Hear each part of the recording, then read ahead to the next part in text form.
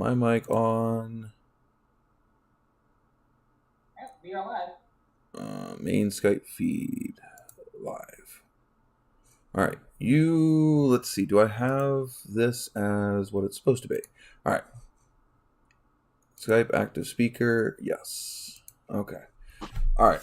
We have Kat with us tonight, and hopefully you guys can hear us. And if we have a new guest, and I absolutely love your shirt. Thanks, sir. Thanks, sir. Let's see if it switches back and forth here for me. Rob, if you would like to tell us a little bit about your channel, and hopefully it'll make you the active speaker and show you up on screen. Yeah, I am Rob of LSX Hunter. We are a channel dedicated to Pontiac, Tuneport, and restoring old stuff, basically. We've done a bunch of GTOs, so that's kind of my specialty at this point. Yes, so it did work. It did swap you over, so hopefully you guys can battle for screen time. I'm just going to hang back here and chill. I think I'm going to zoom my camera in a little bit here in a second. But anyway, we do not have a topic today. I knew, Rob, you asked about that in the little behind-the-scenes chat room we have. We never have a topic unless there's something really big that one of us has been working on that we all know about, or if for some reason I got a bug up my butt about something that I've seen in the automotive world. Generally, it's not a complete topic for the whole night. It might just be something that I bring up to see if anybody's going to chit-chat. I'm not quite sure if we have anybody down in the live yet. I know that I saw, Rob, you shared it out to your peoples. Not quite sure if, Kat, if you shared it out to your people that normally show up. Haven't yet. Give me a second here. Yeah, and for those of you that are in TikTok live, if you head over to YouTube, go to NOVAtazz. He is, live with the actual production. You can hear and see everything going on. Make that happen. You're on both places. You're on TikTok and in the podcast. Absolutely. Can they hear us on TikTok? Unfortunately, not with the iPhone. Ah, that sucks. We're going Samsung in the future for that reason. I have the Samsung Galaxy Ultra S22 in their limited edition red color. Ooh. I'm looking at the 23. I know it was free with my plan, and how to make that change. You get the regular 23 or the Ultra? The regular 23. And I got the Ultra because of the 200 megapixel camera and the fact that the Ultra shoots 8K 30 frames a second. Yeah, they were saying that the regular one does too, but man, I don't see the 8K being my go-to, and 4K is a thing still editing at 60 frames. Well, the reason I would do 8K, let's say I'm doing a shot to where I know that I want to be able to zoom in. Obviously, the more you zoom in, the less resolution you have. So if you're starting out at 8K, it lets you do the zoom in and pan camera without ever having to move your camera shot. You can have a really wide angle. You can zoom in to 4K or 1080p, pan across the image without losing a bunch of resolution. Yeah, I can see. I don't see me using the 8K much either, but it does then have 4K at 60 frames a second. Oh, it's 4K at 60, then that makes it a done deal. Plus the 200 megapixel camera. If I'm really, really far away, I want to take an image, like a lot of mountainy terrain up where I'm at. I'm up in cold country in PA. I could be halfway up the side of a mountain, and let's say I have my car down on the side of the road, and I want a nice above picture. I can zoom in really far, and it still have a nice pixel density. Yeah, it's like taking pictures across your living room, and it was like you were standing next to the painting. I'm more like standing there with a magnifying glass next to the painting. I mean, I can't even read that stuff literally looking at the picture, let alone standing across the room and zooming into it. It's nutty. Yeah, it's an amazing camera. Not to mention, I mean, geez, this thing will play, today's video games on a freaking phone. Yeah. I mean, that's what I have this computer built to do, and the phone almost can do it. So that's just insane. All right, welcome aboard, VCMD. I'm not quite sure I've seen you in here before. Is one of your guys? Is Rob? That's my guy. Oh, it's one of Kat's guys. Got it. or gal. Can't assume. You know, Can't assume. it's a guy. His name is Shane. Has he been in here before? Yeah, he has. Yeah. He's the I am horrible with memory. Until I get to see somebody consistently, I am horrible with names. Yeah, I was just saying he's been here a few times because the one thing is he's the engineer that I know, right? He does the wild stuff. Oh. Mark 7 and stuff. Yes. Okay. I found out the other day that he actually designed, and it works, a cylinder shutdown on his Lincoln Mark 7 with a 5-liter. So basically, like the multi-displacement type stuff. Yep. Yeah, exactly what they're doing today. But he's figured out to do it on his old 302. Without a computer. Oh no, he does. He has a computer doing it, but he figured out. Yeah, I was gonna say because I know that you can do it with the Holley stuff, like the Holley Dominator. They can literally just shut down cylinders. Just don't fire the injector or the coil pack on those cylinders. Yeah, he just said that it's a fuel injection shutdown that he created. Yeah. And yeah, the thing is, he doesn't drop valves unlike Chevrolet and Dodge. What do you mean drop valves? Oh, honestly, that's the biggest problem with 5.7 Hemis. The only ones that didn't have the cylinder shutdown was 05 with the trucks, but they actually drop valves all the time because of their cylinder shutdown. Chevrolet has the same problem with their cylinder shutdown. So. Because that's a keeper Actually, issue. because like the LS is the be-all end-all engine, we all know about that motor, but yet the modern LS is like the newer ones. They have that cylinder shutdown and they drop valves. Bad mic echo. We know about that. Yeah, let me turn down the volume of the. All right, guys, talk so I can see if I can still hear you. Hello.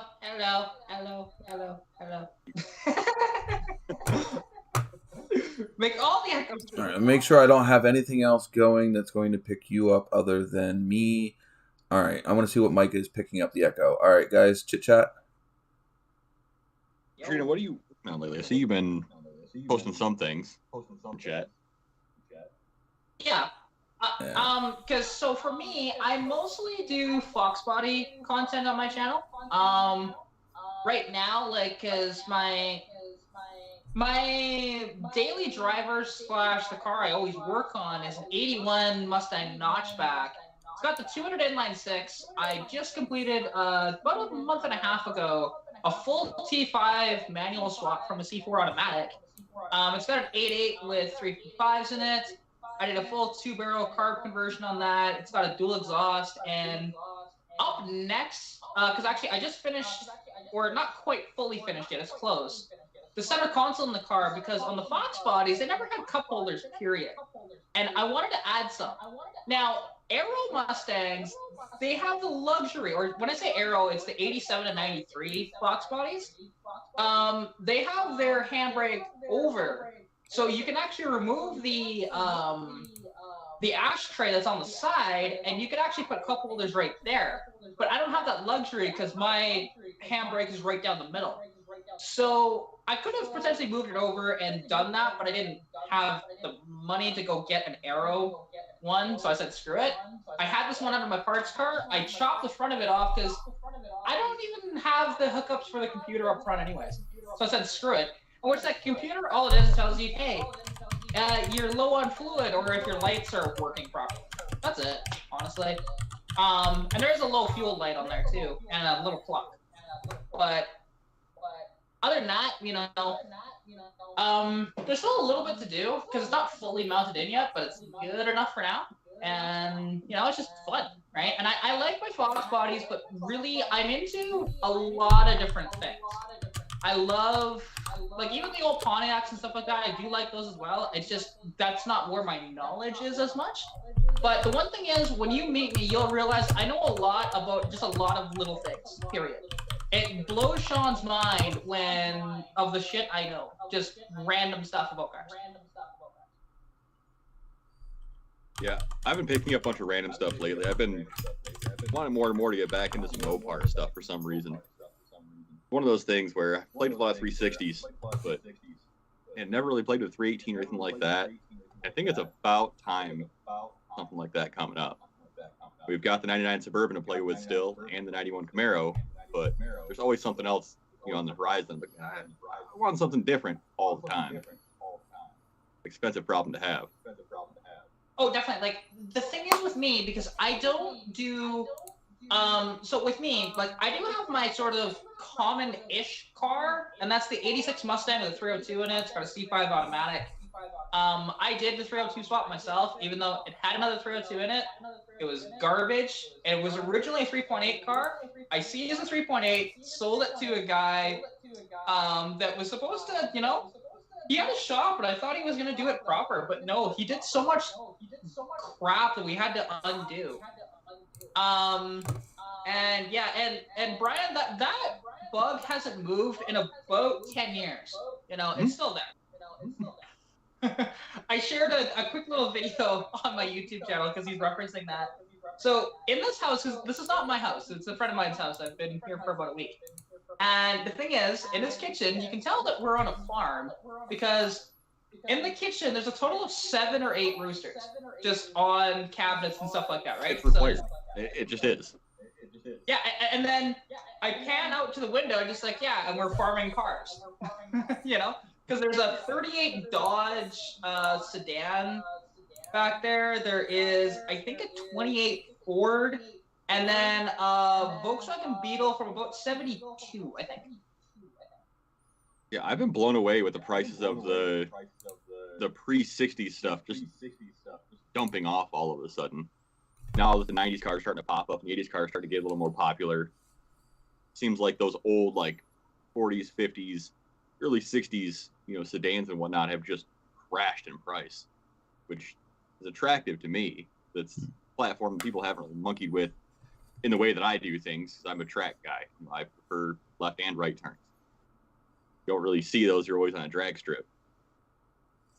Yeah, that's fair. And the one thing is, because with my car, because it's only an inline 6, it's so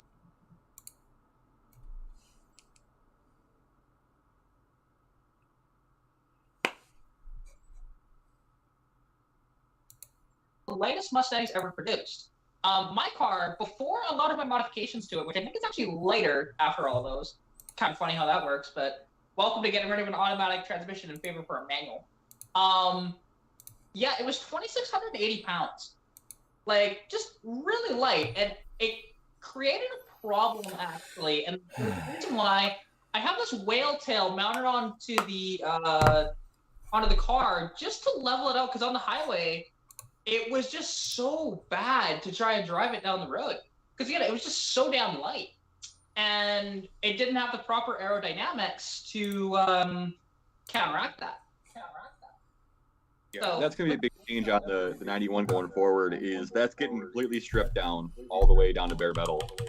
We're starting from scratch. So we're working with IROC Motorsports to do a bunch of everything. Canards, diffusers, wings, aftermarket hood, to adjust some of the under hood temperatures in those cars, because they get toasty immediately. Oh, definitely. Yeah.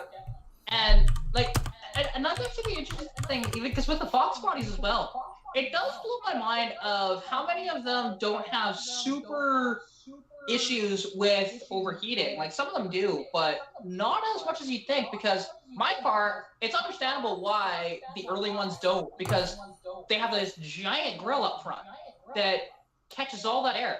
But later on, there's no grill whatsoever. There's nothing. It all comes underneath the car instead. Yeah, that's was it 85 to 90-ish Firebirds and Trans Ams? It's just like a stock car. There's just nothing in the front, and they overheat immediately. Wait, what did you say about Trans Am? Sorry. That 85 to 90 series, where they've got the flat front. Oh, yeah. I mean, mine overheated constantly. I had to have an air dam put in that actually worked. But yeah, those were never my favorite years. The only thing I like from that years is the kit car. Yeah, I had a GTA, and that was my baby for quite a while, and that was... It's close. I have a hard time doing the 305 in that model, though.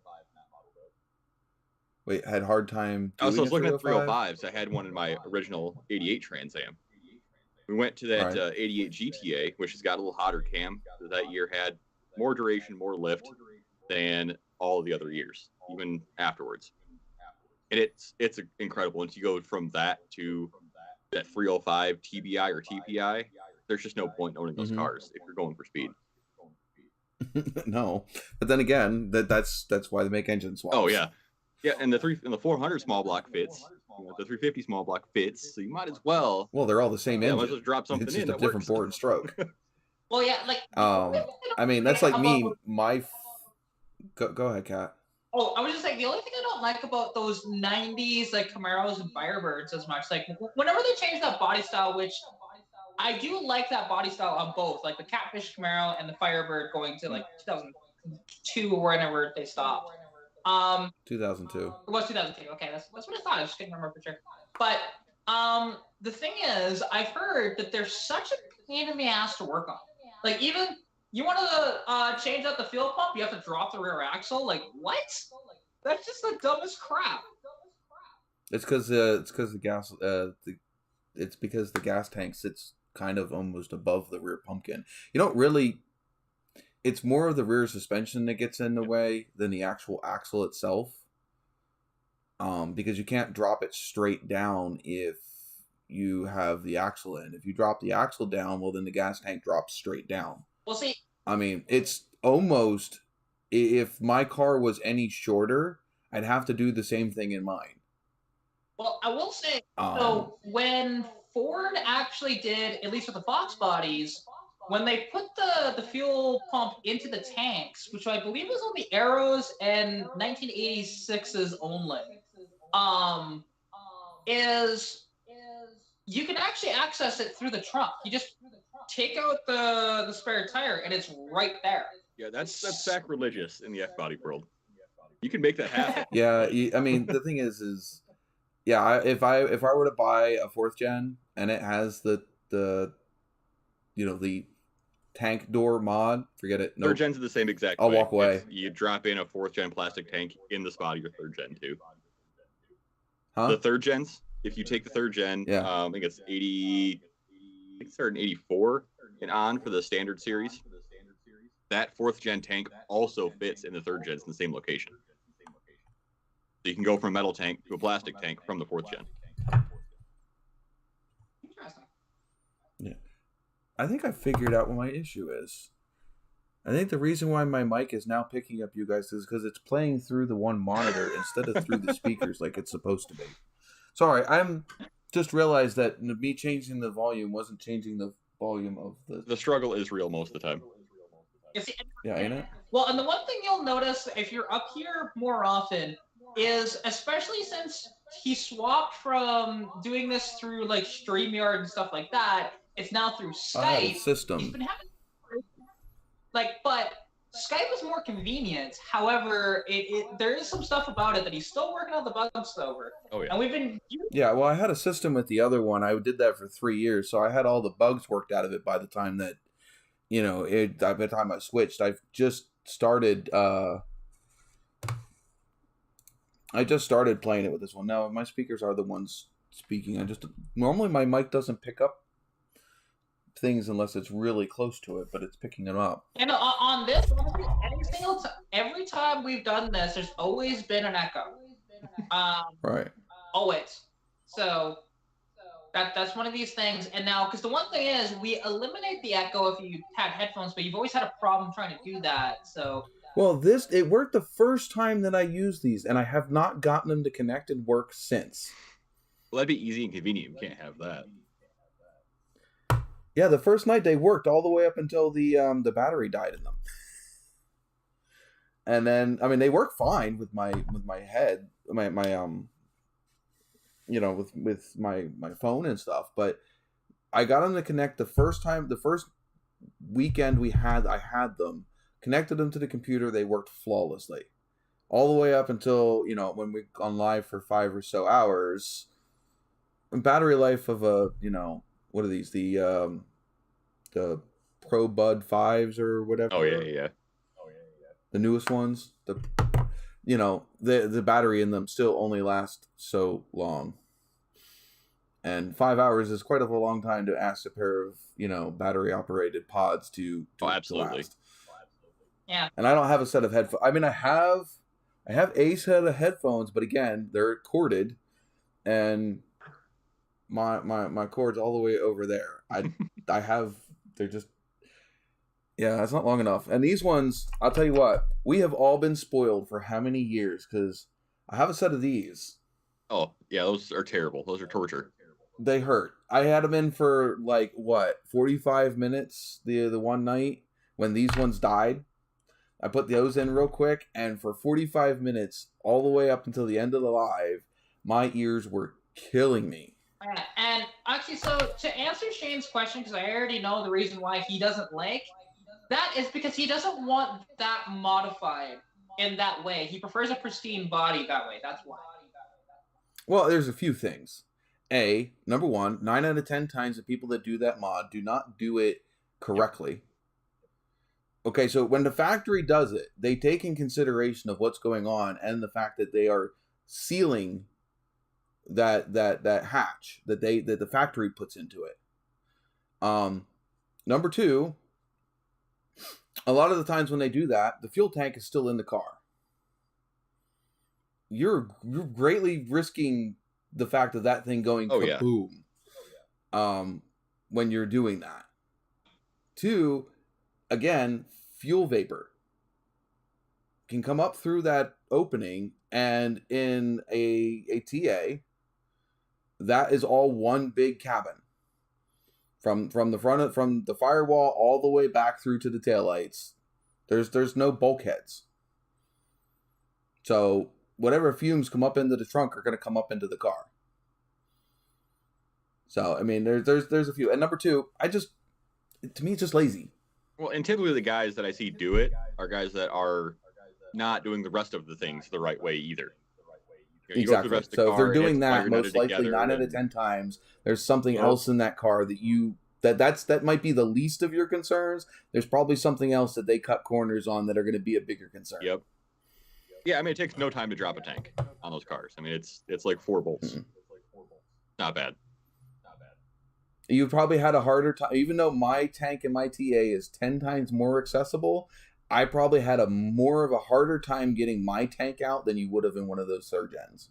Oh, I'm sure. Or a 4th. Yeah, I've done a couple of 2nd gen tanks, and it's interesting. Well, I mean, technically, it's only 2 bolts. Yeah, but it's the 2 bolts in the worst possible spots to try to get to, and those straps are always rusty. Not to mention, they tend to be completely rusted solid. Yeah, it was. I had to cut my straps. I'm lucky mine was not. My car is very minimal rust on it currently. I'd like to keep it that way, but... Are you coating yours at all? Not right now. The goal with my car, and these guys here might have already known it, the goal with the TA right now is to get it running and driving, to get it out of the garage. I have 2 cars that are sitting in a storage unit. Actually, it's an outside storage unit. It's an RV parking spot is actually what it is. I have 2 cars taking up 1 RV parking spot 2 hours away from me down in Lancaster that are costing me over $160 a month to store. Oh, yeah. You feel that for sure. So the sooner I can get them home, I mean, granted, the main goal of this car was literally just to get it running, getting it out the door last year. So that those cars were only sitting in that parking spot for a couple months. Yeah. Well, but then it has now been a year. But then the problem cars are still sitting down. I'm gonna go Holly Sniper, and that took up a lot of your money. Well, no, I had the Sniper. Oh, I know, but there was so much other stuff you still needed, though, because you didn't have. Well, yeah, it's not stuff that I technically needed. I could have turned around and slapped that Holly Sniper on that car and got it running. Which I think, in the end, you probably should have done just to do a quick little drive of it to check other stuff, and then do it properly later on when you can have your other stuff back there too, right? So you can at least enjoy the car a little bit. Right, but it was the stuff that I found while I was doing it. Okay, so originally when I first bought the Sniper, this was back in end of 2019, so before COVID. Yeah. I've had this Sniper in my possession since, what I'd say, mid 2020. Though I didn't have the car in my possession at that point. So when I originally bought it, I was under the assumption, just get the sniper itself, I'll be good, put it on, drop it on, everything's good. I started reading into it that, at that point, might as well get the distributor. Yep. And I didn't realize at that point that distributor needed a separate control box and a coil. Yeah. Oh. I thought those two were in it, like my HEI. So I bought the distributor, which I think I waited close to over a year to get the distributor in, because it was just getting pushed back because of back order. I got the fuel pump and the sniper itself pretty much right away. I have the Holley's drop-in fuel pump. Literally dropped straight into the stock tank location. That was the easiest thing in the world to freaking do. And then I pulled that out.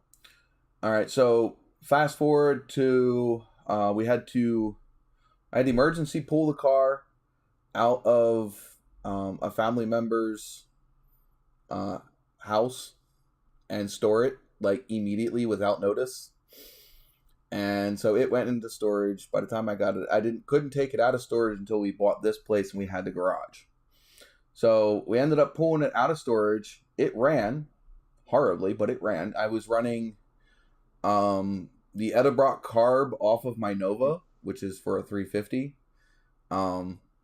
That Pontiac 400 needs something more like a 750, 850. Definitely a way bigger carburetor than what I had on it. So anything above an idle, it wouldn't run. What do you think of her horsepower on it? I don't know. I mean, it is a 76 Pontiac 400 engine. Not any of the fancy blocks, just fancy a 557 blocks or anything. block. Just a regular, like a 557 block. I'm not sure. I have the numbers somewhere, but it's a regular block. But it's bored 30 over. The heads that are on it are the 86cc heads. The 6X4s? No, not the 6Xs. That's the 93. No, the 93 and 101 or something like that, yeah. All right, so it's the bigger CC heads. I forget exactly what the number is. I'd have to go back and look. Me and Chris figured it all out. But they've been shaved 30 thousandths. So they're right back up there to the 91 91, 93 cc's. So they might as well be 6X heads. And it's got a Ram Air 4 cam in it. Okay. So the 041 grind cam. So it shakes the floor when it's running.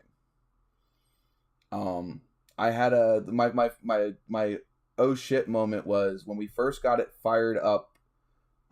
With a good working distributor and that Edelbrock carb, and I had changed plug wires and plugs and things like that. I had the engine running on dirt. Okay, so the car is sitting in the yard. Yeah. I had my camera sitting on top of another car parked 10 feet away on a tripod. It was shaking the camera on the tripod. Dude, those 041 cams and 744 cams both are a phenomenal note. I don't know what is about them. It's like the perfect duration for those. Oh, it is a sweet sound. I know that none of the cameras that I have will pick it up. Yeah, I have gotten close. There's a couple videos on my channel where you can hear it kind of good, but most of the cameras that I've been filming with, it's just all distorted. Yeah, it won't pick up a nice clean note. And it kind of sucks because it is a really, really nice sounding, especially with the fact that I have long tube headers on the car, and I also have pipes. What do they call it? The X-Flow or cross pipe, dual exhaust on it, 2.5 inch mandrel bent stainless steel into their. I think it's their mid-range mufflers. Hold on, girlfriend's calling. She normally calls on her way home from work. Hi, welcome to the live. Hello. So I have, which is actually their loudest muffler. Their race muffler is actually quieter than their street muffler. At least at idle and cruising. I think it opens up a little bit more when you get on it, but when it's at idle and basically street-ish areas, it's louder. Yeah. It doesn't flow as much as the race one does, but it's still louder. And then I have their 2.5-inch polished stainless double turn down, standard Trans Am tips. We're in for an intake. Which is about $1,000 exhaust system. They're not cheap, but they're like the right system though for those cars. Yes. It's half of what I paid for the car. Yeah, dude, exhaust adds up immediately. I've got a 3-inch Y on my Camaro, and it was more than I care to admit. But it performed so much better than the dosage on that car. So the car is quite loud. It is really loud when I don't have any exhaust on it at all. It's just the open headers. Well, see, it is interesting because my 81 Mustang, when we had, the only thing we had on it was the cast iron manifold, and there was no exhaust. There's a little clip on YouTube. It was surprising how loud it was, but even Keith's like, this should be a lot louder, and it's because of that cast iron manifold is the reason why. Now, me and my neighbor Lance, we are going to eventually build a long tube dual header for it because it's an inline 6. It's stupid easy to figure out because there's so much room. There's nothing on the passenger side of that motor. So, right. And when we do that, what's interesting, because how restrictive that system is I'll gain about 40 to 45 horsepower doing that. And I can't wait for that because I know for sure, I'm pretty sure it's faster than my 86 convertible with a V8 in it right now. Guaranteed it'll be faster because they'll be making more power to the wheels at that point out of a 6. And that's the one thing. You'll learn about me. I like doing things different. What people do with, putting LSs and 302s a lot of the time in their cars or whatever, I prefer to do something that's a little offbeat, and it takes me more effort and whatever else, but I get such a cooler product in the end compared to most people. And that's what I really enjoy about it, because when people look at my car, in the beginning, they hated that car with a passion because it didn't have a 5-liter in it. I remember how many hate comments I got about that. But now people are starting to be like, that's actually kind of cool. And by the time I'm done, honestly, I'm not planning on making a ton of power out of it, but I do want it to basically beat on stock Aero 5-liter cars, which those make about 235 horsepower, like 280 torque. But they also weigh about 3,100 pounds. So I don't have to make quite as much power as they do to beat them because I'm so much lighter. And if you're making your own manifold, though, turbos are only $100 on eBay.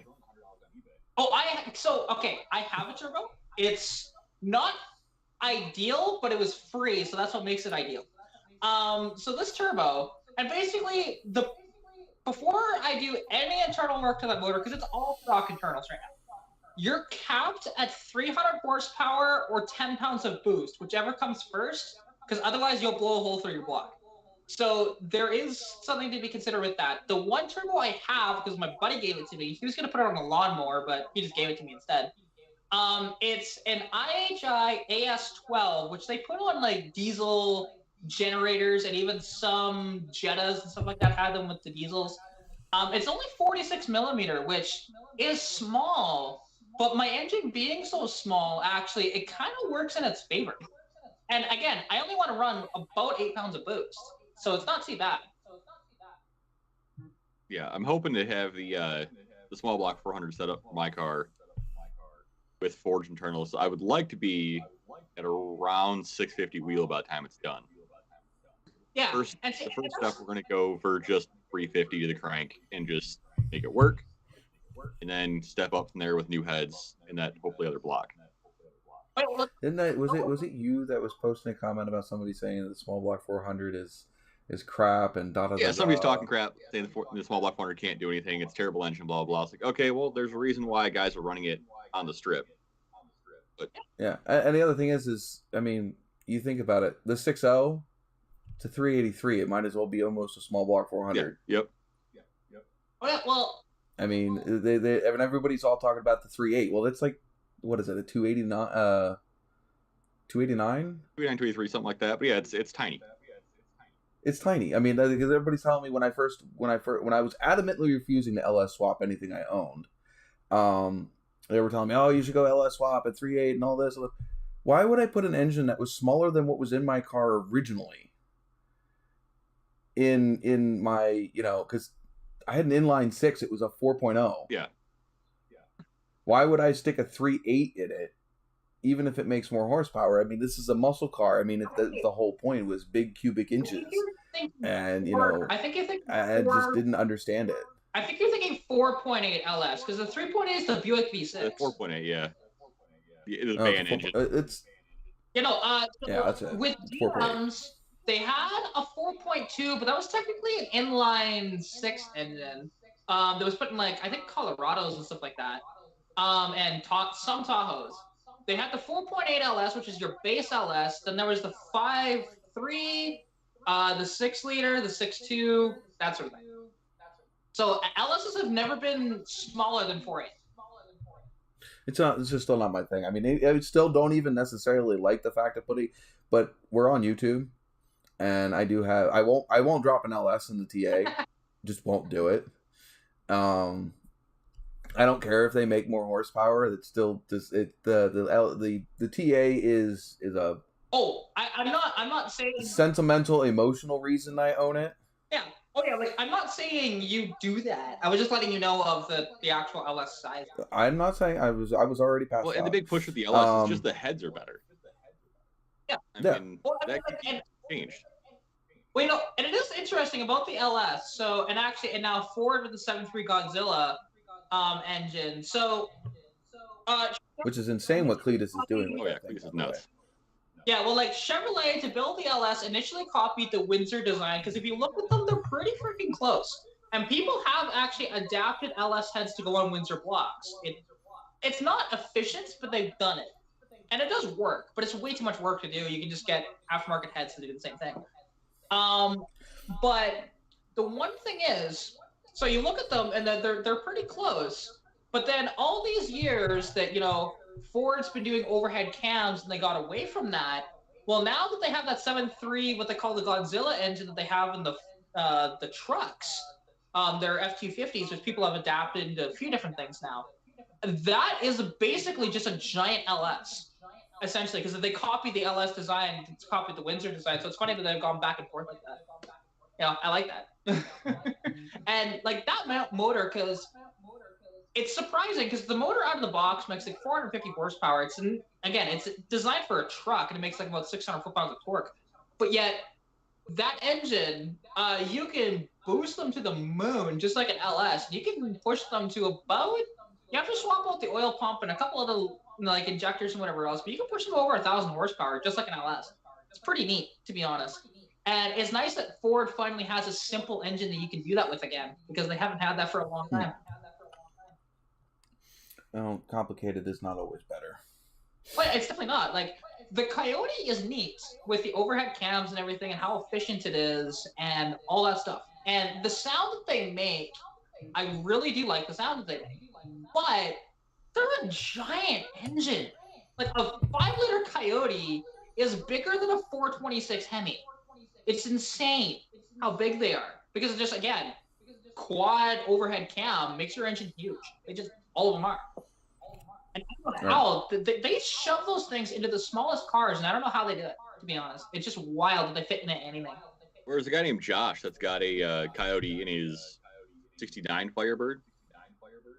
Thing absolutely rips. Thing's crazy. What did do you guys know it's just a 6? Yeah. What he shoved? Didn't he shove a Coyote in his dad's Camaro? It does sound familiar. I know I've seen a couple of F-bodies with Coyotes. Pretty sure that they shoved a Coyote in that, because I don't think they went with the Dodge. I know it wasn't a Chevy engine. Yeah, no, I'd be curious to see some more. Kind of threw up a uproar, but. Well, and to be honest, if you're gonna go with it would be interesting about a Hemi in that. Because a regular 5.7 or even 5.2 or 6.4 is actually kind of a downgrade. Because The engines, they're not bad, but again, they have the issues of them dropping valves. That's just a problem that they all have, and they've had that since the beginning. The trucks are the only ones from 03 to 05 that didn't do it, because they're the only ones that didn't have the MDS system, period. Between that and Dodge eating lifters like crazy. There's that too. Yeah, 67 Camaro was that Coyote spot. That's absolutely nuts. I don't know how those things fit in those first gens, but yeah, I think Brian might be behind in his, because he just commented on us getting the wrong liter size, and that was a couple minutes ago. Oh yeah, he might be. It's wouldn't be shocked. But and that's the interesting thing though, because like now of what we can do. So like nowadays you have this sort of interesting luxury of being able to have these smaller engines and just doing turbos on them to get the power. Oh, right? Yeah. Like yeah, but you're losing the torque out of that. But well, like look at how common now people putting, because actually it's getting really popular in Vox bodies, ditching the 5-liter and not going LS and either, because they're like, okay, we want the power, but we actually want the efficiency too. So they're actually going with Honda K20 engines and boosting those, and they can hold about 500 horsepower, but they're only 2 liters. And the thing is, it's actually apparently not a super hard swap to do, and you've got so much more room to work on your engine and stuff like that too. It's quite awesome. But how do you like a Honda engine in your Ford? It's not as sacrilegious anymore. Because it just feels dirty. Yeah, exactly. It's not all right. It's not sacrilegious for a younger generation. Yeah. Yep. Oh, don't get me wrong. For us older guys, it is absolutely cringe. Yeah. Well, I mean, to be honest, though, I get the reason why. Though, like, it makes perfect sense. Well, I'm not saying I don't get the reason why. It still doesn't make. I mean, it still doesn't. It still doesn't make it not cringe. Yeah. You know, there's just the thing is to me, the way things used to be, it was how much power can you get with what would have come with the car.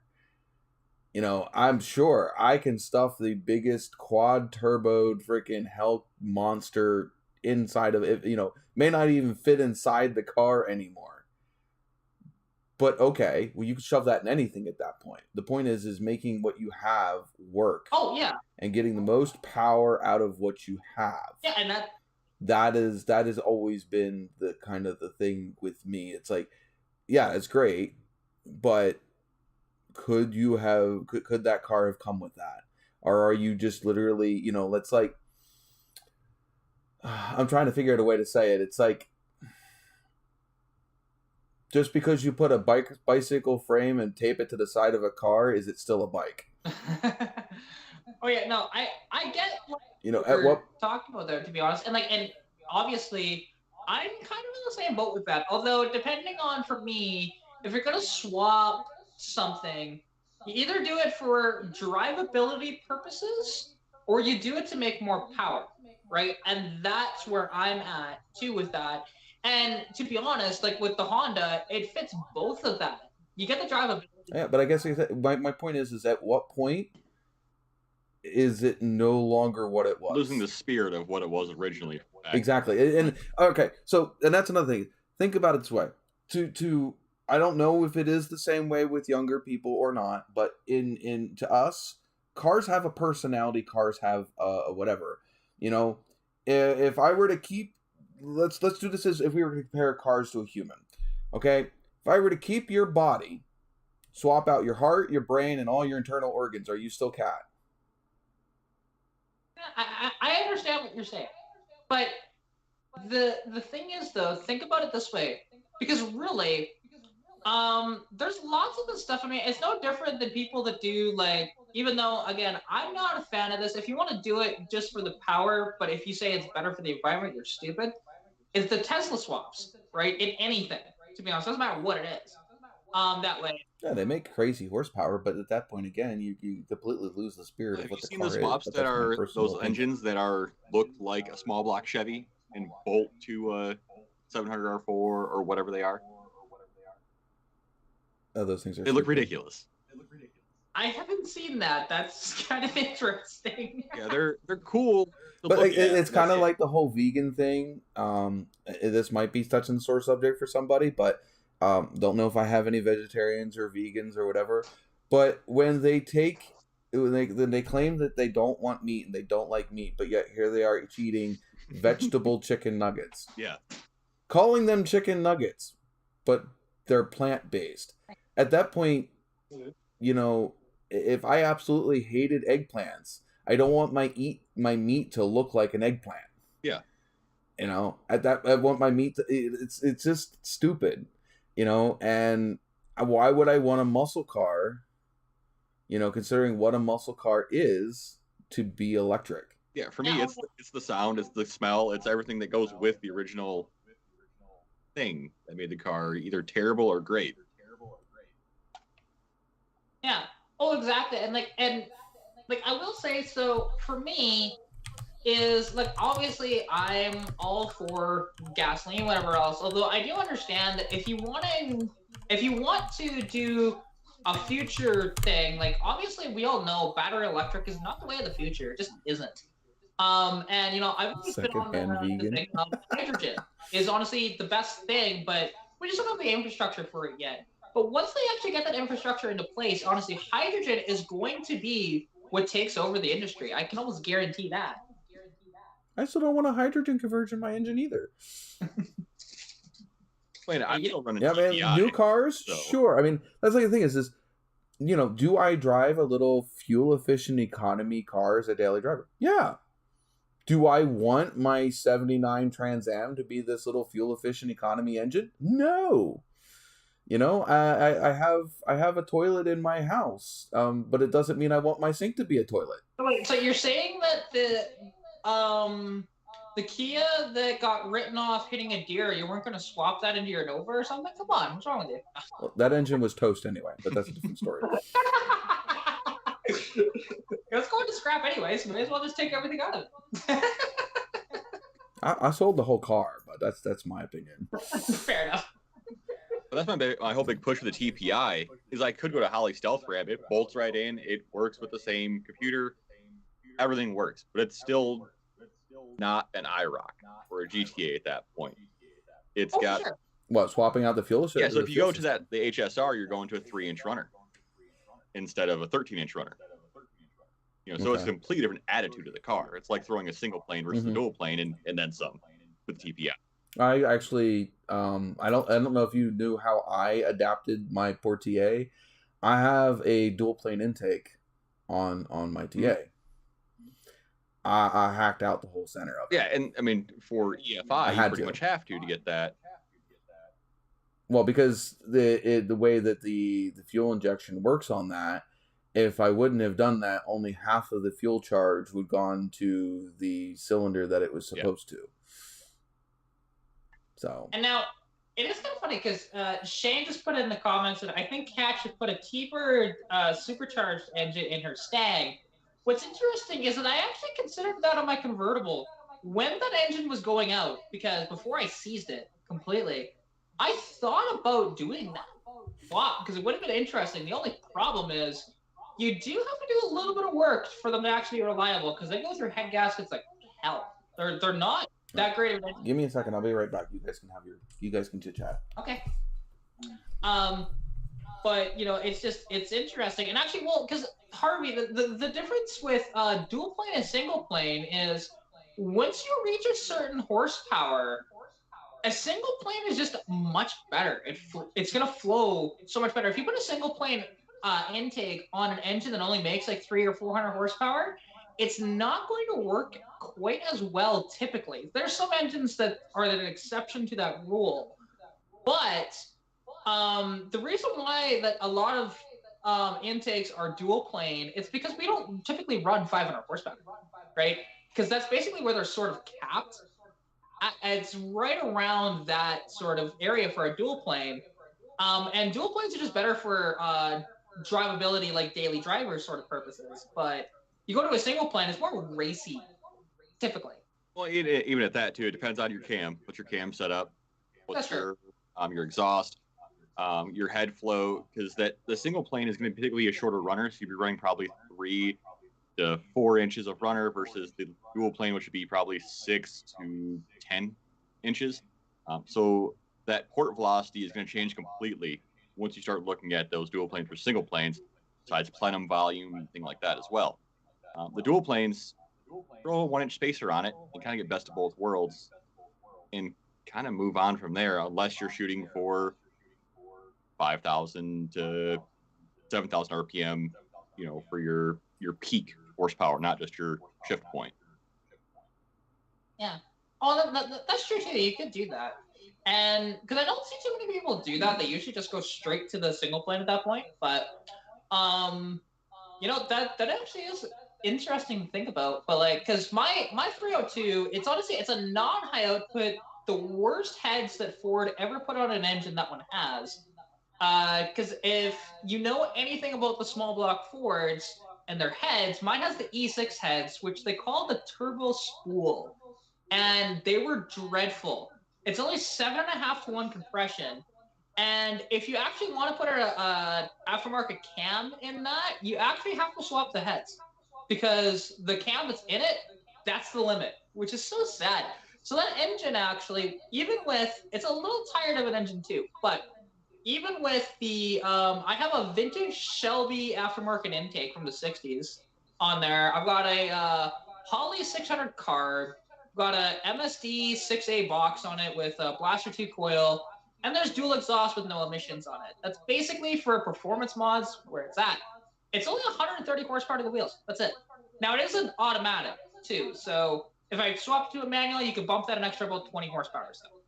So, but it's just sad, honestly. Like, and eventually I might go, like, I do want to swap the heads on an engine. I do want to put a cam in that motor as well, eventually. But we'll see, to be honest. Those dish pistons, or are they flat tops? Those would be flat top, wouldn't they? Yeah, flat top. Yeah, that should give you a pretty good advantage then once you start getting to smaller head CCs. Oh, definitely. Because like now, there was a fan of mine that was going to send me. I was just surprised that he said this, but I guess he's just BSing me because it's been over a year now. He just hasn't done it.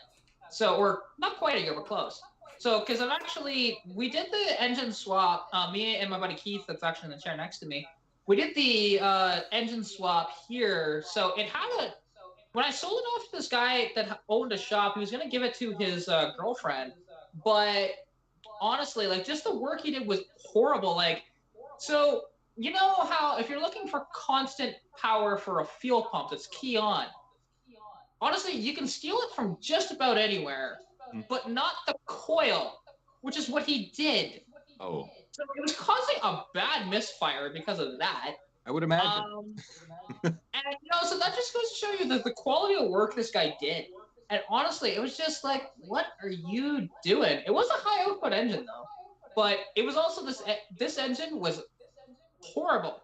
So I think it had a head gasket failure, at least, or maybe a warped head or something, was the problem. And so they actually put some of this crap into the rad, but not the good stuff. It was like this black goop that was just terrible. It got sucked into a bunch of different crap. It actually wiped out the water pump, so I had to replace that. And honestly, just in the end, we just ended up saying screw it, to swap it, because it blew the lower rat hose on me a few times, and finally, as the second time that Keith saved my ass on the highway, because I was coming back after we had just done a little bit of modification to it, because like even the distributor, now it was originally a for that engine that's in it was an injected engine, but the dumbass left the electronic advance with nothing to talk to it, so it just ran like crap.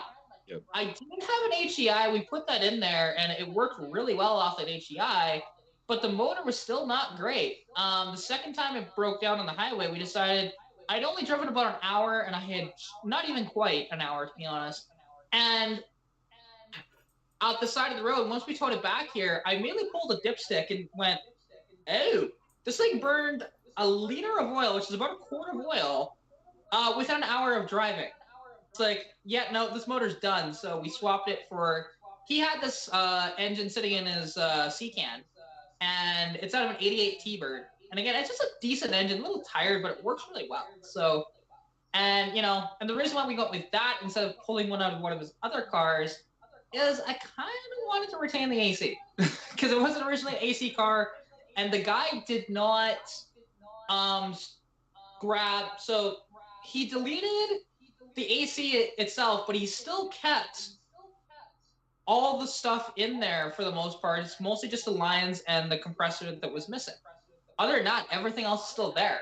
So I just needed an AC pump, and we did that. It's still not hooked up technically, but put some lines on it, and it worked just fine. Yeah, it's one of the first things I always remove, honestly, is AC. Yeah, like, now, I don't use it. If I was going to be like a full-on race car with that thing, yeah, but it's a convertible. It's supposed to be a nice cruiser. Yes, I will race it a little bit, but it's still just a nice cruiser. I think I put 8,000 miles on mine without AC. Yeah, and like, don't get me wrong, my 81 Mustang notchback, it doesn't have AC in it. Like, could you imagine a 200 inline six with AC? Oh God, that'd be such a dog. Like, it's already a decent dog as it is, even though I've probably gained about 40-ish horsepower from stock. Doing what I've done, and I haven't touched the internals of the engine or the header yet, right? But I've done everything.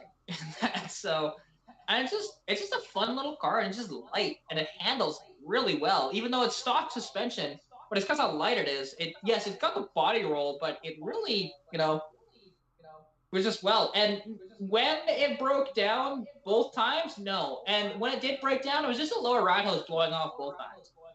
That's all it was. But because that lower ride hose blew off a couple times, I thought, maybe I could just cut that little area off and make it work. It didn't.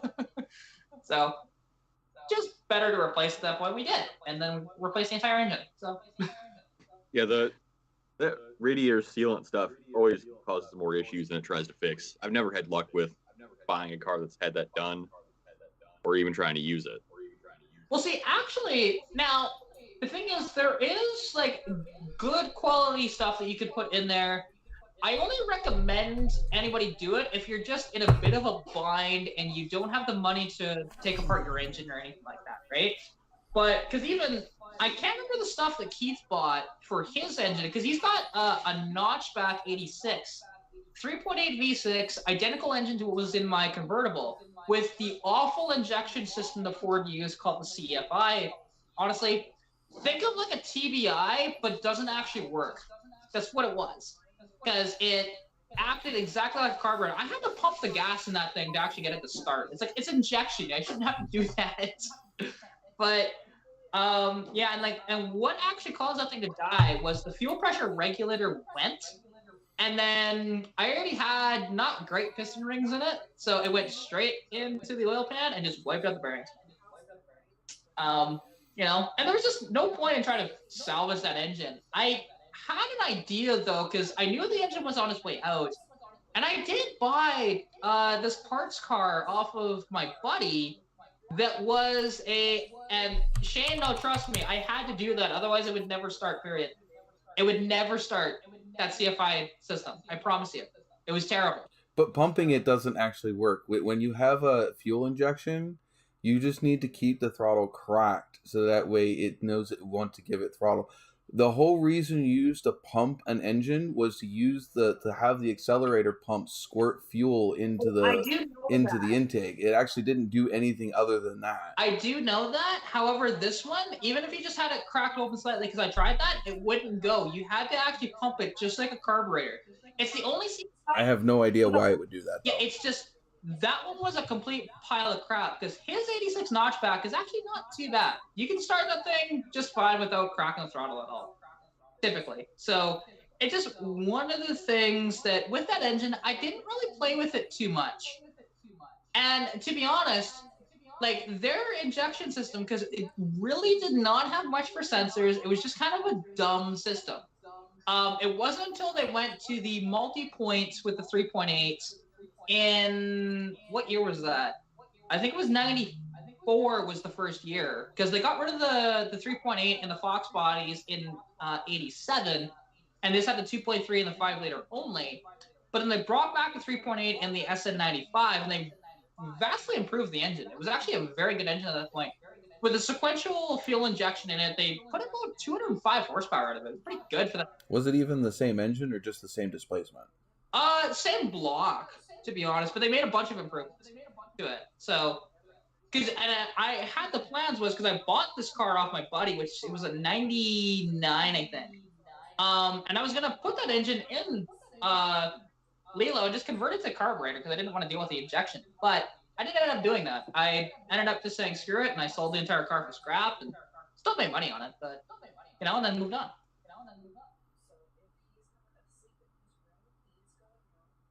Yeah, and honestly, those they were just very, very, very basic systems. Like if you've ever screwed with the CFI system, they don't have as many sensors as they should have. They just don't. Yeah. And they're just basic injection when Ford first started to experiment with EFI, right? And technically they were before that, because actually the Lincolns of I think 1980 could have injection technically. But they didn't run it for very long. They ran it for 1 or 2 years, and they got rid of it. And then they brought it back in 83. And again, it still wasn't that great. It was kind of awful. So it's just one of these things. If you're interested in Fords and you want to go with an injection model, and get one of the ones with sequential injection. They were just worlds better, to be honest. The intakes are ugly, but that's or you just go to a carburetor. Because fun fact, on those 3.8 V6s, with the injection system, if you actually went to a carburetor, you gained both fuel efficiency and power. They were that bad. Yeah, that's been the big argument with the TPI. They're like, dude, just go carburetor, you'll gain so much power. Yeah, definitely. All that torque at the low end, though. Yeah, I think it acts like a 383. It's not great, but I will say something about that. If you have them to where they're actually working properly, because, again, Keith's 86 notchback, that system all works good. Although it did kind of, at least it has a leaky head gasket, but he put some of that crap in the rad and it actually sealed it, and it's kind of okay. Yeah, and he's been driving it like that for quite a while. Even I borrowed the car for a while too, and put a decent amount of miles on it. 2 years. Yeah, it's been 2 years with that crap in it, and it's still going. He's waiting for it to blow up to put a 5-liter in it, to be honest. But it's just whenever that happens, That's where I've been at my 350 is. I wish it would die so that I could put that 400 into it and have an actual excuse to do it. Things start at first crank every time, so why would I do that? Well, even so he has actually an 82 Capri as well. That again, I borrowed that for quite a number of months while we were trying to get all the parts together for the T5 swap in my Mustang, because we initially took it apart and thought we had everything, and then turns out we didn't. So had to acquire parts, and that thing is a hodgepodge of a bunch of different stuff. Because, they have a different bell housing pattern than what that T5 would have needed. So the bell housing's off of a 66 200 car. The clutch fork is a 66 mixed with a Fox body fork that even is extended out further than that. And everything, and also because that bell housing was initially designed to have a Z-bar setup, but we did clutch cable with that, and we were having issues with the geometry of so on the Fox bodies, they actually have a pivot ball inside to help the alignment of the throw bearing. But we were having problems with that aligning, and I'm trying to remember what we did, to be honest, with that to fix that. And honestly, I don't remember. Oh yeah, no, that's right. That's why we modified the clutch fork too, because we had to do the style because it was only moving this way instead of moving this way and this way, right? So once we welded the two together, then it worked, but then it wasn't long enough because when I pushed the clutch pedal, I was just like, oh my God, this is like driving a semi-truck and worse than that because it was so stiff that hey, you even said it too. Don't give me that crap. He's giving me shit beside me because he has to. But yeah. Wait, who's beside you? But it's just the stuff that we had to do because again, nothing was intended for that engine period. Because even that 2-barrel carb, it was designed for a 1-barrel, and it's just an adapter plate on top of the intake for now. Eventually get it modified so that it'll bolt to the intake, but until then, just stuff like that. I'm one of those guys that I hyperfixate on getting the correct CFM, the correct CCs per runner through the entire running system of the intake. Well, I was waiting for her to finish her topic. By the way, I was supposed to do like 6 probably freaking commercial breaks in this time, and I have forgotten to do them all. But Harvey went a mile back was talking about the single plane versus dual plane intakes. Pretty sure you did was it you that did a whole thing a while back about testing single plane, dual plane, where they made horsepower, they made torque. I don't know what the bastardness I just did to mine is going to do to whatever horsepower or torque it made before. I didn't put it on a dyno before to know the difference of what it was going to make because I never really had a carburetor that would have been good for it anyway. I have the original carb for that engine, except for it won't run. Every single one of the where the shafts run through for the butterflies, they're all loose. The whole carburetor is completely worn out. I would have had to send it out. I think it would have cost me like $600 to $700 to have it completely rebuilt, redipped. It's the basic Q-Jet, isn't it? Yeah, but it's the thing is you should know this. You're Pontiac guy. Yeah. They were all for specific years, specific cams, and they were tuned and all that for specific. That's why everybody's searching for specific numbers for that nowadays. The parts themselves are fairly cheap nowadays. It's just a matter of figuring out what makes them work.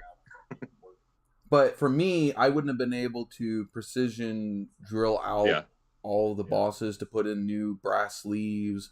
I wouldn't have been able to do all that precisely enough for that carburetor to be not junk when I'm done with it. Just rebuilding a carburetor, if the shafts were still tight and all that stuff was good, sure, I can rebuild a carburetor. I've done few of them. But that one, it needs everything. So much more work. And I don't have a drill press. I don't have a way of making a perfectly straight hole to bore it out so that way I can drop in a sleeve. And all the things that carburetor would need. I would probably do that carburetor more harm than good. Yeah. I know what I can do and what I can't do, and if it's more than what I can do, I'm not going to sit there and ruin something that somebody else would pay good money for. Because somebody will pay good money for that carburetor. Especially since it came off of a 76 400, somebody's going to pay some decent money for that. Dude, I've had great luck and a 76 the Summits. 76 Trans Am 400 too. Yeah, so it's worth something to somebody. Mm-hmm. Yeah, those Summit refurbs have been phenomenal for us. I love those things. They take so little tuning. They just work. And I mean, we've got a 650 on our 400 that makes 420 horse. It works great. Well, and the thing is, that's 650 aftermarket, right? Yep. So it's probably more like 7-ish. Yeah, because the aftermarkets were a little lower on CF. No, I'm trying to think which way it went. This one, the aftermarkets were bigger than what the stock were. Based on the older Hollies, so the rated for 650 will usually flow like 680 to 700. Yeah. I never really played with the Hollies as much as I did the Hudibrox and the Rochesters. Yeah, for $280 or something like that out the door, I was pretty happy with them. Yeah. I mean, I'm not expecting super huge numbers out of this engine, but I'm expecting at least, let's see, the standard Pontiac 400, that time period would have made, 160 horses? Like close to 300, 400 foot-pounds of torque, somewhere in there. This being closer to what they would have stuck in the SEs, being with the the smaller chambered heads, though be it not by having the good actual heads, but just shaving them down, plus having the cam in it that it does. I would assume this thing should make just over 200 horsepower, reasonably. Though torque wise, I don't know where it will be, especially with pulling the center wall out of the dual plane. Did you port those heads? Not done it. I have not cracked that engine since I bought it. Yeah, most of those pocket So kits I don't know what, if anything, was done to that engine before it was put together.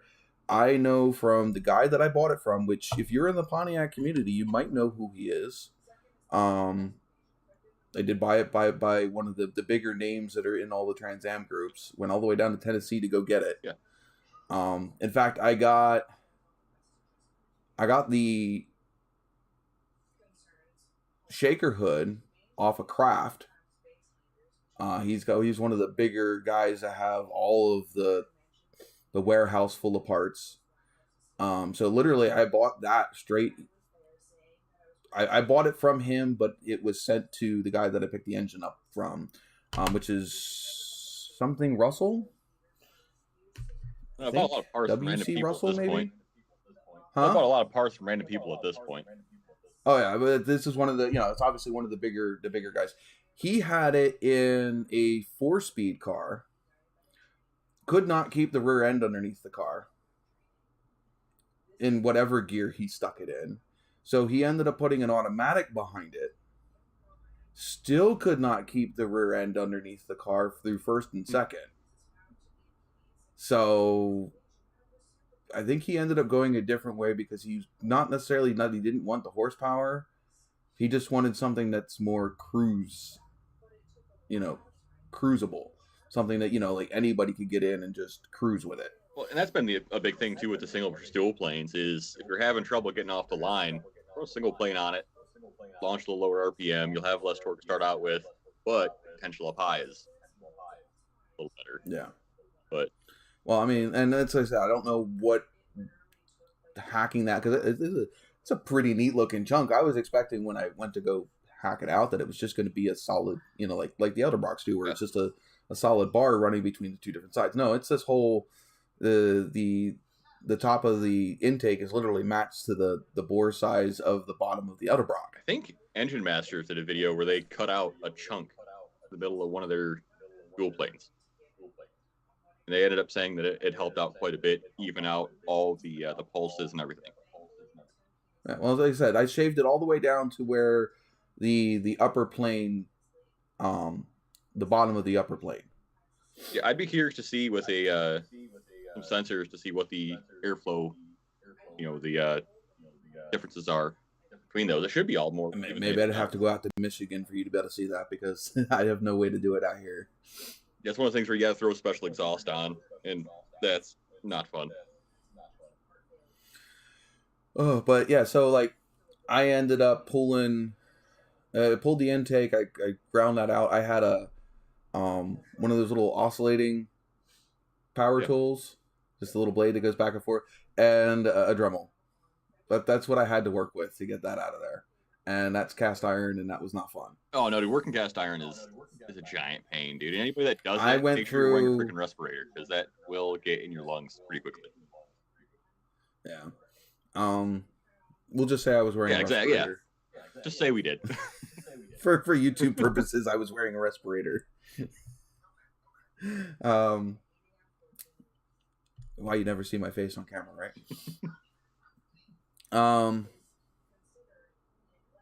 Yeah, it's not that I don't love my carburetors. It's like somebody else was telling me in another forum that I'm in that, well, they had tried the Phytech one. I heard nothing but bad complaints about the Phytech ones and the build quality. Even if they had a solid product, whoever they had build them, literally, they did not give a shit when they came into work that day. I've seen a few of them being torn down, and it's just they're so inconsistent. Really bad practices, like wires that were cut back real far, further than they needed to be. You know, a lot of it wires real close to another one where it doesn't take much vibration for them to end up touching. Just a lot of issues with them, Jeep parts. And I had done research, and I had already found that the Phytex were not the way that I wanted to go, that I wanted to go with Holley. I was considering the Edelbrock ones, but they cost, they were, at that point, I think they were quite a bit more expensive than the Holley ones at that point. People know Holley at this point. I mean, it's just the resources are there. Well, I've always been an Edelbrock guy. The GM Edelbrock. Yeah, I've always had Edelbrock cars. All of my stuff. I mean, all of my even the top end kits are Edelbrock top end kits. Well, I mean, if you're driving a street car and you have a GM, an Edelbrock makes sense. You're just to still get that streetable drivability, at low RPMs, cruising. And then when you open it up, it's got the power there, and it's not like all in your face right at once, but it's got that definite punch.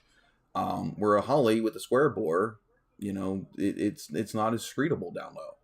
Great for the track, is what they're designed for. The amount of work it takes, not so great. The amount of work it takes to make a Holley drive smooth down low. It's all sorts of just magic, and hoping that it is right. Sorry, reading the comment. There we go. A rod vibrating in the carb. Wow. Yeah, so there was a lot of decision making when I went to choose to go to EFI with the TA. Like I said, I already had a carburetor guy that I had worked out with a past friend who's no longer a friend of mine. And he's a really good carburetor guy. He said like $600-700 he could have it completely rebuilt, dipped, looking brand new. And I've seen his work. There's a 50th anniversary car that I rode with out down to Dayton, Ohio. He lives, I guess more local to me now than before, but he's like State College's area. And so I seen the carburetor that's on his car. It looks like it just rolled off the factory. That car is restored pristine. Like all the paint marks are where they need, like that kind of restored. Not looking to do that, but I mean, I knew that the carburetor, but even if after I got it rebuilt, I'd have to go out and go get it tuned. Yep. Because my engine's not stock. So tuning that carburetor for a stock application wouldn't work anymore. Yeah. I've got a cam in it. I've got, the heads are shaved. It's bored over, and not running manifolds on it anymore. There's a bunch of different things that would change how I would tune the carburetor so it would run right. So by the time I got done doing all that, I was looking at just under $1,300. What's the price of a sniper kit? Right about $1,300. Now, if I think about this from a YouTube perspective at the same time, what's going to make me more content? Sending my original carburetor out to go get rebuilt and sent back to me, or throwing on a Holley sniper. At that point in time, Holley had just came out with it. When I originally bought it, that was 2019, 2020. I did a search. There was almost no videos on the Holley sniper at that point. Now they're all over the place. So, I mean, yeah, granted, I got competition now. I mean, but it sucks. If I would have been able to work with it when I bought it, when I had intended to do it, I would have been ahead of the curve. Oh, yeah. Well, now I have it. So now it's a matter of whatever. And also, when I originally bought it, they had just came out with the Pontiac Hyperspark distributor. They had the GM one. They had the small block 350 one, but they just came out with the Pontiac one. Which now I find out that they have something that's even better than that. They have that all-in-one harness now, which still wouldn't have worked for me because I still would have. You can't see it. My harness is sitting up there for not only the Holley, but also the whole car, because none of the Holley stuff is where I want it in my car. If I were to run it where they put it in the harness, my fuel pump relay would be behind my brake booster. But why? Just because of where my battery is on. My battery is on the passenger side front corner. So obviously that dictates which direction I'm running stuff, unless I'm just going to run it straight up through the front of the engine. Relocate that battery to the trunk. You're going to relocate that battery to the trunk? No. Not going to relocate the battery for the trunk for a couple reasons. A, I don't feel like running 0 gauge wire and a wire for not only the Hyperspark, but the coil box all the way back to the battery. Don't feel like doing it. I'm leaving the battery where it's at. I am coming right off the battery into a distribution block, which is going to feed a relay panel, which will send direct power to the sniper, the coil box, and the fans, because I'm running electric fans in it now. So that's literally coming straight off the battery for all of those. All of the the positive trigger wires are coming from the AAW harness. They're obviously, I'm not using the coil wire anymore. So that wire is going to feed up through the front side of the car, and it's going to power all of the hot trigger wires for the ones that need a hot trigger. The negative triggers are obviously going to come from the they're obviously all going to come from the Holly unit. Positive ones for those are going to come directly off the battery, I do believe, because there's a fuse right before that anyway. What is it? An RTFM relay box that I'm using. It's a waterproof, basically build it yourself relay box. So I already have everything laid out. I'll send you pictures later if you want them. To see it. But I am modifying both harnesses. I have the Holly harness completely ripped apart. Don't tell Holly, but then again, it's also not under warranty anymore. And I basically figured out how their harness worked, pulled it apart. I've got to lengthen a bunch of wires, which means I'm going to take out their original wire. I'm going to replace the wire all the way from the connector, all the way to the other end that I need. I'm not playing the game of putting in a splice. Just going to replace the whole wire. The other thing, I'm putting the coil is going to be right behind the distributor. Kind of try to hide it underneath of the air cleaner hat, the shaker. So when the shaker's on, you won't see it. The control box is going up on the front passenger side, back behind where the charcoal canister would have been. So again, tucked up, should not see it by a first glance through looking into the hood. Everything that has to do with the Holly sniper unit is going to be tucked out of the way where you can't see it. Anything that you can see should look like normal, original, if not maybe slightly dressed up wiring. Yeah, because really, because your kind of whole idea with this was to mostly make it seem like, oh, it's just a little 400 still carbureted in there that's carbureted. I wanted it to look like it's still carbureted. That's exactly what I wanted. Yeah. That's the other thing is the sucky part about having a Trans Am is you do have that shaker to deal with.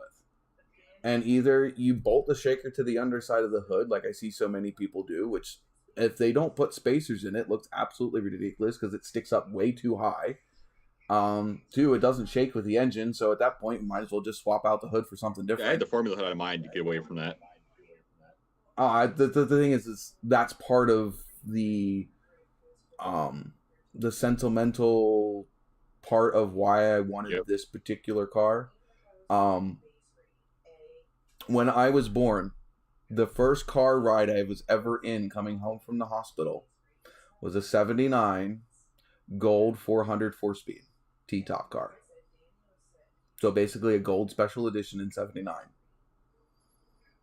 And when I bought this car, I'm getting chills. Literally, I'm getting tingles right now talking about it. So when I first bought this car, the one that I own, I took it up to go see my mom. I called my mom when I was around the corner and I told her to come outside. There's snow on the ground. I'm in the middle of Reading, which is a city in PA. I'm not sure if you're familiar with it, but she lives basically on a good day. You've got one lane of traffic down her road. Cars on both sides. It's one way.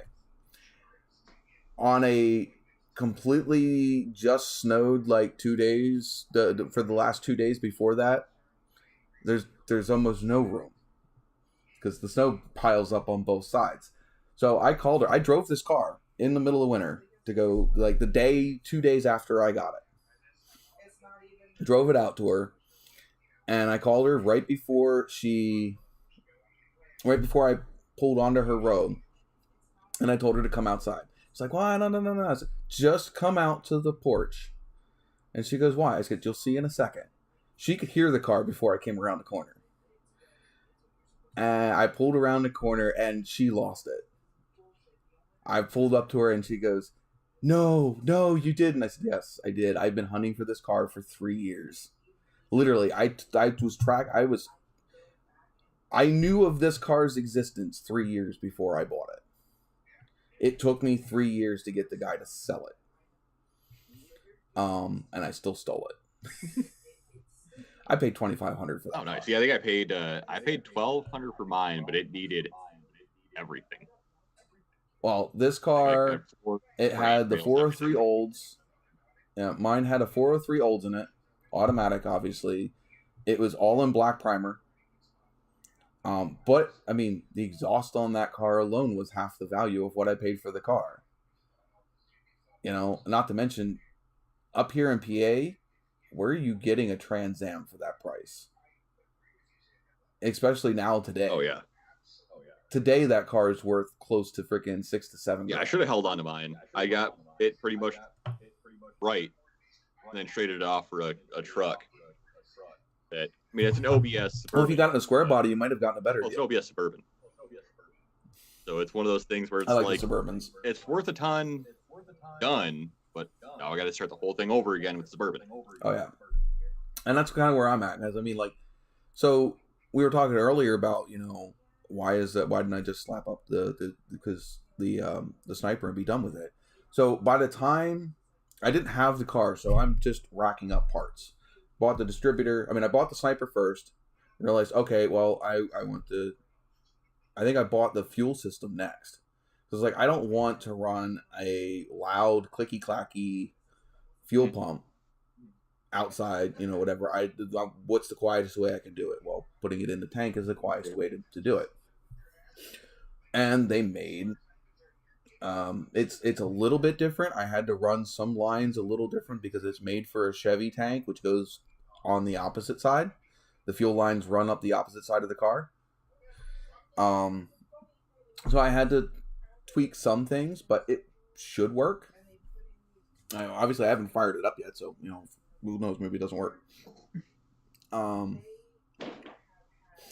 So I bought the fuel, the in-tank fuel line, and then I bought the distributor. The distributor didn't freaking come forever. I mean, I literally paid off the sniper before... I think I paid off the sniper before I got the distributor, and I was making payments with a firm. So I got a loan to get that. So years gone by, and I think at this point we were looking at buying this house that we're in now. And I started looking at other things, and I was looking at starting the build. I knew that I was going to go pick up the TA soon. And when we took the TA out to go and put it in the storage unit, we noticed that the radiator was leaking like somebody shot it full of buckshot. Not just a single hole. I mean, it was pissing out several holes. Not saying anybody shot it with buckshot. I can't confirm or deny anything, and I don't want to. But given the people and places where it was, I couldn't put it past that something would have happened. You know, I couldn't put it past somebody poking a bunch of holes in it. But, you know, it is what it is. So I'm already like, all right, so what else do I need? And at this point, I've done a lot more research. I've run into the people having the issues with the EMI, the electric interference. Oh, yep. The radio interference and the electrical interference that they've had with these snipers. Yep. And the things that they recommended, a certain type of wire and whatever. And I looked at the Holly wires and saw the price and said, I think I can do better than that and still have similar results. So I found a company called Livewire. 10 millimeter thick wires, EMI proof, you know, everything that they asked for probably a third of the price. I personally think they look a lot better. They come in better colors. I got mine a nice blue to match my Pontiac engine. And then I went and picked up a set of NGK spark plugs for it. Kind of did a couple researches, went to different Pontiac forums and found out what they were running other than stock Autolites. I figured if I'm pumping a lot more power through them because of the Hyperspark and the coil box and all that stuff, plus the 10 millimeter spark plug wires, that might as well have a decent plug at the end of it. So I went with the NGKs. I bought that. I ended up picking up, went looking for an aluminum radiator. Saw a bunch of different people that were doing it. I liked the one that Vice Grip Garage was putting on Independence Chevelle, and found out they're literally right in my backyard. Cold Case is literally made not far from me. Not much different than the exhaust that I have on the car. Again, not made far from me. In fact, I found out that I lived probably less than 5 miles from where that exhaust would have been made at one point in my life. Oh, yeah. And actually, something interesting that you were talking about with the electronic interference with the Holley Sniper. So a friend of mine named Nils, he has this 73 Mustang that's honestly full Mad Max out. I love his freaking rig. And the only reason why he did this 73 Mustang fastback this way is because it had about 2 inches of Bondo all the way around the damn thing. It's like, you know what? Screw it. Let's just do our own thing because it's not viable to restore this car.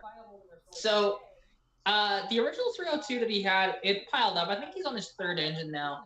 And now this 302, he actually started with a Phytech EFI, and he hated the Phytech. It just was crap. So luckily he was still in warranty, so he returned that, and he went to the Holley Sniper. Now, the one thing is with the Holley Sniper with him, and he was dealing with the electric interference, how he... Well, that's wait, what car was that on, did you say it was? 73 Mustang. So it has the distributor in front of the... Yeah, it's worse on the Fords. Oh, yeah, well, and he had the electronic interference issue, and how he got around that temporarily, because again... Did he put aluminum foil in between it and the distributor? Well, no, what he did was he had to turn the key on in the car, pop the hood, and he had a switch underneath the hood that had no interference to it to actually do it. Well, no. It's not that necessarily that's the problem. It is obviously all of the things underneath the hood that make noise.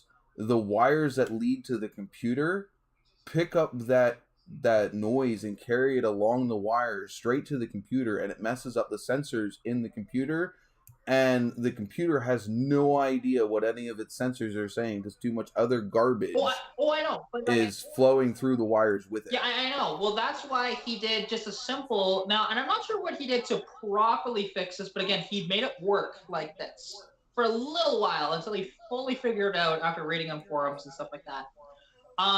Because he just had his simple, if it was going to be carbureted, he just had his basically 2 wires from the ignition switch go out. But then afterwards, he had an aftermarket switch underneath the hood that was protected from everything else because he couldn't figure out how to have it key. I guarantee you, he probably ran that straight from the battery to the Holley. And he probably did. But technically, that's how the book says to do it, and they will yell at you. If you call them up for tech support and you do not have the main power wire feeding directly from the battery, that they will tell you, we will not help you with anything else till you go do that, because that is the number one reason why a Holley Sniper won't work. Well, which is why I spent so much time trying to figure out how am I going to feed Holley a direct from battery source without having 18 million lugs jumping off of my battery cable. Yeah. Which is why I have the distribution block and the relay panel. Yeah. Well, yeah, that does make sense. And I mean, and it's possible that he did something like that too.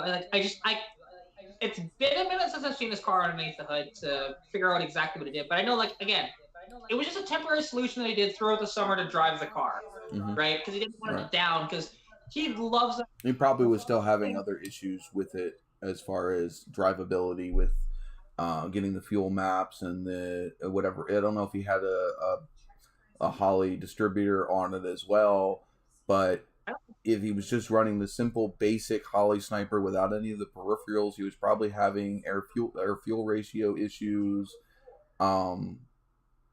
because of the sensors picking up bad signals. Yeah, and see, and I don't remember what else he was running when he first bolted it together. And again, he was just having a little bit of problems with it. And he has the self tuning one as well. Like even though. Yeah, all of the snipers are. Yeah, that way. Although you can actually, I know that there are some people that they're self tuning, but you can actually break into them. You can tune them. I can plug mine right into my laptop, and I can download Holley software and I can tune it. Mine does that too. We'll probably get it running on the base tune from Holley, but I guarantee you that car will at least, if not, remote tune it, or I'm gonna might take it somewhere to have it tuned, because it will run a lot better with a dedicated tune than it will from its learning process. Learning process is a good way to start. Oh, 100%. But even Holley will tell you that, yes, it'll get it out of the box. It'll make it drivable. But if you want to make decent power and fuel economy, you need to go send it out and get it tuned. Oh, something, because I've thought about maybe in the future going to a sniper system for my inline six. So they do make a 2-barrel system that would work perfectly on that, and actually the price isn't too bad, to be honest, to do all that. And you can do it a little cheaper than you can with the 4-barrel setups as well, because you can make it work, like, because people have done it. I've seen it on the forums, and people will actually take that Duraspark distributor and make it work with the Holley sniper and put the electronics in it that it needs. There's enough room. Oh yeah, it's a door. The Hyperspark is nothing but a door. A Holophx distributor. Yeah. Oh, like it's just dedicated. The reason why I went with that over the other ones is the Hyperspark is plug and play with Holley's harness. Yeah. Oh, for sure. I don't have to finagle with everything. Every plug literally plugs in. It is like it's proprietary. It's made to work with that system. So everything can talk to each other, and I don't have to sit here and graft one system into another. Yeah, it makes perfect sense of why you did it the way you did it, to be honest. Like, it's just a lot easier to do it that way. And because in something with the 2 barrels, they do make a 1-barrel version, but I wouldn't do that. Which is kind of funny because the 1 barrel, it only holds, it's like 120 or 140 horsepower or something like that. I'm gonna be pushing more than that on my inline six when it's all said and done. And the 2 barrel, it's about 300. Who the girl with the Falcon? Why her name's not coming to my mind right this second? I think she went with the 1-barrel Holley sniper on her Falcon. She may have she's got that light teal colored Falcon. I have her on my Instagram, my YouTube. Her name's just not coming to my brain. Oh, and to be honest, I'm not. Yeah, I don't know if I've ever heard of her, to be honest. And now I've talked to her a few times. She's the one that I watched for the fuel tank. The fuel tank thing. Oh, okay. Because I haven't seen too many people do the 1-barrel. For the most part, with these inline sixes, they just get the intake machined out and get the 2-barrel, and then run the 2-barrel sniper. To be honest, and then they'll deck the head while they're at it. And you can deck those heads a lot of ways. Found it. It's Ellie's Garage. Oh, okay. Yeah, you have mentioned her before. Yes. I didn't realize she had a... She's done the whole Holley setup, and her car runs flawlessly. She did a couple tours with it and everything, and it's not having. Oh no! Power to the computer died. Rip. Oh, that's why.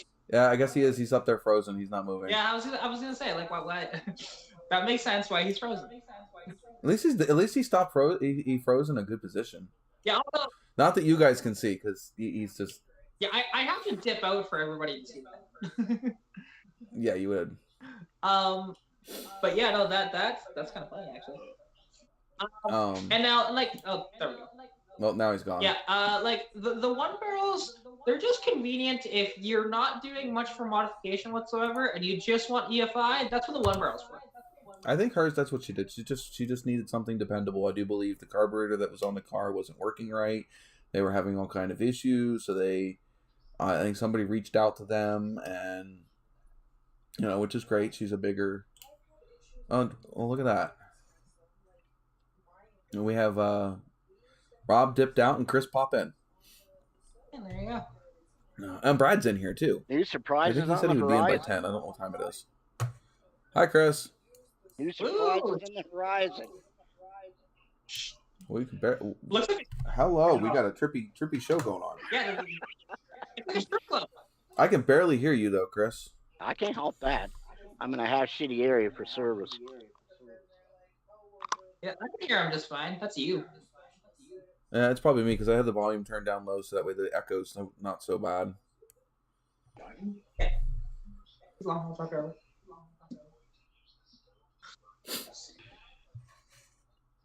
how far back is that? What's this voice? Like, it's not like holding the phone. Anyway. I don't know if I want to continue the story with freaking Rob being out of the picture now. I don't know if he's still listening. We can wait, to be honest, if he gets his computer situation. Let's see if he pops back in and we'll continue the story. Yeah. I will say, the one barrels are convenient, and now something I've seen one person do, because those intakes are prime because it's just a log intake, right?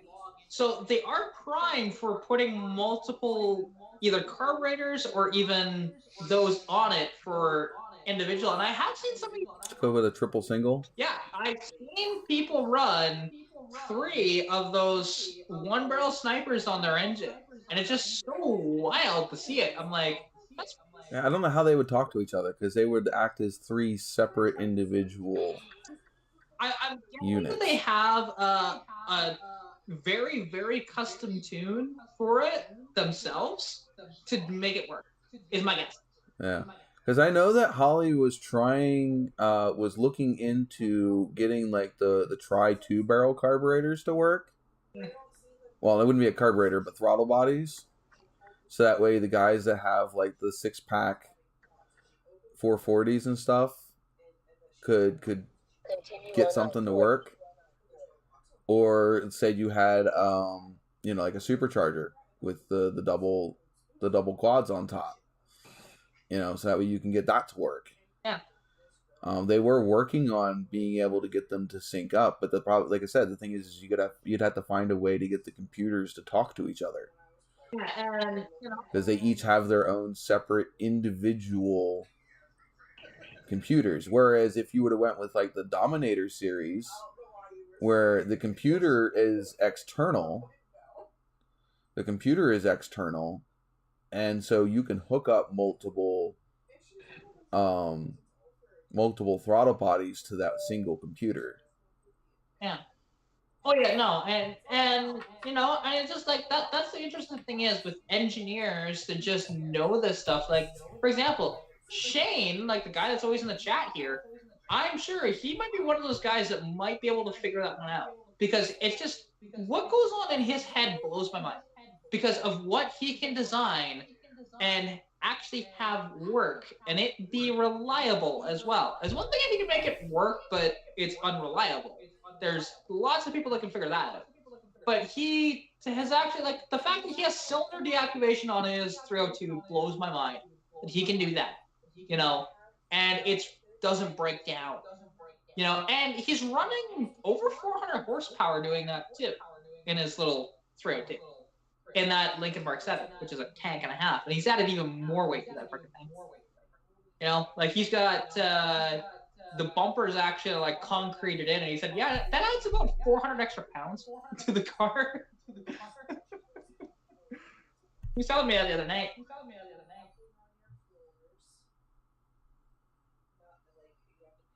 I have seen stuff like that, to be honest, and it is quite cool, because people have figured out to do that with dumber systems that way, but they haven't, like, some people have figured it out with more modern stuff too.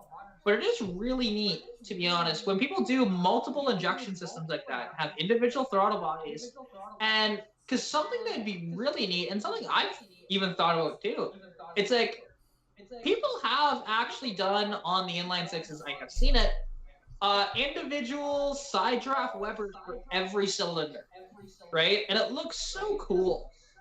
I don't know how efficient it is. I mean, yes, it is efficient, but at the same time, it's like figuring out how much fuel to put in every cylinder.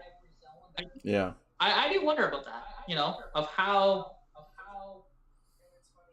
it is. Now, Harvey, here's the thing. A Lincoln Mark 7 doesn't have crumple zones, period, so it doesn't matter. Like, they don't. Crumple zones didn't come into Lincoln. That's a new thing. The Lincoln Mark. Mid 80s, early 90s. Yeah, it was within the 90s. Like, they did make the Mark 8 into. Well, technically, the bumpers on my Nova, that's what they're designed for. They're designed to crumple. Yeah. They have a. They're called bumper. I think bumper jacks is what they were called. But they were designed to go inside the frame, and they would collapse about 4 or 5 inches in an impact before the bumper would actually meet the frame itself. And there's Miss Formie. Hi, Miss Formie.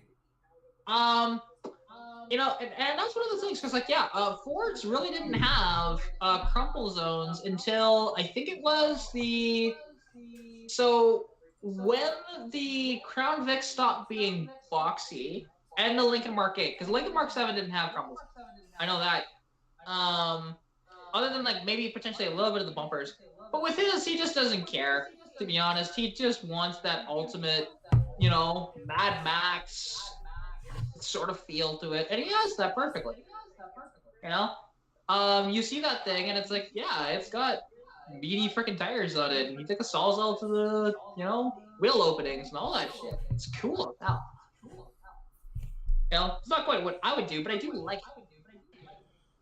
Because I do want to like a Mark 7 someday. I think that they're still the coolest Fox body ever made. Even though they are the slowest Fox body ever made. But, because a lot of the Lincoln Mark 7s, like, they're 3,700 pounds as a base weight. But you have a reason to watch Send It Steve now. Why? He got a Fox body, a really gorgeous like forest green one. Forest. Okay, so it's an Arrow, so I don't really care. Yeah, it is. It's a single. Yeah. Well, because the one thing is, as soon as you said forest green, that never came on 4Eyes. That was Arrow only. It doesn't mean that the 4i couldn't have been painted the forest green. I mean, geez, nobody said it was original paint. That's true, but I don't think I've ever seen a 4i painted that way. You should. You should just paint the white car that color. No, if I have a red interior, that would look awful. Interiors are easy to swap out. Hey, you're talking to the guy that went from a tan Nova to a black one. Yeah. Went from a tan TA to a black TA. Oh. I'm talking interior colors. I swapped out the whole interiors in both cars. Yeah, don't get me wrong. I know you can do it, but just need a donor. My interior, other than the seats being a little faded and the dash pad being cracked, it's mint in that car. There was nothing wrong with the tan interiors in my car. I just didn't like them, so out they went. Yeah, and Harvey, no, I'm not doing a green exterior. I like the white on that car. Now, the guy that's sitting next to me hates white on cars. I don't like white either, because white gets dirty. But the funny thing is, well, no, it's not the dirty aspect for him. He just doesn't like the color, period. He hates it so much. But what's funny is, I got the convertible from him. I traded him a Capri, and now this Capri was really awful. I didn't realize how bad it was, but I didn't, and you know that. Fuck you. It's usually why I don't have somebody sitting next to me when I do these, because they give me shit. Oh, heavyweight, not Christmas. It's just something new. He We're should trying still be out to down try in to- the chat and chit-chatting, though. I mean, if he's sitting next to you, he should still interact with the chat. He's not actually on YouTube doing the chat. I know. That's why I'm complaining. He could be down in the chat messing with you so everyone else can see it. Yeah, well, honestly, even though I told him what the channel was, he probably doesn't know what the channel is. Just try and screw with me in the chat.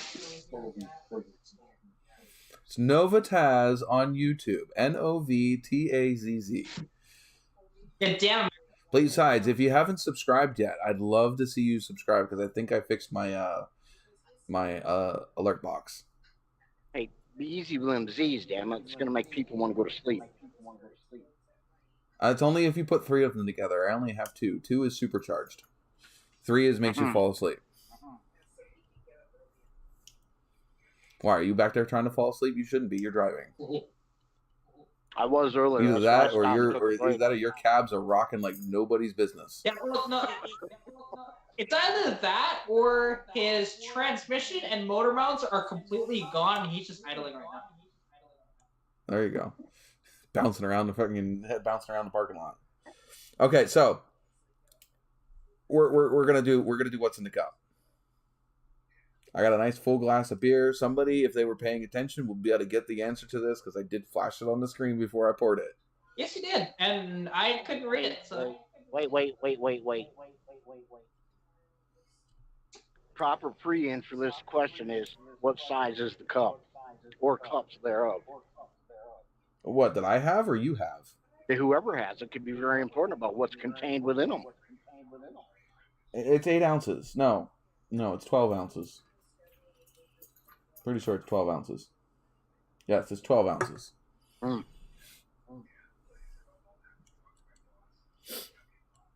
One of the few things that I'm drinking out of a can, and it's only because I couldn't find it in a bottle. I mean, it could range from simple beverage to warm dessert to like I said, I outlandish flashed it on the ahead. screen. I flashed it on the screen. I mean, I gave the answer to the test before handing out the test. Yeah, I wasn't here for any of that. I was in a shit service area. Yes, you were. You were just here. well, It was less than 5 minutes ago. also, missed he's it not looking at the screen either with this. What? Talking.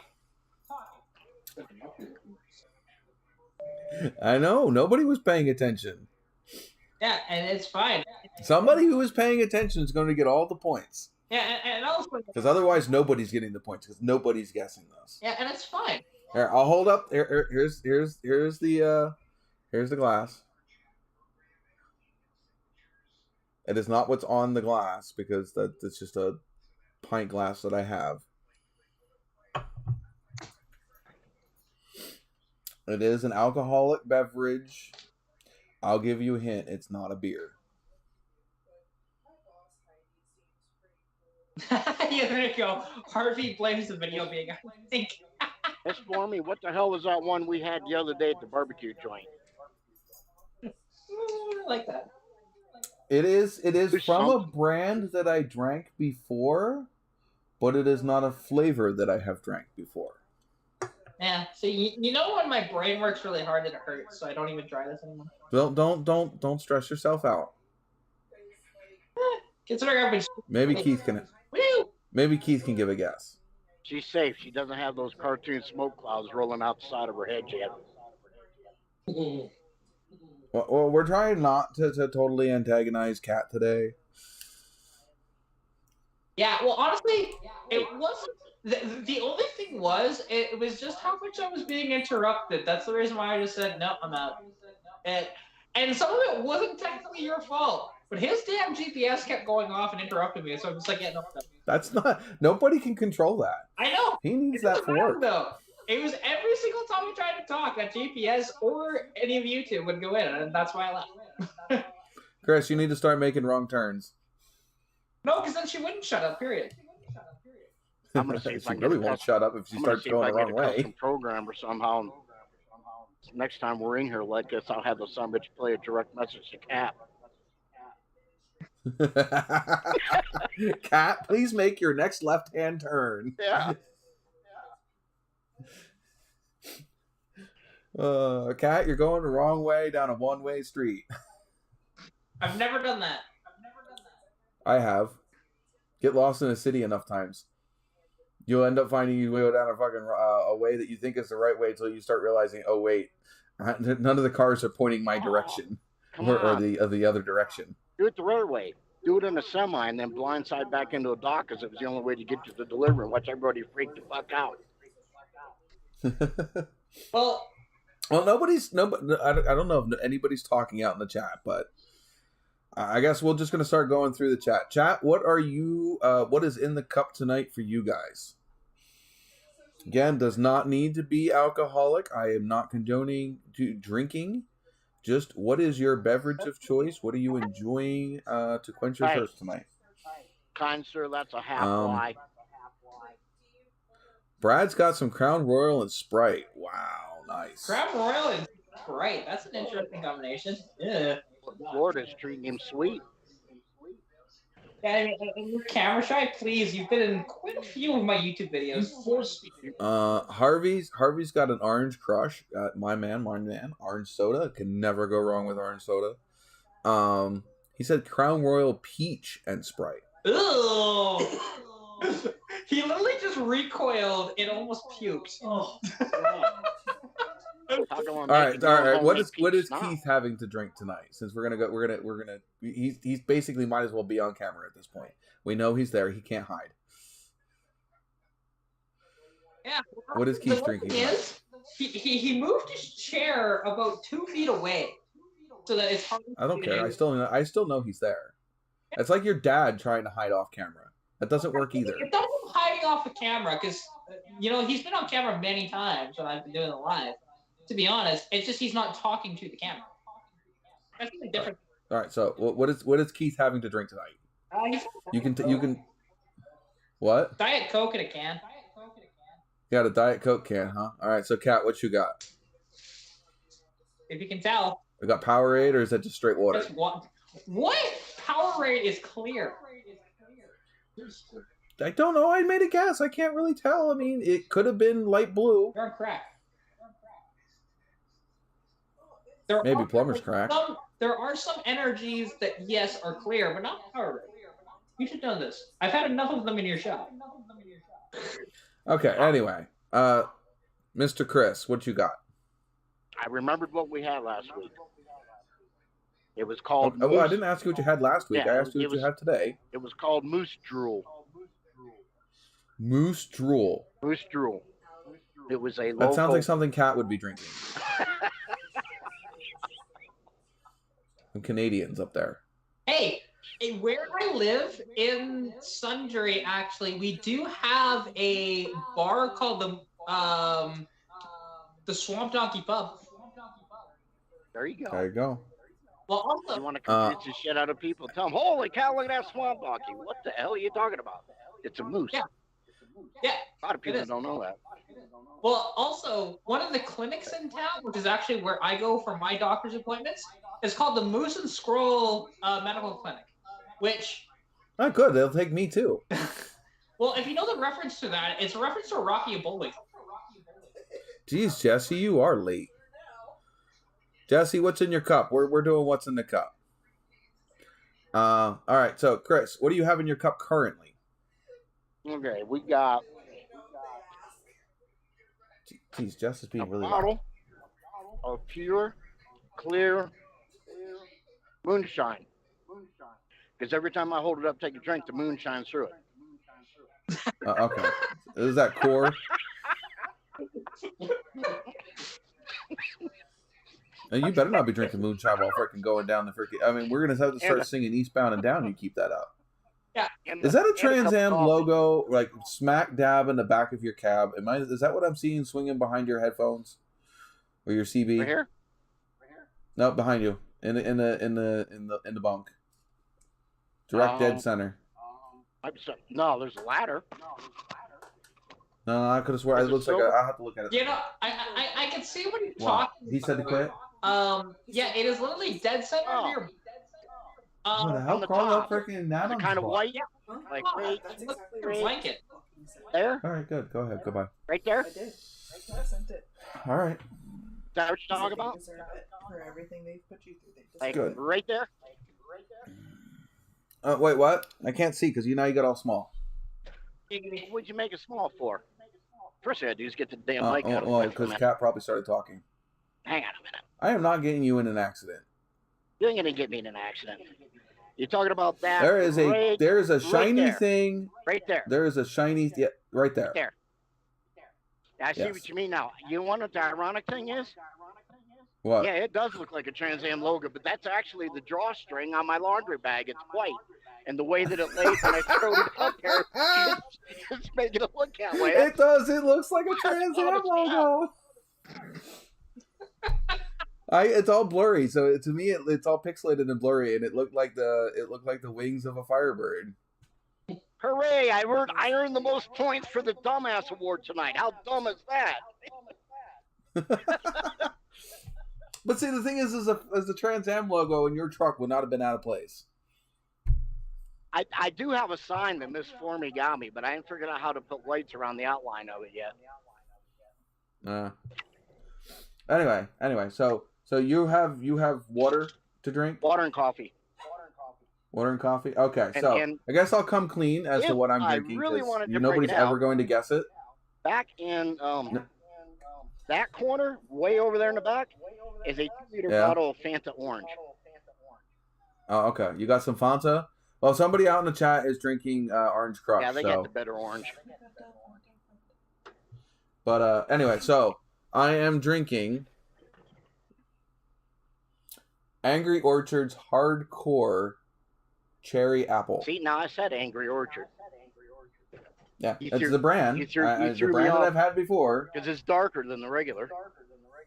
Yeah, it's got cherry juice in it. Imperial hard cider with dark cherry juice and natural flavors. Copy the fresh squeezed virgin in a can. You go, boy. Oh, it's pretty good. And I absolutely love the can. The can is absolutely cool looking. Oh, that's wild. That'd be a keepsake once it's empty. Like I said, even if I didn't like to drink, the can's cool. My grandson would be all over you. Can I have it? Can I have it? Can I have it? Can I have it? We can all congratulate Jess.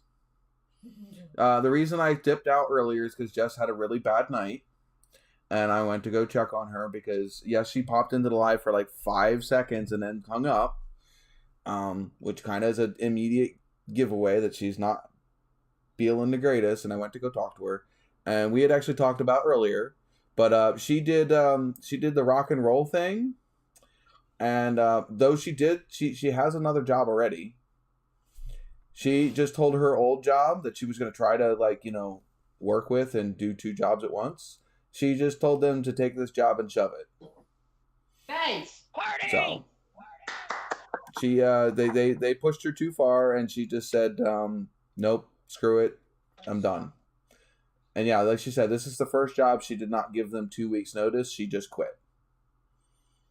Nice. So, I mean, yeah, it's all well and good to sit there and, kind of be respectful for the job that you're currently with. But if they're not being respectful for you, you got to do what you got to do. So she is basically ended a short-term toxic relationship. She was in a toxic. My shortest job ever. Yeah, she was in the same job that I was in, working for the same company. I got fired. Hold on, Chris. Hold that question. I got fired. She left the job, gave them 2 weeks notice, went to the job she's at currently to escape a toxic situation, ended up in a more toxic situation, and now she has just basically told them to shove it where the sun shines. It's the first job that I have left without a 2 weeks notice, just upright fucking said, screw you and quit.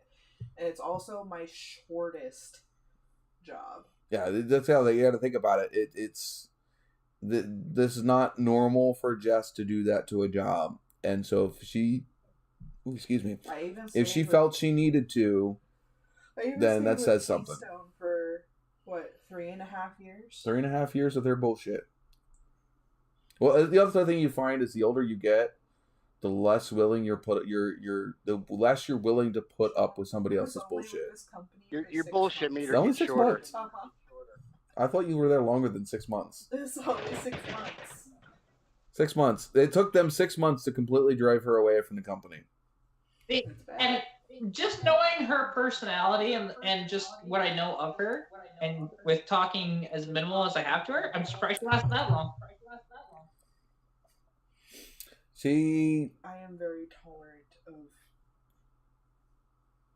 my job. Yeah, she just said she's very tolerant of her job. Okay. And so for them to push her that far. That quickly. Yeah.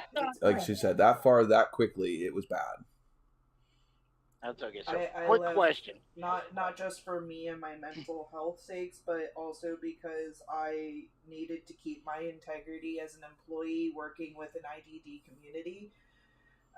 There were a lot of really unsafe practices that I'm just not comfortable with and didn't want stuck on me if shit went downhill. Yeah, they were doing some things like one of the policies here in PA is you're not allowed to have like space heaters. The regulation is the in a group home you can't have a space heater that isn't hardwired to a wall. Or mounted to a wall. Mounted and hardwired to a wall. Because so clients can trip over it and fall on it, and like a portable space heater they're not allowed to have because they're fire hazards and because a lot of the people in the homes can trip and burn themselves or aren't heat safe, period, and will touch them. They'll trip on the cords, they could fall onto the actual heating elements themselves. You know, there's a bunch of no-nos for the reason why. And the one home has like 3 of them with individuals that are not heat safe. Yeah, they can't have monkeys. No monkeys. Actually, no, they have monkeys. They just need to make sure the houses are safe for monkeys. Though I don't know if I would call them monkeys. I've known worse people to not be, no. Other individuals are most of the time tend to be pretty cool. It's the staff that tend to be horrible. Management is horrible, but some staff can be. Oh. Did you have a new baby there? Cat. This is actually so. You know what? I've been talking about that Holly car for a while. That dude. Yeah, that's the one that you tore apart the other day. Yeah, that's this one. You know, it's a pretty good carburetor. Do you like it? Oh, there you go. 1111. Make a wish. Though it probably won't be 1111 by the time they hear this out in YouTube land because of the delay. It's only 1111 for you. Well, that's right. Well, we're living in my time zone right now, so screw your time zone. My time zone's better. Well, because I'm when it's in the morning. Did you take that stuff up with you? What stuff? To bedding. Oh, the bed's not made. I tried to get it done before I went live, but it's not done. Now I can't go to bed. Can you and Chris have a conversation for a hot minute so I can go make the bed? Yeah, fine. Yeah, it's fun. I say that me, Jesse, and Harvey are all in the same time zone, so we win. Oh, I see. Oh, we're going to be ganged up upon. Where's my freaking? A couple minutes ago, if Chris would have came in, there would have been more Pontiac people in here than anything else. So I don't want to hear it. Yeah, it's all 4 people right now, so. I know, because my Rob left. I got replaced by one Pontiac person to get another one. Yeah, but then now, you have Ford, you have Jesse as Ford, you have Harvey as Ford, too. So. Oh my God. Does the fake Firebird emblem on your screen look like it's shooting rockets out of it up into the ceiling? Like yes, stars? Actually it does. It does. See? It's shooting lazy beams. So I brought a spring pair for everybody. They said rising phoenix arose from the fire and the ashes. This is trying to rise up. Spring's coming. It's time to break them out of the garage. It's still like even though I know it's a drawstring now or like a handle for a handbag or whatever, it's still with the pixelization and stuff. It still looks like a Firebird logo. Yeah, it really does. Yeah. So there you go. So Harvey owns Pontiacs. I win. There we go. Harvey owns Pontiacs. I win. I thought I was a Ford guy. Hey, I technically owned a Ford at one point. You did. You had an Escort for a little while. You know where I escorted it? I guess escorted it right into a freaking Honda. Hyundai. He's got 2 Pontiacs. Damn, we got 7. No, 8. Technically I 8. have one. We have 8. I have one. I can't afford 8. I don't have anywhere to put them. 5 birds, a Grand Prix, a Grand Am, and a Grand Prix race car. I had a Grand Prix at one point. You see now? Or Grand Am. I don't know. What did we ever figure out what that car was? I forget whether it was a Grand Prix or Grand Am. Which one? The silver one that I had for all of like 3 months. What engine did it have? Grand Am, isn't it? I don't remember. It was one that freaking choked on its own smoke. Well, let's see here. I'm just trying to think because Grand Am and Grand Prix. It was a late model. Did it have a? I'm just trying to think of the way to put this. I don't even think I even took many pictures of it. Similar to like a Formula Firebird hood. Similar. No, I don't remember. It had that stupid big ass freaking ground effects kits on the side of it. Yeah, Okay, Grand Am. that's a Grand Am GT because the GTP doesn't have that. Yeah, it was a GT. Yeah, okay. Grand Am GT 3.4 V6. Yep. Oh, it was a fun little car. It had engine issues. If you're lucky enough to have And it had rust in the back corner of the driver's side door. On the car itself, not the door. Mine's only got the little The 4 corner cylinder. was rotted out. Huh? Mine's only got the little 4-cylinder. I don't know, I'm trying to pull up a picture of it. And then I gotta go upstairs and go make the bed for Jess because I washed all the sheets and then didn't make the bed. There we go. Come on. Is that? No, it was after that. Because it's what I traded the green truck for. I traded the green truck for that, and then sold it to my landlord. We may get some gas this week, Sean. What? Depending on who's indulging in the alcohol. The adult beverage world. They may bitch at us for being hypnotized after they sit in there, sip, look, sip, look, sip, look, and they keep watching these light stands. They hypnotize them. Oh, yeah. Makes you want another beer. I tripped going to the bathroom. Y'all hypnotized me. Yeah, and when you have a house that has nothing in it, Harvey, there's always a decent echo. Not to mention the echo from the live itself. True.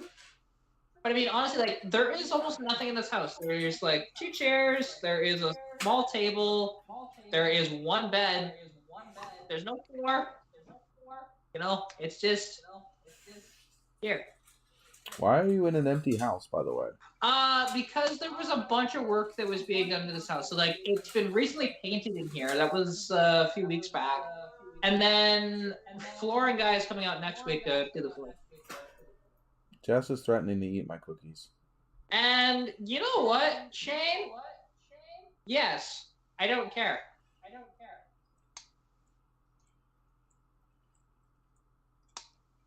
Like, yeah, my inline 6 is slow. And what's your point? I know this. Most people's cars are slow compared to a McLaren, so what is the point? Needs a blower. Yeah, I mean, okay, here's the thing. All of our old cars are still slower than the modern cars, so what's your point? Yeah. Oh. Like, Freaking my Honda, my Kia might beat your Mustang. I mean... Man, that's a bad day. How in the hell? What? One truck we went in there screaming. We got 2 heavy-duty wreckers in there in the rest area. It appears that one truck come in off the interstate at a very high rate of propulsion and hit the front end of another truck and completely ripped the hood and the front end off that truck and ripped the front axle out of his before he come to a rest in the grass section between the interstate and the parking lot. Oh, that was a hard hit. Now, Jesse... And they're in the process of picking them up. I will say, Jesse, that is an absolutely useless swap. You shouldn't do that. What are they swapping? He wants to put a 200 inline 6 in his Bronco too. That is an absolutely useless swap. Ain't enough room. Yeah, it's a really long engine for a very short truck. But there is just, it's not worth it. Because you've even got a weird bell housing pattern on it, too. And I couldn't tell you the size of it, to be honest. They're long, but like it's longer. If you want more power, you're better off doing a 302 swap. Yeah, I mean, that's just such a weird one. Like, people have asked me about swapping 200 inline sixes in their cars. And I just tell them, it's just not really worth it. Yeah, it makes Give me a second. Work than the 2.8. Yeah. But honestly, no word of a lie, you'd be better off doing a carbureted 3.8, to be honest. If you're gonna do different, go with a 3.8 carb. Because and just do the later one, convert to carburetor. There you go. Oh, get fancy. Put the 3.8 supercharged in that they used in the Super Coupe and the XR7. You already threatened that. I'll be there in a second. And now, actually, because Shane mentioning about the same as the Pinto engines, but here's the thing: the 200 inline six has its own. It never shared about with anything else. And yeah, and definitely like the 300's too big. The 300 and like the 200 just it doesn't make sense to swap that into anything because again, its intake being integral to the head is such a detriment to the design of the engine. If it hadn't, Chevy did that too. You'd be better off. Like I'd say, actually do it, but it doesn't, and that's the problem, right? And you have a 1-barrel carb, or do what I did and do an adapter to a 2-barrel, or machine the intake to take a 2-barrel, right? But it's just, yeah. There's a lot of people said they hated V6 engines until they got their asses handed to them by Buick Grand National. That's true. That is a completely different animal. Yeah. I'm telling you. Well, but even the thing is, the Ford 3.8, the later ones are fantastic engines. Or you can even take the 4.2. Yeah, that's a Grand Am, 100%. Yeah, that was what I had. You know, I know that as soon as I see it. Worst trade-in, I should have kept the damn truck. But anyway, I'll be right back. All right. If you can find one of those 3.8 supercharging engines, you'll have something to work with. Well, see, no, the thing is, the 3.8 supercharge base is only what are they, 240 horsepower? Maybe 260. I think they're closer to 240, though, to be honest. In that light of a vehicle like he wants to do that Bronco too, I'd stand it on its ass. Yeah, well, to be honest, there you go, yeah, 210 horsepower and 230. You do know that the naturally aspirated injection Mustangs later on made 200 horsepower. And, it was faster than the Fox Body 5 liters, to be honest. It's just kind of funny. And, okay, 90 horsepower, there you go. With an engine that is, aluminum heads as well, so they are a little lighter. And, honestly, the supercharged ones didn't make that much more power than the base, if you think about it. It was only an extra about between 20 to about 50 horsepower more. When, if you wanted to... Horsepower, yeah, but they did have more torque. Yeah. Not much more, though, but yeah, it's a little more torque. It's just... But it's still, it's one of these things where, for me, because in a Bronco, too, 302 is probably your best bet. But, just for fun... 200 inline 6, I get your thinking on it, but there's just way too many detriments to that engine. I love the engine, don't get me wrong. It's great. However, if my car didn't have that engine in it from the factory, I wouldn't be playing with it. Honestly. 302 is almost a direct bolt-in with an adapter. Actually, no. Okay, so Shane, that is incorrect. The 5-liter in So horsepower, they made 235 horsepower and 285 foot-pounds of torque in the Mustangs with the high output. When they were in their last iteration of that motor, to be honest, from I think it was 91 to 95. That's the power that they made out of those 302s. Now, early ones like mine in my, convertible, even though it's out of an 88, it's an 88 T-Bird, so it's not high output, those are the ones that make no power. It's 150 horsepower to the crank and like 180 torque or something like that. Maybe 205. I can't remember. I'd have to look at my dyno sheet.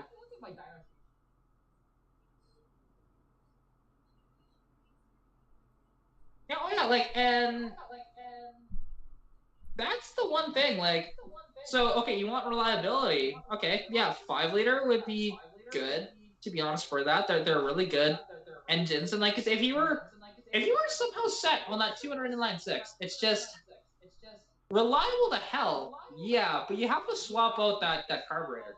Because unless you get an early carb, the carburetor carbs are actually pretty good. The autolite carbs are good. The late Holly carbs that mine had was garbage. And I don't know why the Holly carbs were the worst, but they just were on those. The early carbs are better. And, like I said, you don't have to go to a 2-barrel to get the nice drivability and reliability out of it, to be honest. And you just want to go with a Motocross 2100 like I did. But again, you'd have to do some weird custom motor mounts for that too. It'd be weird looking in a Bronco 2. And I do wonder, overall space under the hood of a Bronco 2, if the 200 would fit. Because the 200 is longer. It is longer than a 302 by 8 or 9 inches. Inline 6 option is out the window in a Bronco 2. There's not enough room unless you're going to do a complete rebuild of the firewall and the dash inside the vehicle. Yeah. I would shorten the drive shafts and lengthen the other drive shaft and yada yada yada yada. Yeah. Oh yeah. It would not make any sense because you do so much custom modification to do that to only have about 110 horsepower. Not worth it. You can put a 5.0 under the hood, and you can buy. I mean, it's already been done. There's complete adapter kits out there that almost makes it a plug-and-play bolt-in option, where you're not going to have a whole lot of fabricating to do anymore. You buy the kit, and there you go. Yeah, well, exactly, and it works. And now, and if you were, it's kind of funny because if you were dead set on, because oddly enough, my inline 6 essentially uses almost identical motor mounts to a small block Chevy, actually. So it's kind of interesting that way. Because people have said that I could throw a small block Chevy in my car, and yeah, I could. Do I want to? No. Why? You're perfectly okay with throwing a Honda in one. Okay, I never said I would do that. Let me get that straight. I said other people are doing it. Well, okay, so actually, I'm here for that. So I was talking about the Honda K20 engine and how popular it's being as a swap in a lot of cars, and you're actually seeing a lot more Fox bodies have the K20 swaps because you can hold they'll take about 450, 500 horsepower being turbo and still get 30, 40 miles to the gallon out of the deal. It's pretty good. It's really easy to work on. That's the reason why they do it. It's and they're getting swapped into a bunch of different things. To be honest, I've seen them. Somebody did a K20 swap on a square body Chevy, actually. And it's funny seeing it because there's so much room under that hood now. There already is a lot of room underneath square body hood. And to be honest, a K20 swap in your Bronco 2, oh god, you get worlds more power and efficiency out of that. But the 302 is just. But it's a truck. He's not going to get more torque out of it. No, K20 would make more torque than his 2.8 V6. I'll tell you that off the bat. Sure he can. And he'll find out how weak his axles are. Yeah. Well, and that's the one thing I am curious about. How much can it actually hold to those stock axles? Or would you have to modify the axles to even do a 302? because I don't know Bronco 2 stuff. So, and now If you want a monster, yeah, you're gonna do a full build on it. yeah, I Even can't the hold. stock 302 can snap the axle. I mean, the axles were weak. They were made strictly for economy, but still have a 4-wheel drive capability. And they're gutless. And you overheat them once, and they're junk. Yeah, now it's interesting because with Shane saying XR6 engine for me, are you talking about the Bar 6? Is that what you're talking about? Because so, if I had the money and the know-how, I would put a Barra in my engine in a minute. Yeah.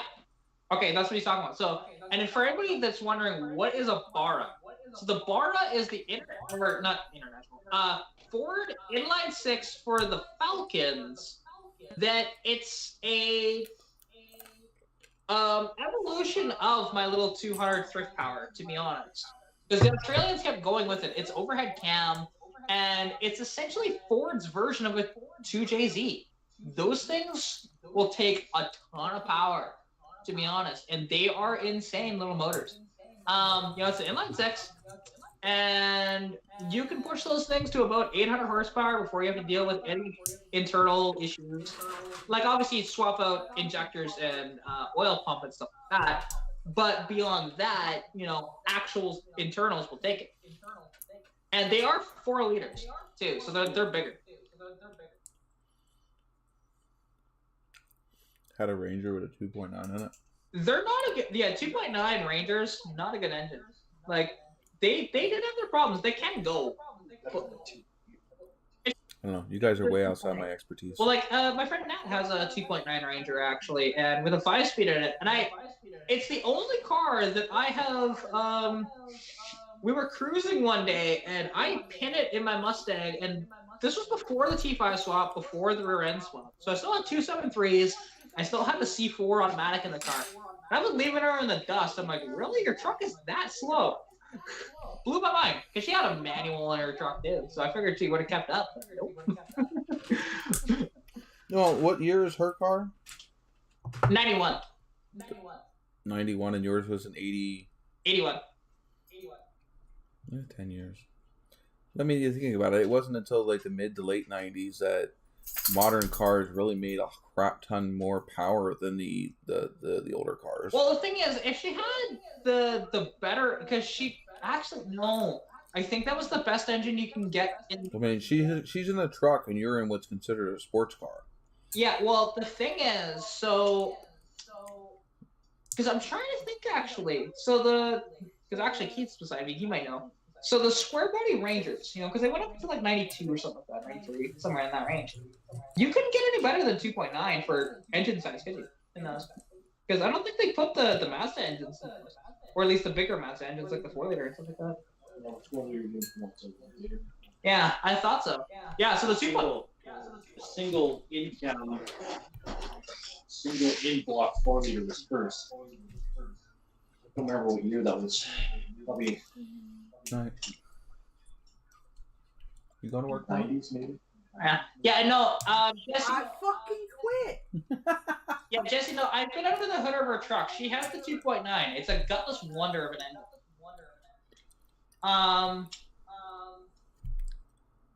The Ford Exploder. Oh, see, now, Shane, if you want, you can just, when that gets out of customs and everything and sent to you, you can just send it right up to me and don't charge me for it. That'd be cool.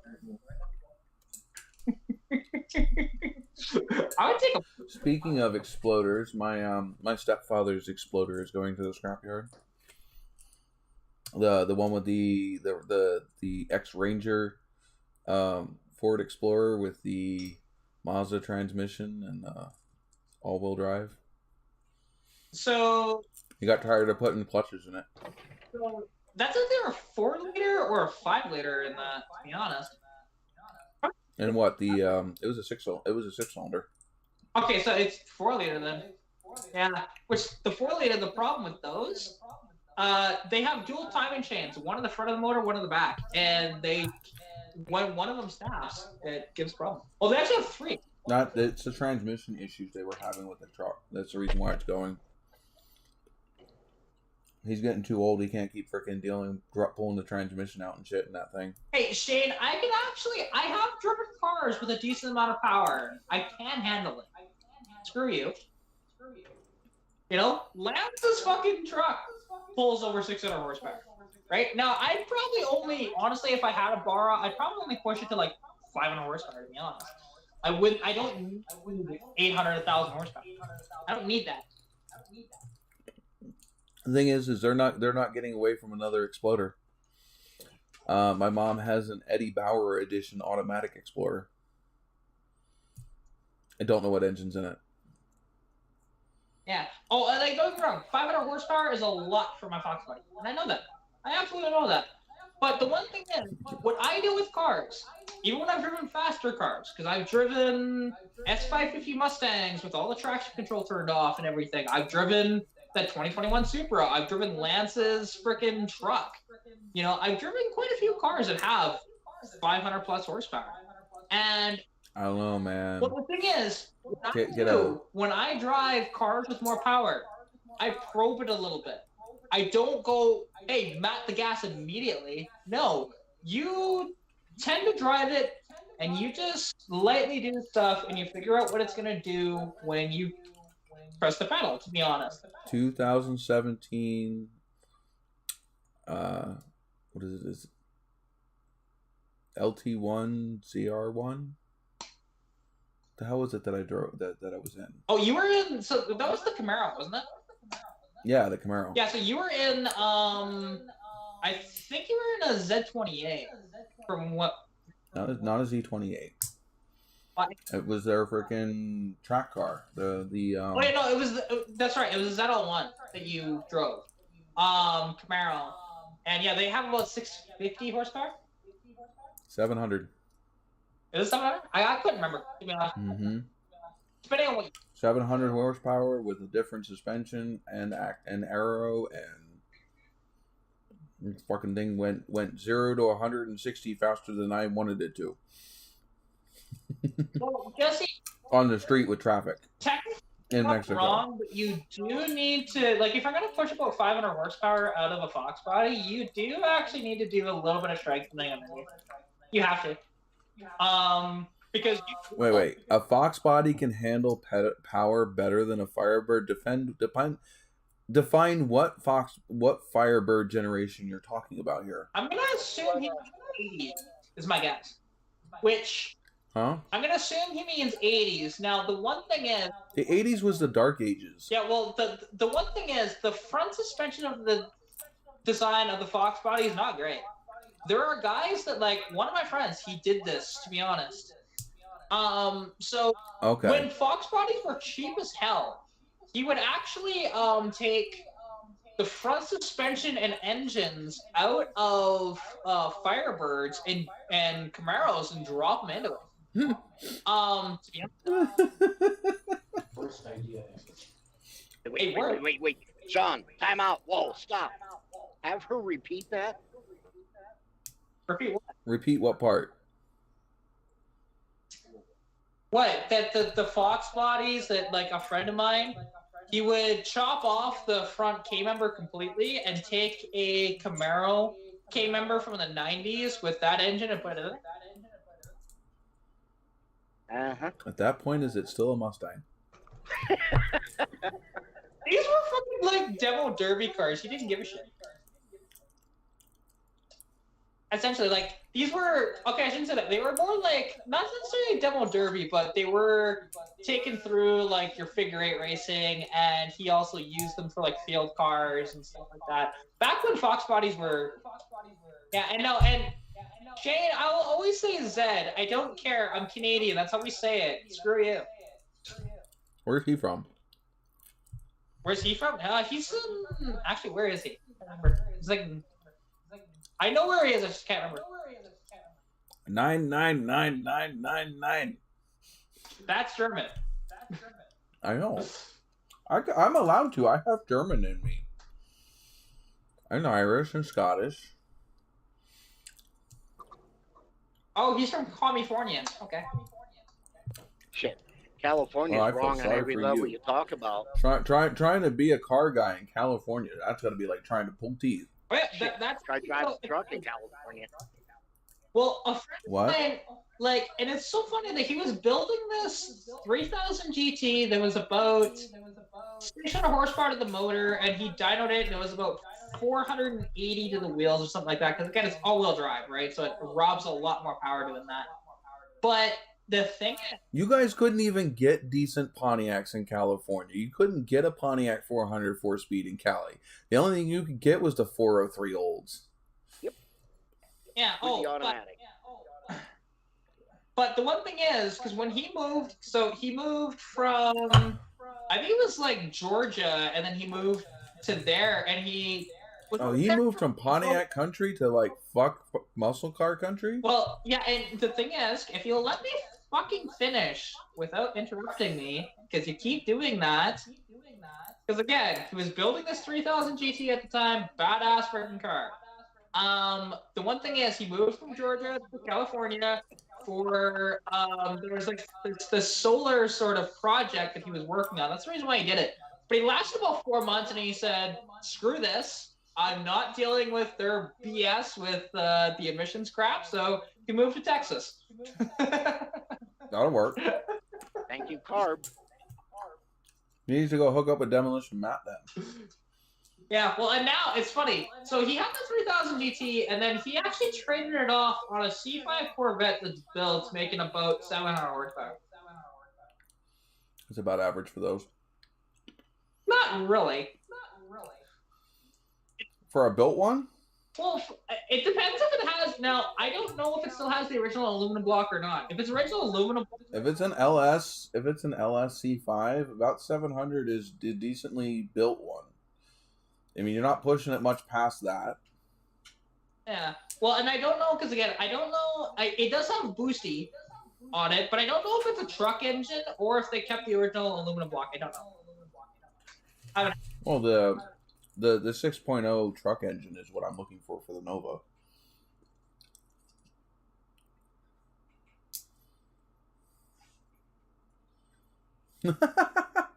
That's the true reason why Hay has the freaking cylinder delete. So he can patch smog. Yeah. Oh, and that's also he gets really good economy out of the deal because I think he told me he gets like 38 miles per gallon US, which is very impressive out of a 5-liter. You know, but he does turn off 4 of the cylinders to do that. So there's that. But it's amazing, like, and you know. That's part of why also I went with the sniper kit, because I thought it would be cleaner emissions without having to sacrifice my power. See, that's the interesting thing. Is I can probably out of my carb engine actually get better emissions than an injected motor, to be honest. Because you can do that with a carburetor and still make very good power out of the deal. Like that. Yeah, but you're only going to run clean at 1 RPM. We'll see. You're only going to run clean at whatever optimal RPM and timing that you set that engine for. Any other place in the RPM range, you are not going to run efficiently. You'd be surprised. There's a reason why that. Notice that majority of dragsters still have carburetors. Yes, they're electronically controlled. Because it's simple. Yeah, well, that and also it's much better. Because But again, drag racers are not worried about freaking again, drag racing is the same reason why I'm telling you your carburetor will only run efficiently at one portion of its RPM range. The exact same reason why drag racers use it. Because they're looking for a very specific RPM range to make power. Wide open. Exactly. Wide open. Oh. A carburetor will never be as efficient as a computer-controlled fuel injection system, as it is constantly changing the air-fuel ratio and the timing to suit that particular RPM and load range. You are not getting any more fuel efficient than an EFI. I'm not saying that you can't make more power with a carburetor at wide open throttle in a race situation. Yeah. Like Well, this one but- carb I saw that was a race carb once with a custom made In intake. in more situations over a broader range of RPMs and conditions, an EFI will be able to better handle itself. to a certain degree, yes. But if you can set up your carburetor properly, because people have been doing it for quite a long time, people have gotten better fuel economy and power Okay. of their. What is a carburetor, and how does it function? Oh, I know what you're talking about. But the Vacuum. one thing I have seen the data to prove otherwise. It cannot make adjustments on the fly. Not on a It is whatever you set it at, and that's it. If you change an elevation, if the barometric pressure outside changes, if the load on the car, weight taken off or put on, anything can change where that carburetor is set to. It cannot make adjustments accordingly. It cannot change to make adjustments on the fly. It can't make changes for air density that comes in and is either denser or less dense than it was when you set the carburetor. Timing, same thing with your timing. You have a specific timing curve that you can put into the distributor using the spring rates, okay, and vacuum advance. Also, the more engine the more cam you put into that engine, the less effective that vacuum advance is, because the less vacuum you're making. Yeah. Oh, and the one thing is, I didn't see with my setup directly right now, because again, like Shane is talking about as well, you can do some computerized stuff that works, that you can make work with a carburetor. I have seen it, and you can actually make that work, where it is going to be more efficient than fuel injection. Plus, one thing you can do with carburetor, You can make it more efficient, but not more efficient than fuel. one thing you can do with carburation that you can't do with fuel injection, you could actually make a carburetor run off of proper vapors and make. I need rum, Miss For Me. Lots and lots of rum. Yeah, well, the one thing is, but yeah, like I said though, you can make carburetors run off of gas vapors and make it the most efficient thing on the planet. And people have done it. You know, there are a lot of there are a lot of things where with a carburetor, like yes, for a base sort of thing of just slapping it together and making it pretty really good, fuel injection honestly is really nice to have, to be honest, especially if you have sequential fuel injection. But there always is downsides to it. One of the main things with that is potential. Sorry, my brain is going a million miles a minute here. Is as soon as it's really, I just had a thought. Come on, you damn head. Son of a bitch.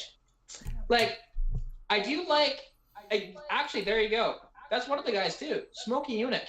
If you ever look up his stuff, he was incredible what he did with carburetors, and what he was able to throw a good direct port injection with a coil pack set up on one of his engines, and you're going to make more horsepower than he could have with the carburetor. No, you wouldn't have. You would not have. Not with Smokey Eunuch.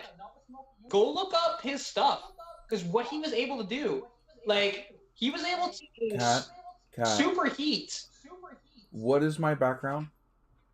Your background is carbs, but not with smoke. No, my background's not carbs. My background is engines in general, especially building them. I have heard of Smokey Eunuch. I'm also a big-time NASCAR fan. That is where Smokey Eunuch came from. Yeah. Is stock car racing. I don't care how good he was back then. With today's technology, he could have made more horsepower with an engine with today's fuel injection technology than he could have with a carburetor. Yeah. Well, and also, like, the one thing is, because even Harvey mentioned it, his Fiero, they did the stock, I think it was the 2.8 V6 that he had in that there. And I believe it was turbocharged, and he was able to superheat the intake. And he made something like 450 horsepower out of that engine. and it was actually reliable. You could not get that much power from a 2.8 V6 with injection with it still being reliable. But that's back then. That's with back then's injection.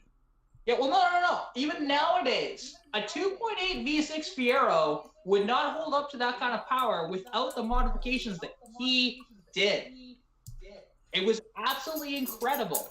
And now, Give him today's Holly's fuel injection technology with their Dominator series and his knowledge, and he would make more power. possibly, I don't know. Like, that's the one thing is With controlled air, fuel, and timing management, with on the fly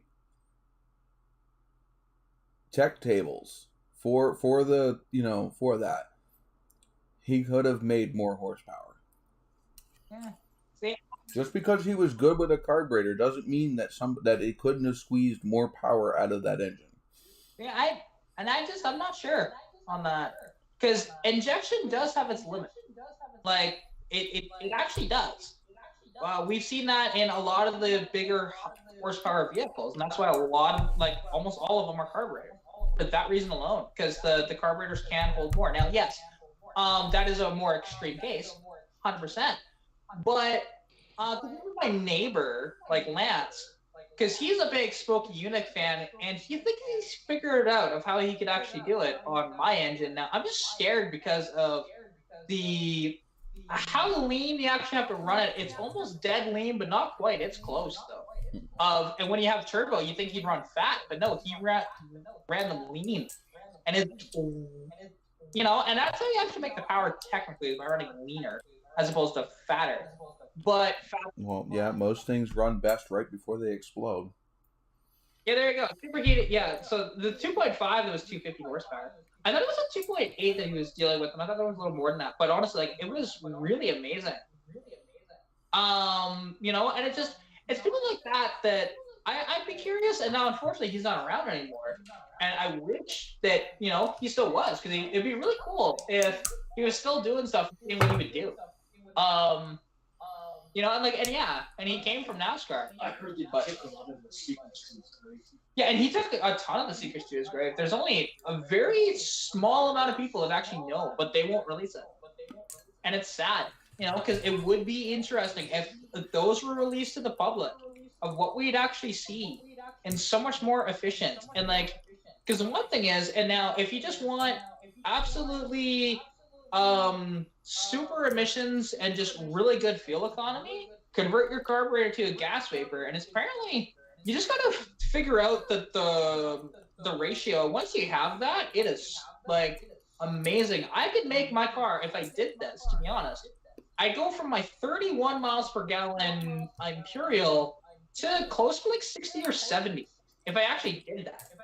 And I don't know, there is one thing that I don't know about when you do the gas vapor thing, if you're not supercharging the intake like Smokey Unique did, what it does to your power output. That's the one thing I don't know about that. And I've been trying to look that up, and I haven't really found anything, because most people don't dyno their cars after they do it. Most people are trying to cool their intakes down, not heat them up. Yeah, oh yeah, and that's true. But Smokey Unique was just the opposite, and that's one of the ways how he got the power. He would superheat the intake to about 215 degrees, I think it was. Actually, no, sorry, it was more than that. It was closer to I mean, that's why most people are running methanol. Yeah, and he wasn't. He was running 91, 94 octane. And it's wild what he was able to do. And it's too bad that, again, all of his secrets are basically gone. And there are some people that think they figured it out, but I don't know. If I had a spare engine for Lance to work on, another 200 inline six, for him just to play with to see if he can figure that out without blowing up my engine, I would do it in a heartbeat. There's a Smokey Unique engine building book out there. I do have it. I had it. I had it at one point. Yeah. I don't have any of those books anymore. Yeah, I have one of those books, and that's because you're in California, bud. That's because you're in California. We can get 94 up here. I can get 92 or 93 up here. I can get, depending on what station I'm at, I can get 93 or 94. 90 Sunoco used to sell 94, but now the highest they sell, I think, is 93. Well, depending, like I said, depending on the station. Like here, Shell will do 93. If you do Chevron will do 94, and there's a couple others that'll do. Actually, Husky does 94 as well. Our ethanol up here is nowhere near 100 plus. No, I think he's talking. Our ethanol here is actually lower than our fucking. It's like 87. Yeah, no, or 85. I'm talking about E85. He's talking about straight ethanol. E85. Well, straight gas is way above 100 too. That's what race gas and airplane fuel is. The whole reason, and the thing is the funny thing is, 94 and the higher octanes, they don't burn better. The whole reason they run them is because they burn slower. They're not as explosive. That's the whole reason they run them. A 94 octane, what it does is it burns slower, so its flash point is a lot hotter. So it doesn't pre-ignite before the spark plug ignites it. It doesn't actually run better. It just lets the engine ignite it instead of the compression ignite it. 85 and 87, it's a highly more combustible gas than 94. Yeah. Well, I just know that, especially when I... yes, exactly, the flash point. Well, and especially when I do, like, I do know, like, with my engine, oddly enough, like, if I bump it up, and I put 93 in it, oh god, it loves it. Well, that's the whole point of the flash point. Oh, I know. The flash point is the fact that it's got a higher flash point lets you retard the timing further, so that way it won't ignite before the spark plug goes off. Because otherwise, the compression would cause the gas to ignite before the spark plug went off, because the spark plug is going off after top dead center. So when you advance the timing, you're having the spark go off before the engine hits top dead center. When you retard the timing, when you retard the timing, it's causing the spark to go off after the engine reached top dead center. Now, the higher RPM, the more advanced you have to have the timing, so that way when the spark goes off and the gases explode, the engine's just coming up to top dead center. But at initial timing, the lower the initial timing, the more likely it is to push the cylinder down faster. So that's why when you have a higher octane engine, you can change the timing so it doesn't explode before the spark plug goes off. Yeah. Although, like, and interestingly enough, with my engine, because before the transmission swap, I actually ran it at 15 degrees initial, and I was putting 87 in it all the time, and it ran really good off that. And now, most engines should run just fine off of 87. Like, if you would let me explain, if you let me finish before you fucking interrupt again, right? So yes, usually I ran it, like I said, when we first did the 2-barrel swap, we bumped it up to 15. It was at 10 initial from the factory. We bumped it up to 15, and I ran it for the most part on 87, and it was actually really good. But then whenever Keith decided he was going to put gas in my car, it was always at least 91 that he typically put in my car. And just how much happier it was. And like, yeah, and then like you explained with the timing, it makes sense. And my car, because also the compression ratio in it too, even with timing retarded, it still loves 91 octane. Because it has not very high compression, but high enough to where it does like the higher octane as well. Like, my engine out of the box is 8.7 to 1, and it hasn't really lost much of that compression, to be honest. It's pretty close to that still. 8.7 to 1 is pretty low compression. For the time, it was actually Ford's highest compression engine. So it's still pretty low. Yeah, but it's high enough to where actually the octanes do matter. It does make a difference.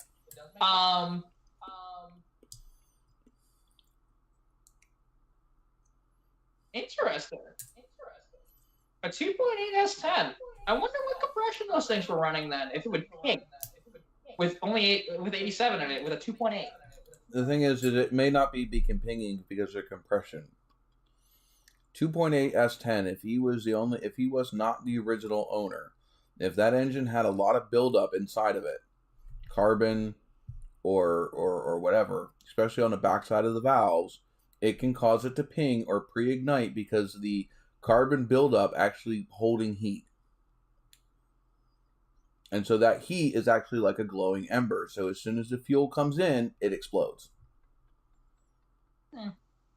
A poor running engine, an engine that is tired and choked with carbon, will ping even if it's not a high compression engine.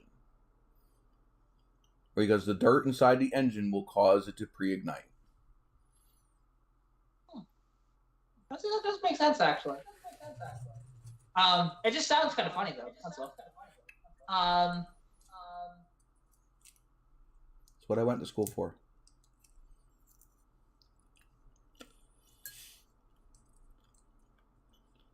Engines and carburetors and all cams and all that freaking stuff. That's what I know.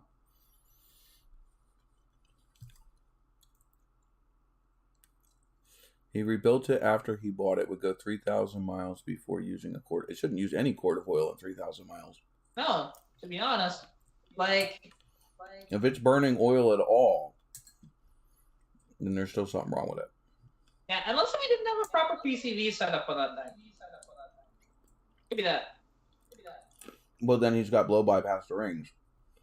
Or, not necessarily that way. It's in the... If you're blowing oil through your PVC valve, most likely you have... That's normally a supercharger or turbocharger issue.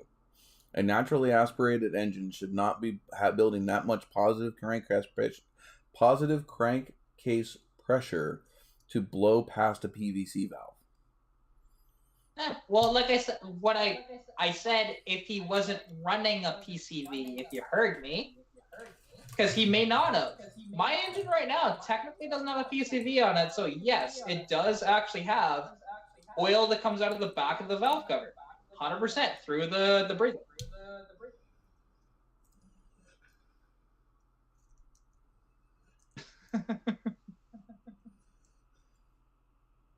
Well, yeah, I'm not saying that the warranty will cover it, but it doesn't mean it's running right.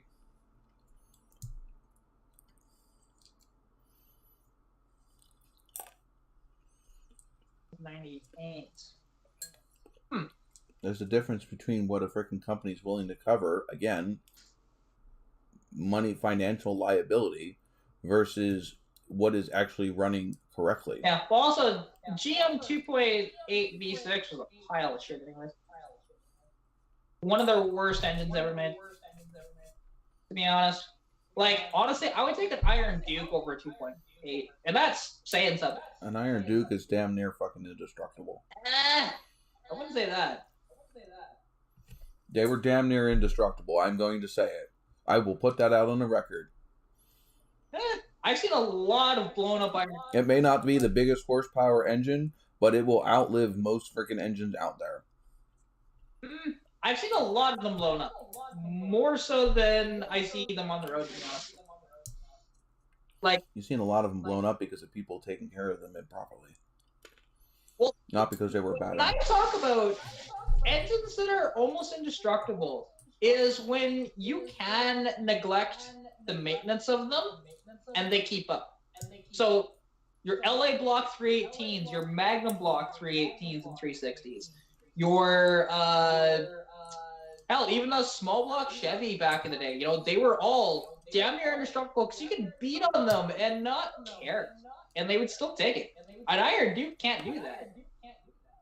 Now, if you take care of it, technically they will. And now, the Slant 6 is actually a good engine until you actually let off the throttle, because for a little bit of its cycle, because the problem is they have an issue to where when you get off the throttle, the oil pump is not actually pumping at that point. and it can destroy slant sixes. There's a reason why the guy next to me hates them because of that. That's their main issue. I couldn't blow up my freaking inline six. Okay. I literally tried to blow it up. Yeah, well, see, 250 Chevy inline six. That's a very good engine. To be honest, I ran it without oil and without water, screaming wide open, doing a burnout, and it would not blow up. Oh yeah, like they're an incredible engine, and a lot of inline sixes are. The slant six is just the one that has that oiling issue. But like even the 200 inline six, to be honest, I could do very similar. Okay, you just said has an oiling issue. I had no oil. Well, that is the biggest oiling issue. Oh, I know. I was just. I drained it. I drained all the coolant and all the oil out of it and tried to blow it up. It wouldn't lock up. Yeah, you'd be surprised actually how many engines, when you are at full tilt with no oil or anything like that in them, how long they actually last. It's amazing. Like even look at Roadkill. Even with that Prius that they had, that was hilarious to be honest, because the thing just they pretty much drained all the oil out of it and they saw how long will it last around the track. Yeah, they had to keep it matted and it still lasted like over 30 laps. Yeah, but the other thing is it's still not necessarily completely dependent on the freaking engine itself. Oh, well, the engine blew up, but they still had a little bit of electric power after that. That's why I said they're not that's not engine go boom, it dies. No, engine go boom and then it dies when the battery dies. Yeah. Oh, it was amazing. Although, actually, come to think of it, no, their battery power is already all depleted at that point. Yeah. So no, when it went boom, it just died. You know, and the Prius actually does need its gas. What is with the monkeys? Why is Brad obsessed with monkeys today? I don't know what's with the monkeys. But, you know... I'm missing the inside joke here. All I can think of is Zaboomafu. Zaboomafu wasn't a monkey. It was a lemur. Shut up. Monkey-ish. That's not a monkey. A lemur's not a monkey. It's monkey-ish. Monkey-ish.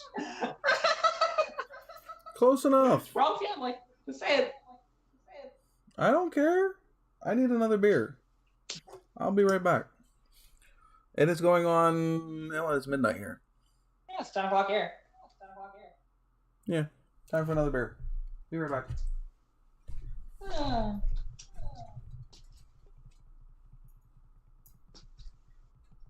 It's just...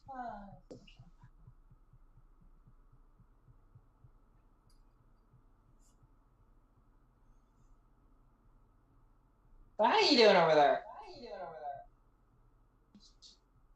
I can tell. I can hear it. Yeah, he did actually. What'd I do? Oh, Harvey asked, did you ever go make the bed? He did. Yeah, I did. Keep my baby girl waiting that long? Old friend. Shinerbach.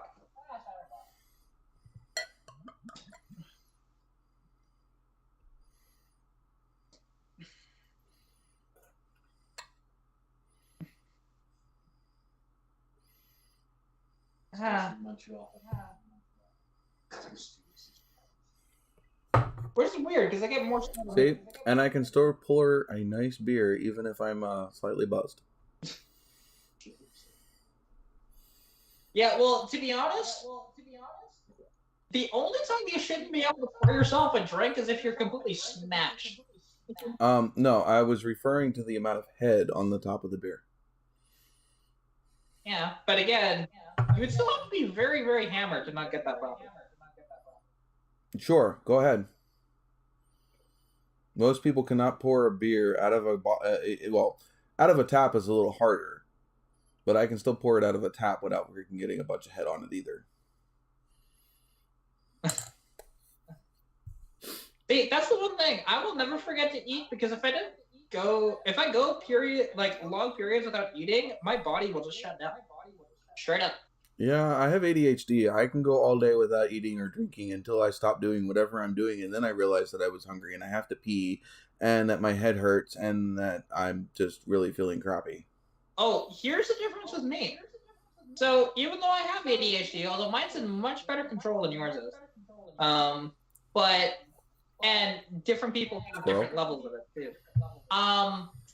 However, like with with me, if I go too long without eating, my body shuts down, and it doesn't take that long. It's really only a few hours for that to happen, and I will be. Ooh, excuse me. I'll get very nauseated, and I'll start dry heaving after a while. If it goes too long, Speaking of head, and it's just awful. And if you're brave enough, that could be a butt plug. it depends on what it's made out of. Some of it might be actually quite toxic. Not all crystal is created equal. I mean, I know my girlfriend has some crystal upstairs that, if ingested, would kill you. Well, most crystals and stuff like that you don't want to eat or put in your body. Yeah. Bumblebee Jasper, in its raw form, you have to wash your hands or wear gloves anytime you touch it. Because if you accidentally get it near your mouth or eyes after touching it, you could be dead. They say the same thing about brake clean. We just ingest that stuff. I know it's not quite that bad. Yeah, no, the stuff. Bumblebee Jasper has arsenic in it. I mean, you leave brake clean on your hand long enough, it'll start to eat through it. Yeah, but that's not arsenic. Arsenic is a pretty nasty shit. Yeah. You don't eat rocks because you never know what's in the rocks. Yeah. Oh, rocks are poisonous. Yeah. Rocks are bad, Patrick. Yeah, and Shane, yeah, I use brake clean for everything. Especially if I'm at home, because I don't have the nice, like, even though like fast orange and stuff like that he has a. Yeah, no, brake clean is just going to eventually give you cancer. Eventually. It's fine. By the time you get cancer, though, I'm sure something else would have killed you. But yeah, to be honest, Wi-Fi gives you cancer, so really, it's whatever. Oh, that does not. It does, actually. Everything gives you cancer. No, that is an old wives' tale. It's not, actually. So does 5G. 5G is going to eat your brain. Yeah, no. Well, actually, technically speaking, Wi-Fi signal, any electronic signal can actually do it too. It is very interesting of how many things that they've actually discovered that can make you have cancer. Now, is it like a super high amount? No, but you can actually get cancer from it. Unless you live in California.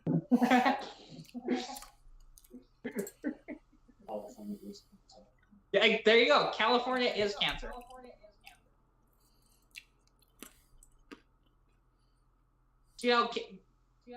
Big question is, can somebody just take, like a giant saw and just saw California out and just let them float off into the Atlantic? You give it enough time and the natural fault line will do it. Let the rest go away. Yeah, there you go. Yeah, save the Peterson Automotive Museum. Let the rest go. And well, I mean, we'd have to somehow take Laguna Seca out too. So the Peterson Automotive Museum and Laguna Seca can come out of California. Everything else can go away. What about Arnold? You know what I meant. He's Australian. No, he's not Australian. What is he? He's from Austria? Austria. Pretty sure Austria. Yeah, and I meant to say Pacific, but I was thinking of a joke that Soviet Womble said, and he said Atlantic in the joke, and that's why. Yeah, that's my side of the continent. Well, because the Soviet Womble joke was because they were dealing with Brexit, right, at the time, because he's in the UK. So speaking of the oceans, the pirate raiders have checked their flintlocks and sharpened their cutlasses, and they will disembark on the Black Hawk Island. I wonder if that's in the Pacific or if it's in the Atlantic. It could be either, because pirates, technically, if you're thinking about South America pilots, they were on both sides. I don't know, but they all have gold and rum. They're all happy. Yeah. Who were the pirates? Is it just Harvey? Oh, it's Harvey and Brad. Both of them have rum and gold. Happy pirates. Speaking of, my kid joined the T-ball league, and his T-ball team is the Pirates. Okay, I was about to say, how does that relate to gold and rum? But okay, that makes sense. No, it related to the Pirates are. I was gonna be like, what? So he's a T-baller. He arg a T-baller. Oh my god. And guess what? I'm a coach. I have never done baseball anything.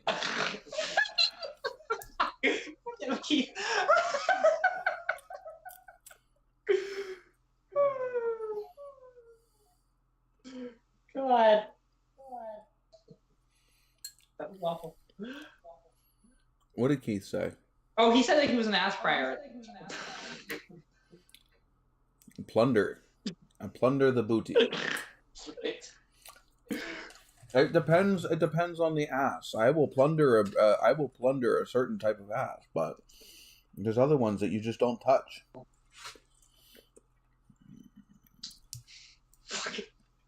I'll leave it at that. Wow. I know that time night. We have descended into madness. Alice, find Tweedledee and Tweedledum, and off with her head. Yeah. Well, and because I didn't really mean to be on here for as long as I have been, but that's how it works here. Because you're not allowed to leave. I still have a whole glass of beer to drink. Oh, I can leave whenever I damn well please. You know you trust me. Well, you could, but I will hunt you down and I will find you and I will make you come back. Mm-hmm.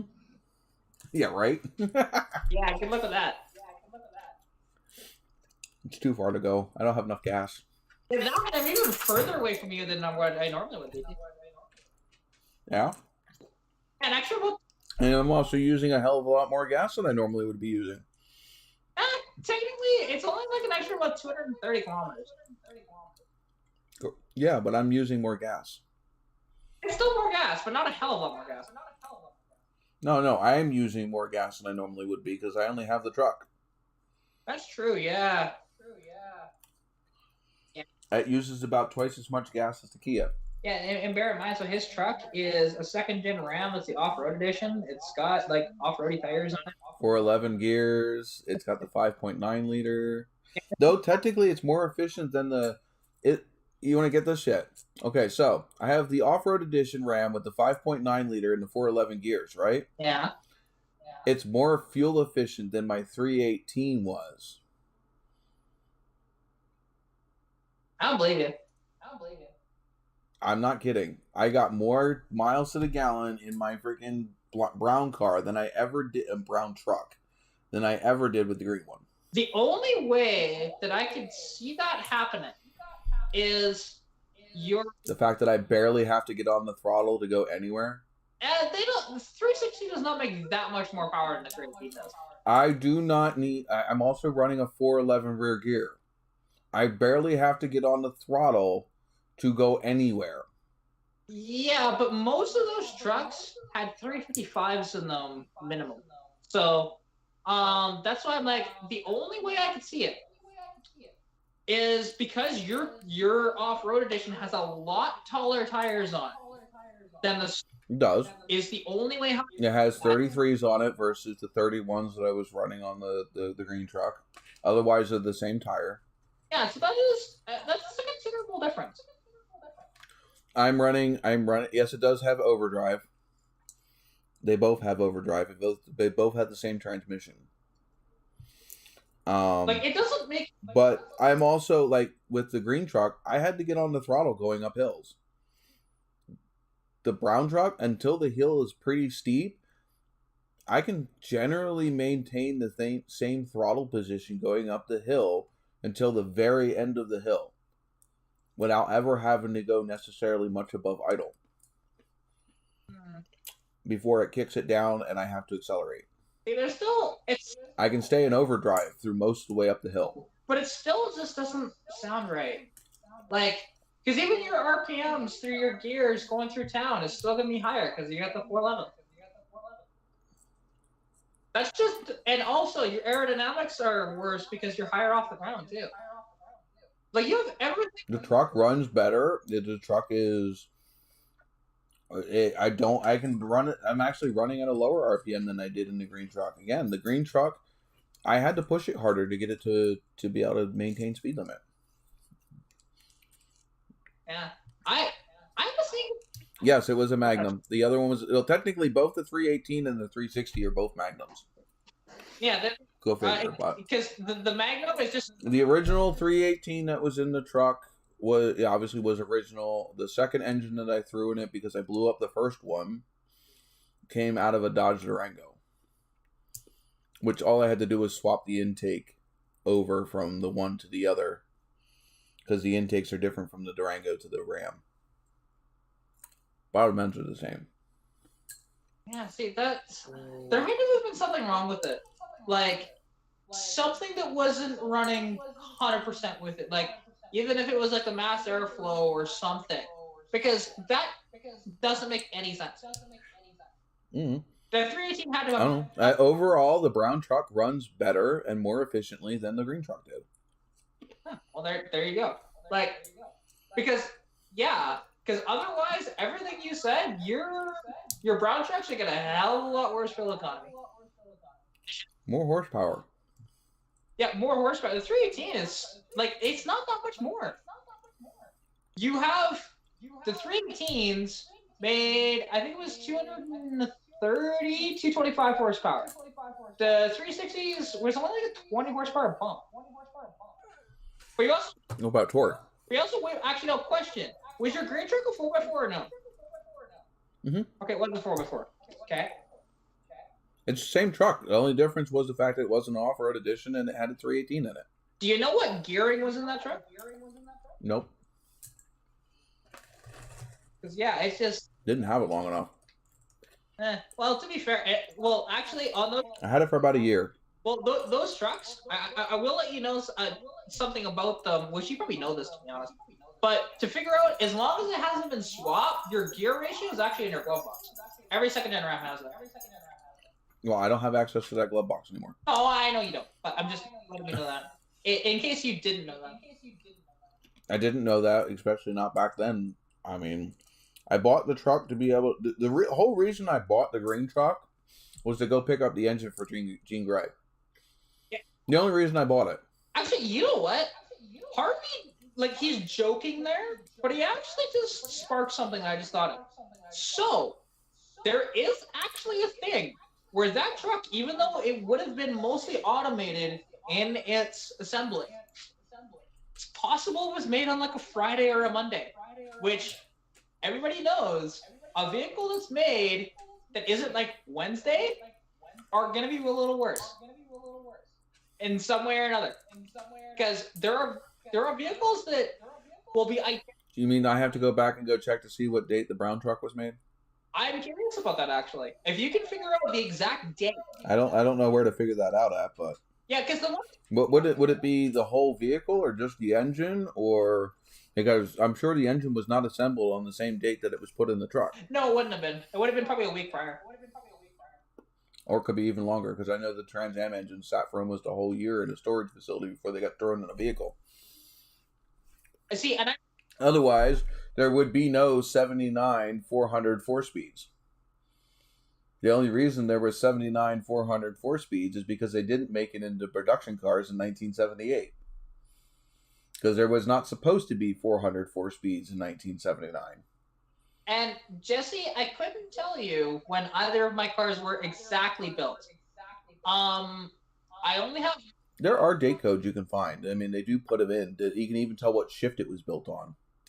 Yeah, well, the thing is, I have to pay for like a Marty report to know that for sure. I'm sure you can find date codes on shit in your car. Not exact day. You can only find month and year. Not day. I think maybe GM was just a little more specific on that stuff. GM for the longest time, actually, until they were mandated to do so, you could know shit about your car. No, they're literally the parts and everything else literally have date and shift stamps on them.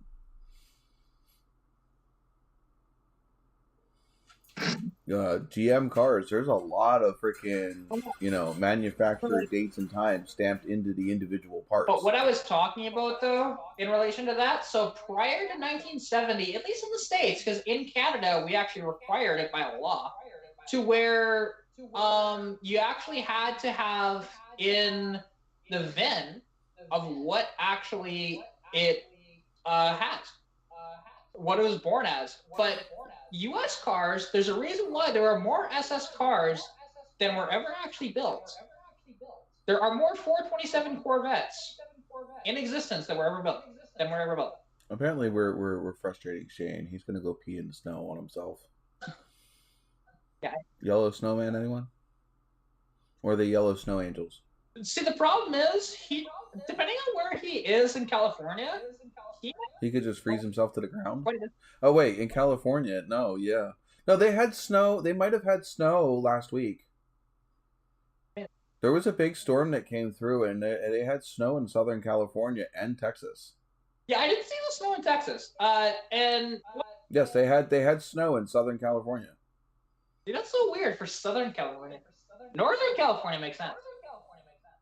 I mean, he can correct me if I'm wrong, but I'm pretty sure there are parts of Southern California last week that got a pretty heavy coating of snow. And they may have. I know Texas got it, but I can't remember if California did it or not. They may. And but that is something that is interesting because, even especially with older cars, newer cars is a little different that way, but older cars. There you go. Wait, no, you got 7 feet. Now, come on, I'm not believing that one. Not 7 feet. No, San Bernardino Mountains. Hell yeah, he would have gotten a ton of snow. He's in the mountains, dude. But not 7 foot. Depending on how high up, he could. He claims it was on the news. So there you go. Okay, guess what? You need to go buy yourself a Mind Blown shirt then. Well, actually, I'd be paying for it, but... Are you telling me that you would rather have... actually, I'm not wearing the right shirt today. I was wearing it earlier today. You would rather have the Let's Settle This Like a dirt shirt. Let's Settle This Like Adults shirt versus the new Mind Blown shirt? Yeah, because that's not something I'd wear. That's gorgeous. It's not for me. It's artwork. It's a cool design, but it's not something I'd wear. Because it's pink? No, please, my favorite color is pink. It's one of those things. It's just not something I would wear. It's just not my style. That's all. I'm offended. I am seriously offended. Cool. I don't know how many of the other designs I have up there. What other do I have up there? You don't have much. You have about 5 or 6 total. I can put anything up there in a matter of minutes that I had before, almost. Yeah. Tacos. Okay. I just got a Twitter post from Tacos. Yeah, Shane sent me a picture of the snow. Let's see. That's not 7 feet, my guy. 7 inches? I mean, is that typical guy measurement? 7 inches is more like 3 inches? The snow on the banks beside is about 4, maybe 5 feet. That's still pretty good for California. Yeah, well, so here in Edmonton, they get a ton of snow up here compared to what I get in Sundre. I am seriously disappointed. We have not gotten anything more than 2 or 3 inches all winter. I am seriously going to start throwing a what is it called when a walkout or you cannot come a strike. I am going to strike because we do not have any snow here in PA. You are not allowed to complain about not getting that much snow. You're not allowed to. I have not gotten snow down here since 2017. Actually, I lied. No, I got pictures a couple of years ago when we were in Coaldale where they was up above the Kias. You're saying only 2 and 3 inches of snow? I fucking wish. Anytime it snows, it's typically at least a foot. We have gotten nothing but fucking ice and slush and miserable. I'd rather have the snow than fucking icy slush.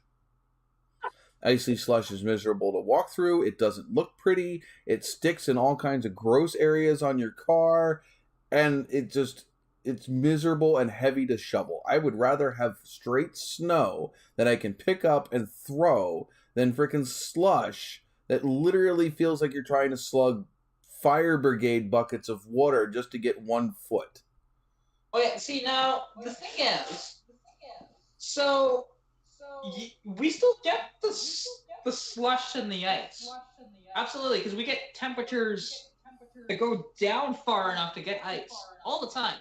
It's not uncommon to get minus 30 and minus 40 up here, to be honest. This winter hasn't been too bad for that. Not quite as bad. But that's one of those things where, and honestly, here in Alberta, maybe not in Edmonton, I will say that, but where I was in Lethbridge and in Calgary in particular, those are the two that typically do this, where we can say I've experienced plus 40 Celsius, which is like 110, 114, somewhere in there, and minus 40 Celsius, which is minus 40 Fahrenheit, in a single year. I will fully say that I've done that.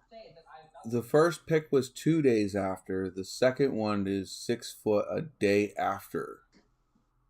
Yeah, we'll see. Oh, there we go. Okay, I got another picture there.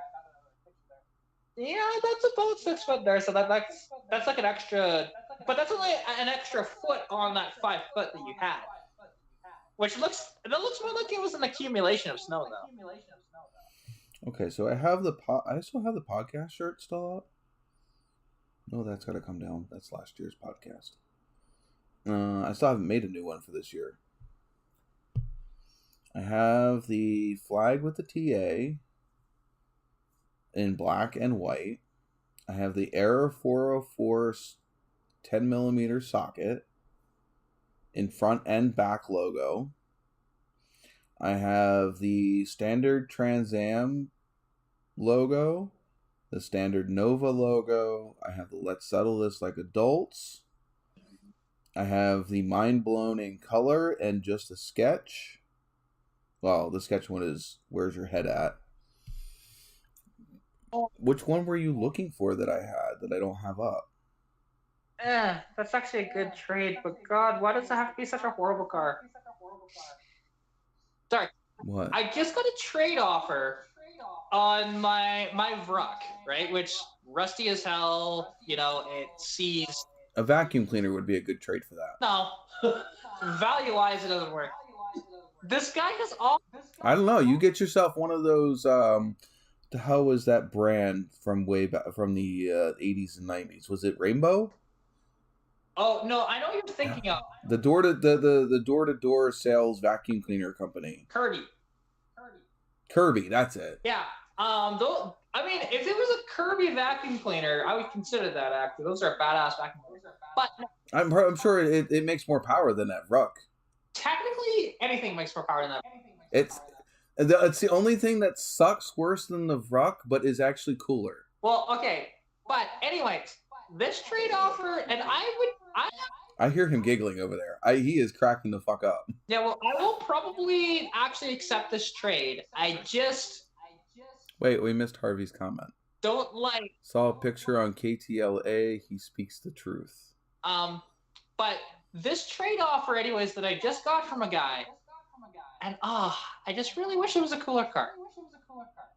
Because it's a 99 Mercury Cougar. 99, which is the last generation of them. Oh. It's the other freaking sat on smaller Taurus. Kind of, yeah. Yeah. I've only seen a couple. I laugh at those Tauruses. It literally looks like somebody sat on the ass end of those. Yeah, it's just. Did you hear the story about how NASCAR approved the Taurus body? No. So when the NASCAR guys got given the Ford Taurus from Ford and said this is next year's stock car, they modified the shit out of the Ford Taurus that Ford gave them before they presented it to NASCAR to make the body molds for the race car.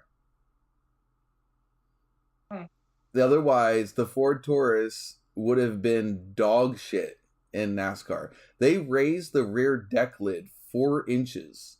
Well, yeah, of course. They but the thing is at Ford at that time would have made it with the freaking sunken rear deck lid.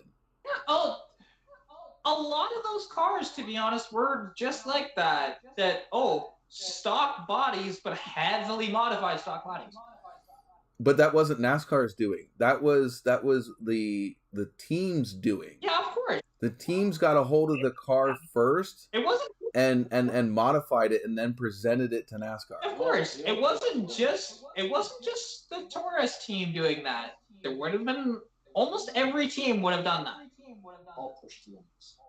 Yeah, they all would have modified those bodies 100% prior to showing it to NASCAR and prior to Ford. Okay, here is your body, and we're just gonna make this a little higher, make this a little better aerodynamics and stuff like that. They did it with all, to be honest, but that's not surprising.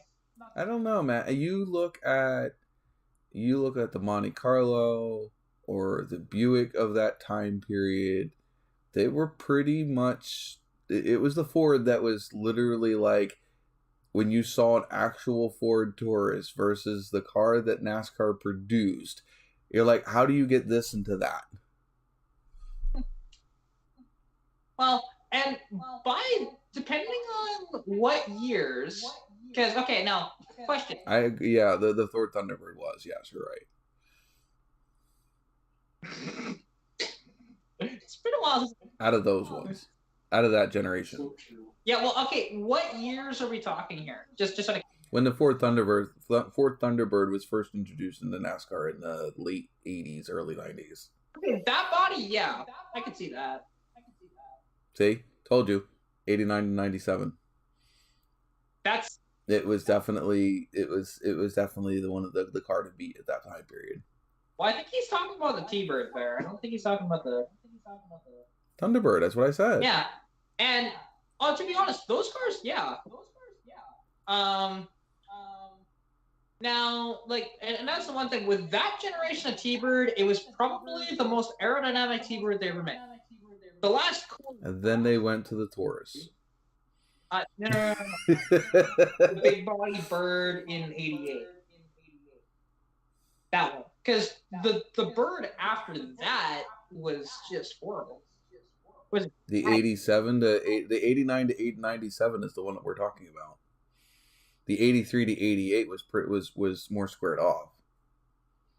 Yeah, see, I always thought that bigger body started in the second body is the one that Bill Elliott ran the 212 mile an hour freaking lap time at Talladega. Oh yeah, I know that bird. I am not saying anything bad about that bird. I love those cars. Honestly, they're the last of the cool Thunderbirds. Because yeah, the retro birds were bad. That's the Thunderbird that when they killed off the T-Bird, then they brought it back as that convertible that's supposed to look like the first gen, but it was powered by a 4-liter Jag engine, and it was just bad. By the way, Chris is back, kind of, maybe. I see that.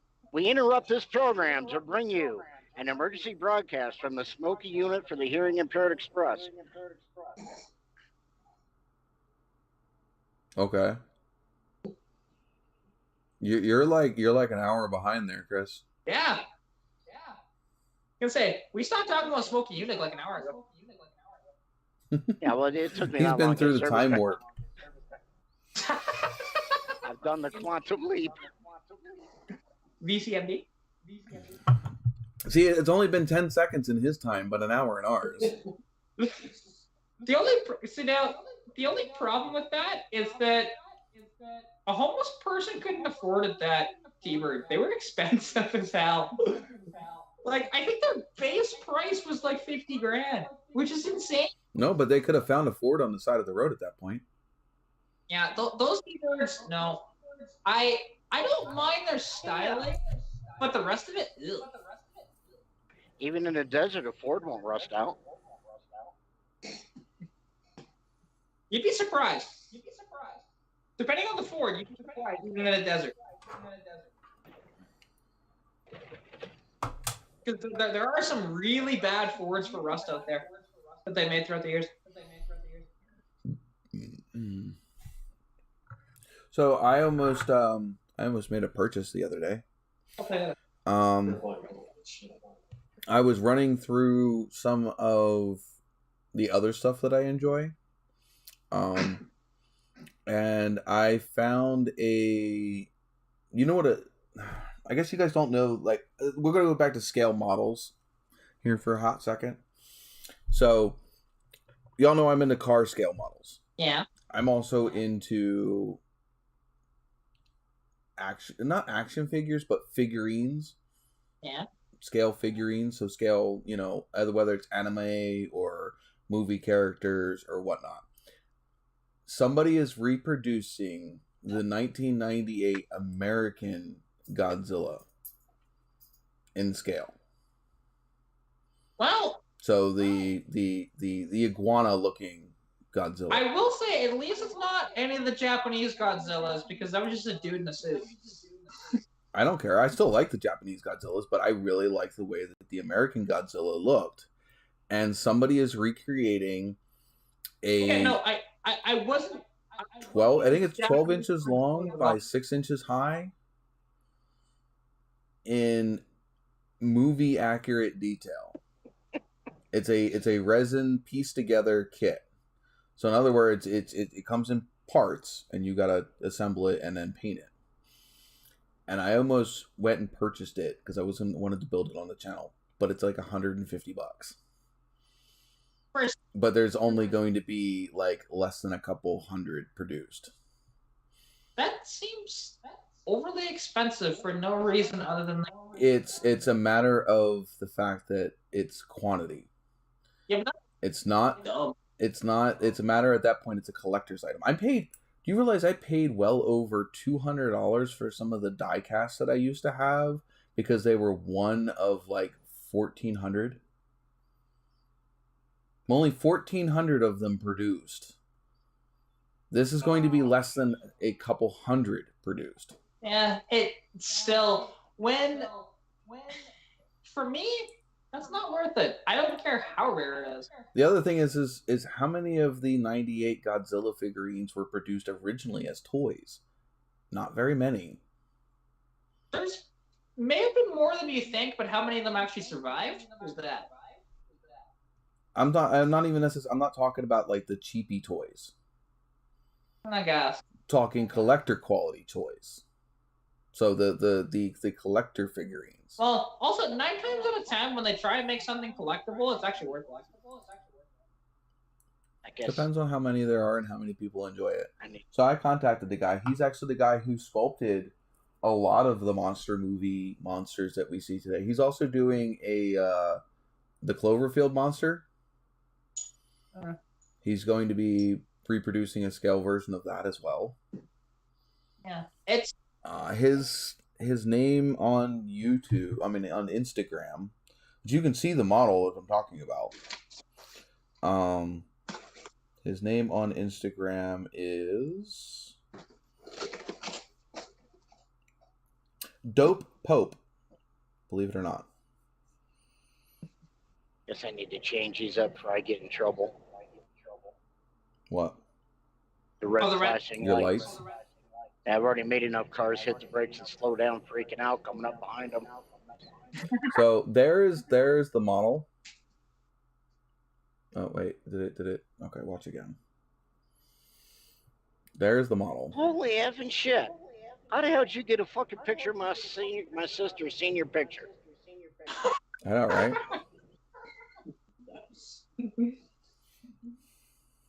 It is the 25th anniversary edition of the 1998 Put that Godzilla. back up and hold it there for a little bit. It is 12 inches long from nose to tail and 6 inches high.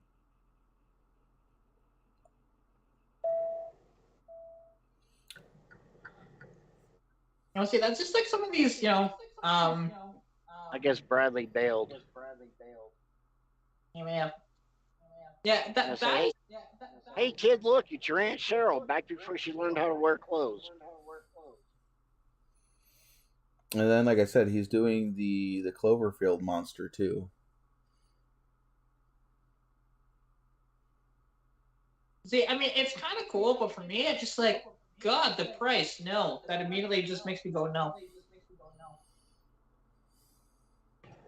Well, the other thing is, it's you got to understand the prices of a lot of these kits in this market. They're not mass produced, so when they're not mass produced, costs are high. So you're paying for the artist's time, plus you're paying for the fact that it's not mass produced, so there's not big molds that they can pump out hundreds of them at a time. They're all 3D printed.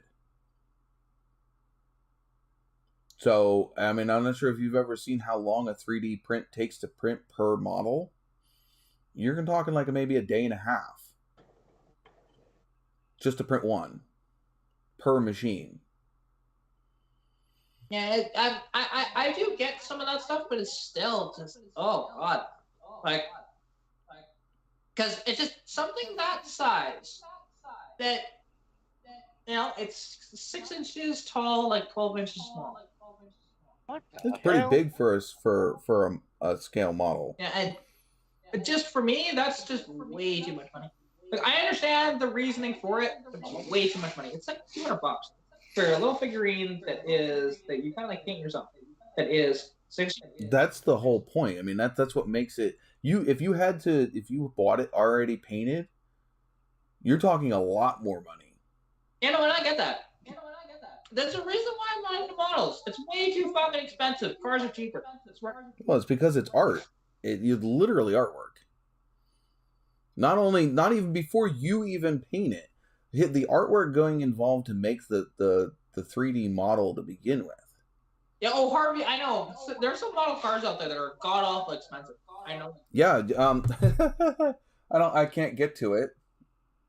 Let's see if I can figure out if I can reach it.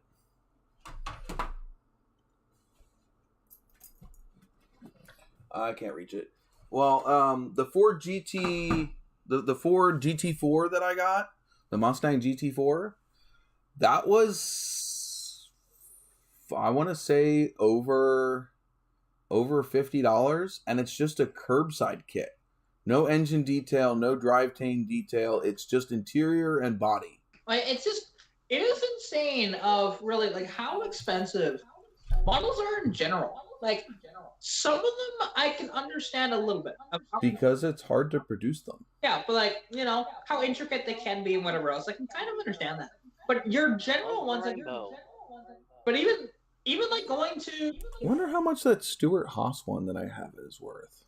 but even like going to a store, like actually up here, like Canadian Tire, you can get these. They're not good models whatsoever, but they're still like $30 for these horrible models that they have up front. Like, there's some of them that are okay, but there are other ones just like. Give me a second. Have you ever actually modeled, like, did you look at the car before you modeled that? And just ridiculous. And, like, you have to actually spend money to get good ones. Like, the one thing is, because Roy has said that, you know, he actually has a notchback early model that he said that he could build a car and build my car, which would be so cool. But I don't know what the hell he charged for that. Maybe I can convince him, hey, it'd just be a really cool YouTube project for you, you know? Sure. Good collab. Yeah. Probably not going to have it. But there have been a couple of people that have approached me to ask if they would if they could build my car. The only problem is nobody's been able to find a notchback model to do it. That's the problem. They're just so rare. Everybody does the hatchbacks, not the notch. There we go. Get dizzy off those. Jeez. See, now, I do wonder the whole legality of those lights, technically, going off like that. If what?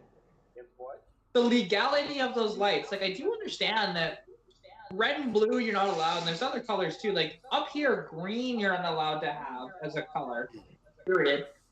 like that, because that's volunteer firefighter up here. I'd probably get totally roasted if a cop sees him. Oh, I didn't know that. And apparently Purple's funeral. Depending where you're at, I mean, their colors range anywhere, and even some states down here, your tow trucks, rollbacks, and wreckers are actually considered emergency vehicles that run a light configuration, but they also run lights and sirens at the same time, same as a police, ambulance, or fire engine. Yeah, you're not allowed sirens here, but just allowed us to run blue. Yeah, I know that. Like up here, they finally allowed tow trucks and emergency vehicles in general to actually run blue lights, which definitely slows people down. Yeah, with the amber, you're not allowed red and blue, but you're allowed blue and amber with an emergency vehicle. Like tow trucks. I don't see why they wouldn't want people to know where those vehicles are, but that's my opinion. Anyway, so this is one of the last models that I have from the stuff that I used to collect. So this one is one of 2,000. There's only 2,000 of these made. I don't know how much it's worth today. I gotta slide it out. All metal? It's all metal. It is the Dale Earnhardt, Tony Stewart, and Andy Wallace 24 Hours at Daytona car from 2004. Corvette? No. It is the prototype car. All right, prototype. Actually, I know he run one Corvette there. Yeah, that was with his father. Well, his dad was already dead, but he did a road course race in Southern California using a Corvette, and he ended up having a wreck, and it caught fire while he was still in the car. So this is the stuff that I used to collect. Yeah, the fun stuff. Yeah, like Expensive because of the actual working detail on them. Yeah. I didn't collect any of the ones that didn't have the working detail. You see, like, and stuff like that, it's understandable why something like that, because of, you know, the detail itself, of why they can have the value that they have. And, like, and I understand, like, a lot of models, that's why they have the value, but to me, it just, like, I just can't justify it. Well, let's see. I bought this car probably for around $100. Yeah, it's probably worth a hell of a lot more than that now. Shit. Oh, that's right. Watch your eyes. You are not being nice. It is now worth. Let me see if I can look it up. If you have your phone with like Google Lens, you can just look it up that way. I have a computer. I don't need to use my phone. No, but I'm just saying. You know, with your phone, that you have on the Google search bar thing on your sort of menu. If you Yeah, I know. I can look it up for the picture. Yeah. But I have the part numbers and everything on it right here on the box. You can do it that way too. I'm just saying, it's quick. You just use Google Lens and then it will find the closest thing they can find to that. It's very sweet, actually. Sometimes, depending on how rare it is, it can't find shit on it. I've found that before.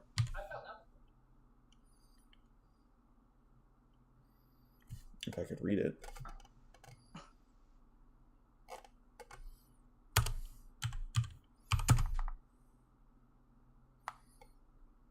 I need a little light bar like this that'll flash back and forth like the hood lighting kit from Knight Rider.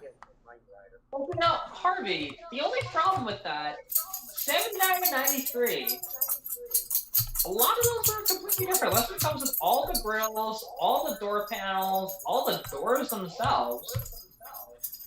That way. It can't. Yeah, like 90 to 93, that makes sense. They're the same.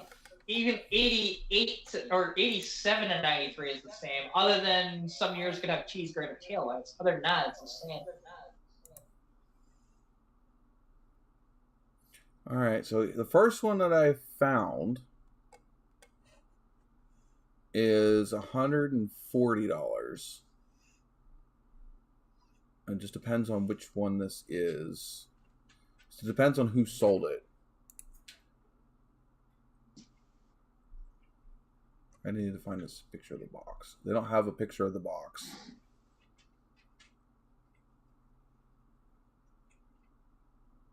Because depending on who sells it, depends on how much it's worth. Yeah, but also like Harvey, that's an Aero Mustang though. You will almost never find the 4Eyes, and if you do, you'll never find the early ones. You will find hatchback, pace car.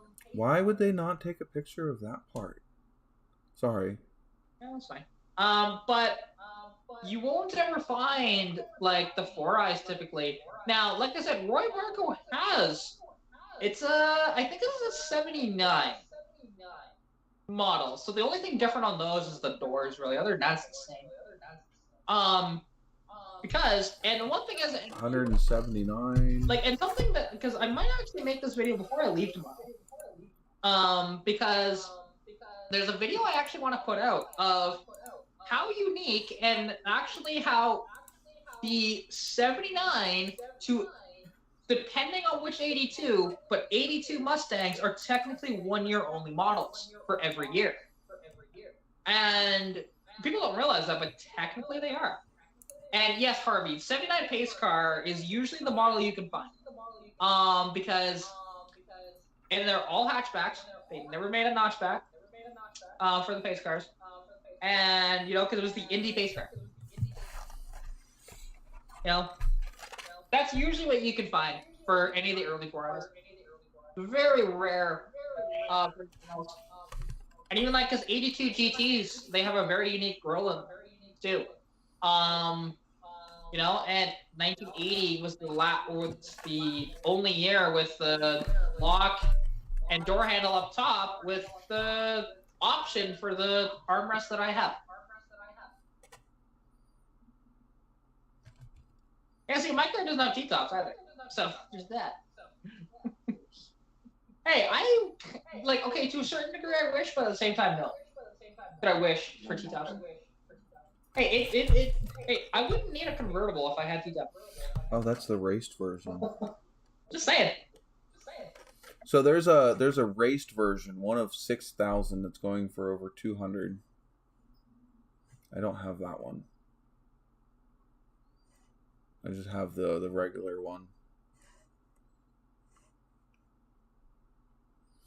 But they're averaging from 100 to 140 currently on eBay. Yeah, so if you count for inflation, you potentially lost money on that something. Yeah. I kind of wonder what some of the ones that I had before. Yeah, well, and also, that might not be old enough yet to have the value. You know, even though... Might not be. Like, wait for Tony Stewart to completely retire. That's true, but still. There's one of these things, though, that... and because, as well, that was designed to be collectible as well, right? What? That was designed to be collectible, technically. That's why they made it in a limited number. Yeah. Just a matter of that there's enough people out there to still want it. Yeah, but like I said, usually stuff that's made to be collectible doesn't typically gain value. Some of them do, but depending on what it is. Kind of go like hotcakes for you if you put it up because of the names that are associated with it. Yeah, but it's one of these things. Like, it just depends on stuff. But most of the things that are designed to be collectible typically don't have the value. That's all. Or at least not. Sorry, they have the value, but they don't go up in value. Typically. Again, it depends on what it is. You know, there are some stuff that go up in value that are made to be collectible, but it's kind of rare for that. But yeah. Wow, yeah, I would say. Geez, I could have gone by and bought some of these now. So my 24 Jeff Gordon Wizard of Oz as raced elite version car, I spent $100 on ish. I'm finding them on here for $34, $35, but yet at one point it was well over $600. Yeah. I have a sneaky suspicion when it was $600 is just after he retired. Yeah, it was around the time he retired. Yeah. It's no different than There's not enough people around that care anymore to freaking want his stuff. Well, it's even like something that's funny. So, when I might go pick up one of these though because of the fact that I don't have it anymore. well, like when Carol Shelby died, everything associated with Shelby shot up in price. Everything did, including the Dodges from the 80s, which, other than the Dakota, most of them were kind of a piece of crap. And people realized this. They didn't initially realize it, but then once they bought up the market, that went for sale and just shot up in price really quick. It took about 2 months, and then they all dropped dramatically in price after that. It was so funny. It was this.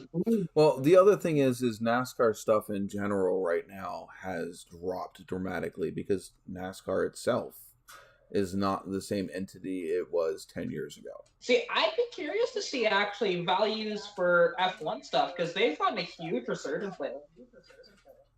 You know, if that stuff has actually gone up in value or not, or has it just stayed the same? Yeah. At this point, if I bought this car now, it would be strictly for my own enjoyment. Though I did originally buy them for the fact that I thought that they would have been a good investment in the future because I have seen the prices of some of the older scale stuff would have went for about the time that I bought that one. There was some stuff that was produced in the late 80s, early 90s, in the early 2000s was going for close to $1,000. Oh, yeah. The one thing is, like, if you can find proper vintage stuff, that's the stuff that's going to get the value.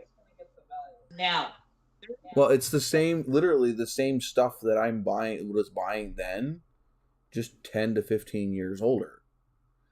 You know, it's the same general company, process, whatever. It was just older cars, but it was Richard Petty, Dale Earnhardt, Rusty Wallace, you know, Bill Elliott, stuff that they're selling today. You know, it's just that today's generation isn't into NASCAR like the 60s through the early 2000s because NASCAR completely screwed itself. I'm getting seasick there. Today's generation just isn't into NASCAR and NASCAR collectibles like before they went to the Car of Tomorrow, before they went to before they tried to appease the trending crowd. Yeah. They lost their fan base, and today's modern fan base is not the same as the old one. Oh yeah. Well, I'm curious if NASCAR tried to do what F1 did, and which actually worked really well for F1. With the whole I think it's on Amazon Prime. There was Drive of Tomorrow or something like that they call it, and they've had a few seasons of it now, to where they kind of follow along with the teams and whatever else, and you kind of try and get that market back. If they actually tried that, would it work? I wonder that. I don't know. I honestly, I know kind of where they went wrong, but I wouldn't know how they would fix it. I mean, I was as diehard of a NASCAR fan as it came to be. You know, but when they went to the chase for the cup and they started trying to emulate football and do all this weird shit, I just lost my interest. I mean, I wanted a sport to where, yeah, the best car, the best team won. I didn't want you to sit here and play catch up so that way everybody had a chance at the end of the season. You had a chance in the beginning of the season. If shit didn't play your way, you shouldn't have a chance to come back and say, whoop, I'm here now, and win the championship when you weren't there the whole year. Gordon lost the first chase for the cup. If you would have went by the old rules the year before, Gordon would have won that championship. Instead, Jimmy Johnson won it, and he had a shit season all year up until the end of the year. Gordon had a couple bad races right at the end, but he still would have had a major ass lead over second place in the old point system. And I really don't like the stage racing. I don't like the mandatory caution and freaking regroup. No. The whole point of NASCAR wasn't about close racing. It was about the endurance of how long the cars could last. That's why they were 500 miles and 400 miles. It wasn't a matter of keeping the racing close. It was how long could a car last before it broke? How well could you maintain your car and keep your car in one piece before it broke? Yeah, the only time you should have... That's the driver and machine. Yeah. The only time you should have stage racing is in rally courses, and that's because you've ran out of road and you need to go to another one. That's the only time you should have stage racing. It's annoying. I don't like today's racing. I don't like forcing all the drivers to be super freaking close. I don't give a shit if they're all close. Yeah. The point was, as you know, cars. You could have a car that was 2-3 laps out ahead. It could break, and second or third place was there hanging on and could win it. But to sit here and group them all up and somebody back in 15th ends up winning because the guys up front got all bunched together and somebody made a stupid mistake. Well, that's not the right team winning. That's just somebody getting lucky. Well, and actually, the mandatory yellow, and the guy back there in the back didn't decide to pit with everybody else and ended up winning because he assumed the lead because he didn't go in the pits. Yeah. Whereas that guy in the old school racing, he would have fallen back again as soon as the freaking green flag flew. If it was a caution that was towards the end, an actual caution, just because he wasn't supposed to be up there to begin with because his car couldn't hang. Yeah. Oh, well, and that's the one thing with NASCAR, and now, if they undid all that, I still don't think they could actually gain back audiences or even try and grow. No. Because no, they lost them. They fucked up. Well, and something, and the NASCAR is going to die, and I said this many times before, within the 10 to 15 years, NASCAR is going to be dead. Yeah. Well, and also something else too, because one of the things that I don't like about NASCAR, to be honest, is, and I understand, it'd be kind of hard to do proper stock car racing today. I understand that, to be honest. It makes perfect sense the reason why. You look at the cars they try to run, it just doesn't really work. I understand that. But then don't have those ones in it. And now that they have, they're all essentially the same car. They just have different stickers on them, right? And it's just sad, of that way. I don't want that. They've taken away what made it's there's nothing. We were talking earlier about car. Vehicles having spirits and having a personality. They have taken the personality out of NASCAR. Oh yeah, well they have stripped it of all of its character and left anything. The only thing that they have left is whatever made money. And then at that point, people are going to walk away because the heart is gone. The greed has taken all of the heart out of NASCAR and has left nothing but a husk of what it originally was. And all the best blue collar, hardcore, dirt under the freaking worker sponsors. Yeah. Man, and even the drivers. The drivers have no personality anymore because if you aren't a good TV or camera personality, they don't want you. They don't care if whether or not you're an actual good driver. They only care about whether or not you look good on camera when you win. Yeah, they don't even work on the car. Well, and at least I will say, because the one thing about F1, because they tried to make all the cars the same for a little bit, and they realized, oh, this is not working. This is bad. So then they let teams do their kind of own thing, obviously within certain rules.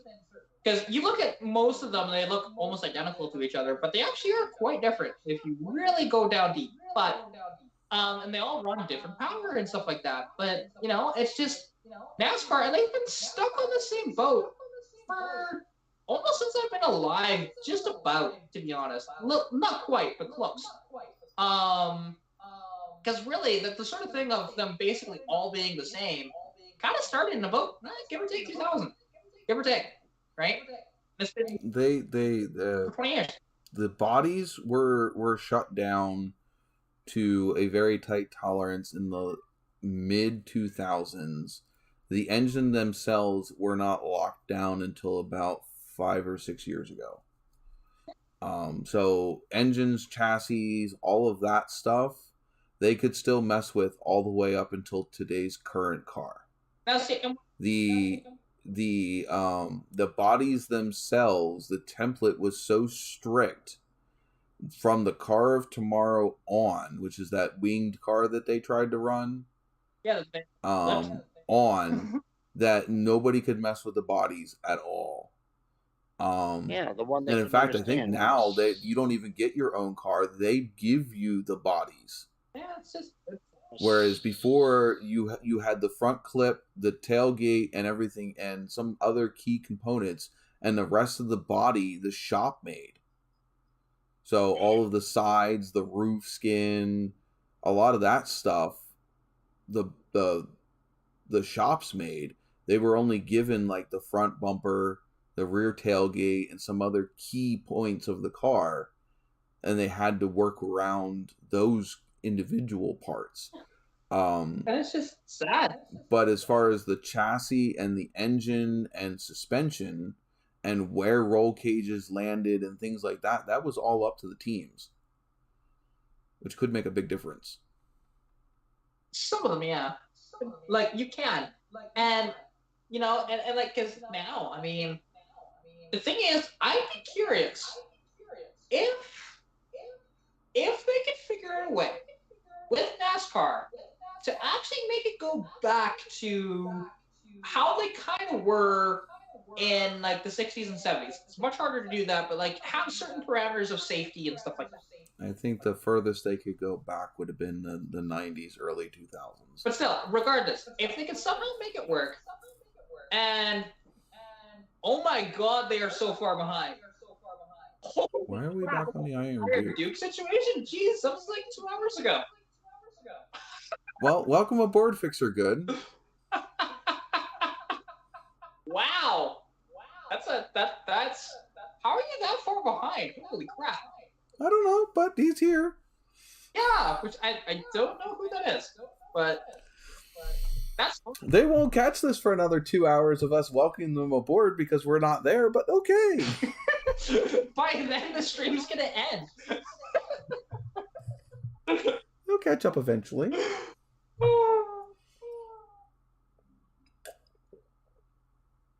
They're in a different time zone.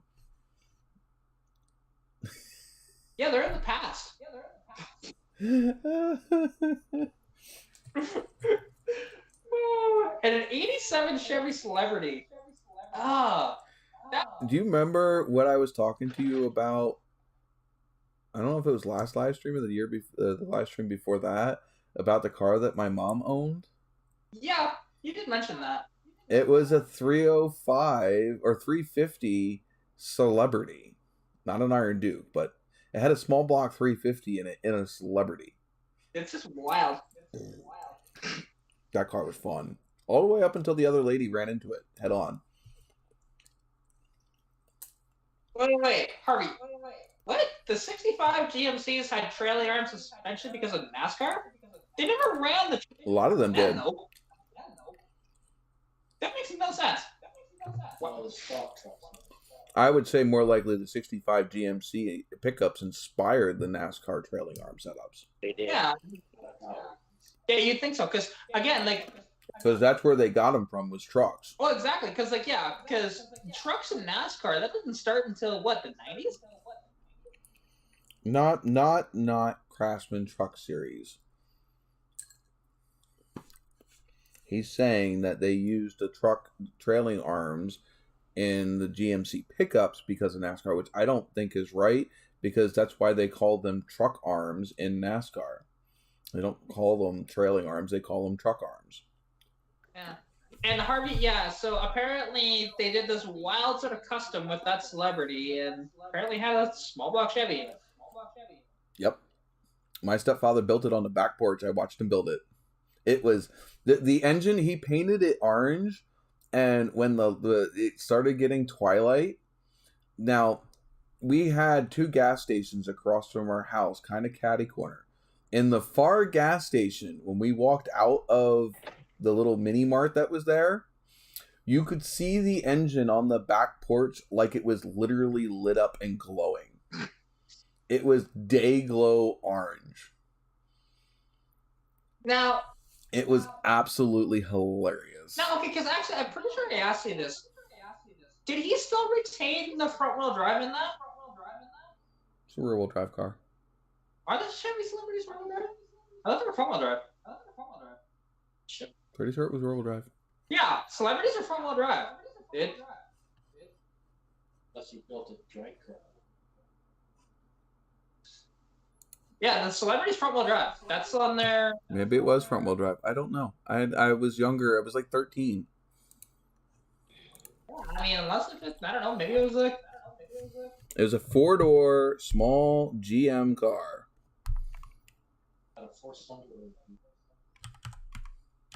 Yeah, I'm just trying to think. One car that looked good in the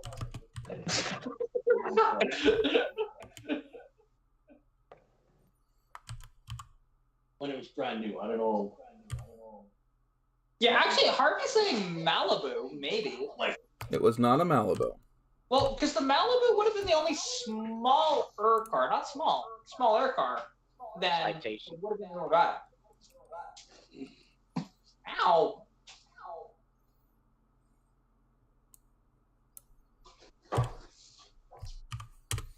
That was rude. No, I don't actually.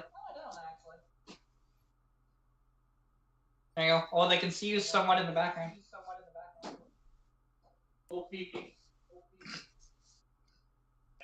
I don't know. I will see if I can get the scoop from it from my mom. Okay, it's time. We'll be all right as long as he doesn't come out with one bare leg dance and a jig.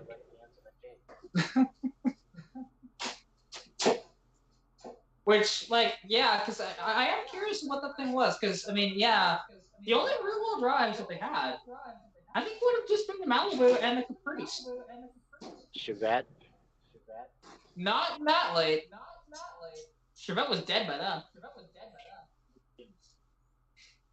You know, it's funny, because Roy owned two. Yeah, and I think it was the Eurosport, too. Yeah, like, I'm just trying to think, yeah. It looks familiar. Because, like, and the Chevette, because I think the Chevette died by, like, 87. 86 or 87 was the final year for the Chevette.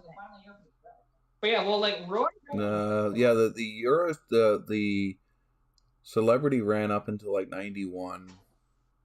Yeah, there you go. Harvey said, yeah, Chevette died in 87. That's what I figured. It was 87. And... Let me see if she's up. Let's see if I send her a message.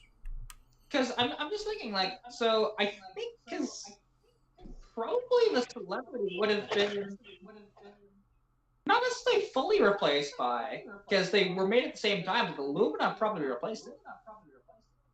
My guess.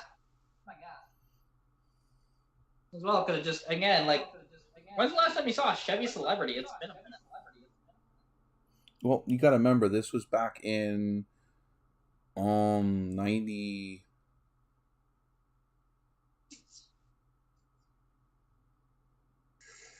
I want to say like 97, 98, maybe 99. That wasn't a terrible. Let's see, I was, you know, a few years old by then, but still. Just, yeah, like, because it's interesting. Because, like, just thinking about the cars back then, like, how many of them were front-wheel drive? There were a lot of them that were, you know?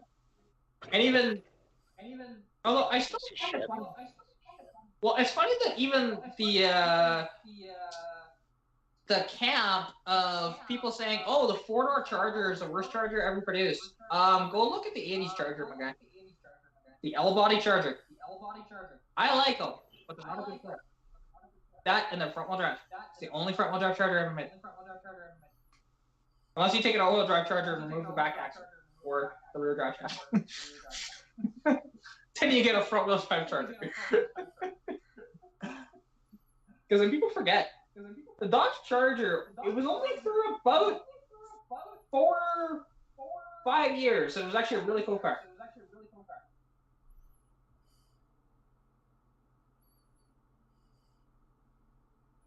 You know, and actually the Dodge Charger probably had the most confusing run of its entire life. All right. I might not get this answer till later, but I will update the chat when I get it. Sounds good. I asked her, I said, the funny thing is I'm asking her about the car that she almost lost her life in. Oh.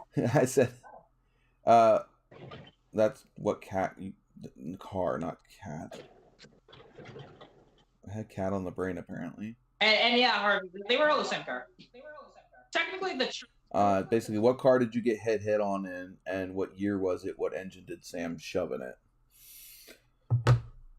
Pretty sure I know it was a V8. I'm pretty positive it was a V8. Whether it was a 305 or 350, it was a small block 3 V8. Yeah, in before it was a celebrity with a freaking GTP motor put in it. Because honestly, that would actually be kind of a cool swap, actually.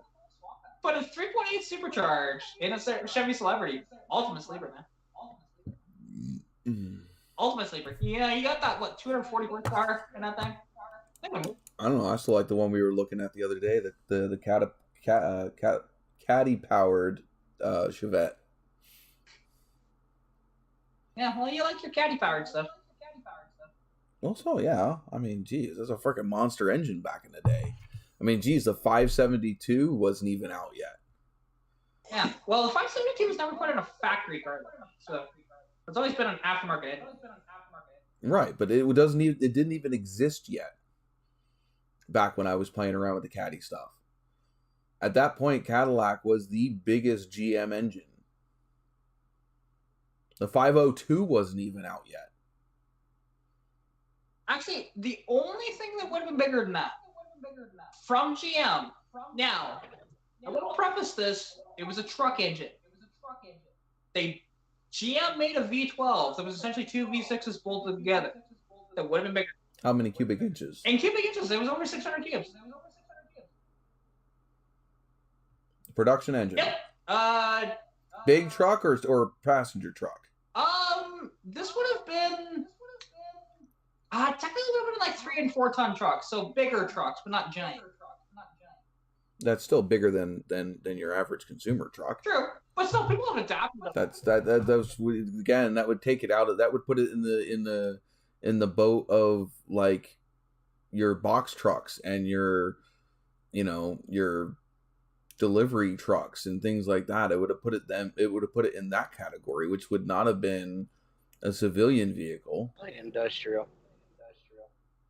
So that would still not be in the same class. The 500 cubic inch Cadillac engine was the biggest engine put into a average consumer vehicle. Yeah. I guess. Or even available to an average consumer. Because, yes, the 502 and the 572 were both offered to an average consumer. Maybe not in a production vehicle, but they were still offered to an average consumer. Like, I was only saying that, though, as to say that GM technically made a factory engine that was bigger than 500 cubes. That's all I was saying. Technically. Yes, it wasn't in a car, but technically speaking, they made a big one. That's all I'm saying. Well, technically, they made a lot bigger engines whenever it came to putting them in bigger vehicles. Well, GM itself, no. I don't think so. Because GM themselves, other than them designing an engine themselves, putting it in it, I don't think so. Because a lot of their... Based on two V6 305s, that would made it at 610 cubic inches. Yeah. Oh, yeah, they're cool. Yes, the 8.1... Was it 8.3 liter? Well, the Caddy engine was an 8.3 liter. 500 cubic inches 8.2 is 8.1. Caddies were labeled as an 8.2, I do believe, down here in the States. Well, that was just a lie from the company then, because they're not. In fact, I'm pretty sure they're technically 8 liter. but it's kind of like you look at a Mercedes 6.3, it's technically a 6.2, but they just upped it because they could on the back. Pretty sure that they're either 8 or 8.1, because I know the Vipers that had the 500 cubic inch engine were only 8 liters, so that's the confusing part of that. Unless it was like 499 or something like that. Possibly. That's one thing. I hate the liter system because it's not accurate.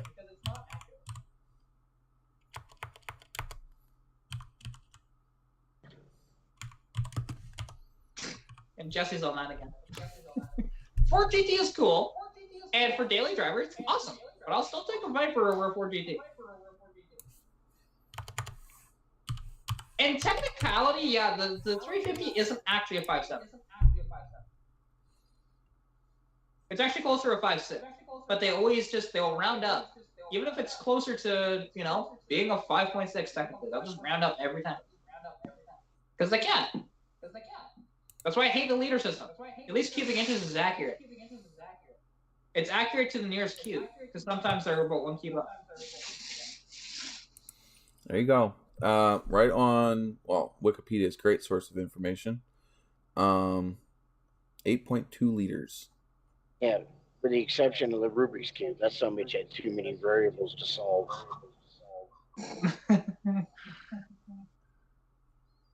I always thought that the 500 was 8.1. Maybe it's 8.2. Maybe you're right on that. There you go. I mean, I did my whole science project on that was my graduation project, was the 8.2 liter Cadillac. Well, and Jesse, technically speaking, so with cubic inches in relation to liters, it depends on what CC they are, to be honest, of whether they're should be one or the other. You just have to look. What is a 351 Windsor in CC? Because once you figure that out, then you know what it should be technically, whether it's 5.7 or 5.8. 5.8. Yeah, well, but what the CC is closest to, though, technically. Because sometimes they'll do it where they'll say something is a 5.7 or 5.8, but actually they're like, 5,600, like 5.7, for example. I think it's like 5,630 cc technically. So it should be a 5.6. But I know. 1970 Cadillac fitted the crankshaft with a 4.3 inch stroke, increasing the total displacement of the engine to 500.02 cubic inches, 8.2 liters. At its introduction, it was rated at 400 horsepower and 550 foot-pounds of torque. Well, curious, what was the CC of that CAD 500? That was just it. Well, no, the CCs. Cubic centimeters. Yeah. That's how you figure out liters. They don't have it as CCs.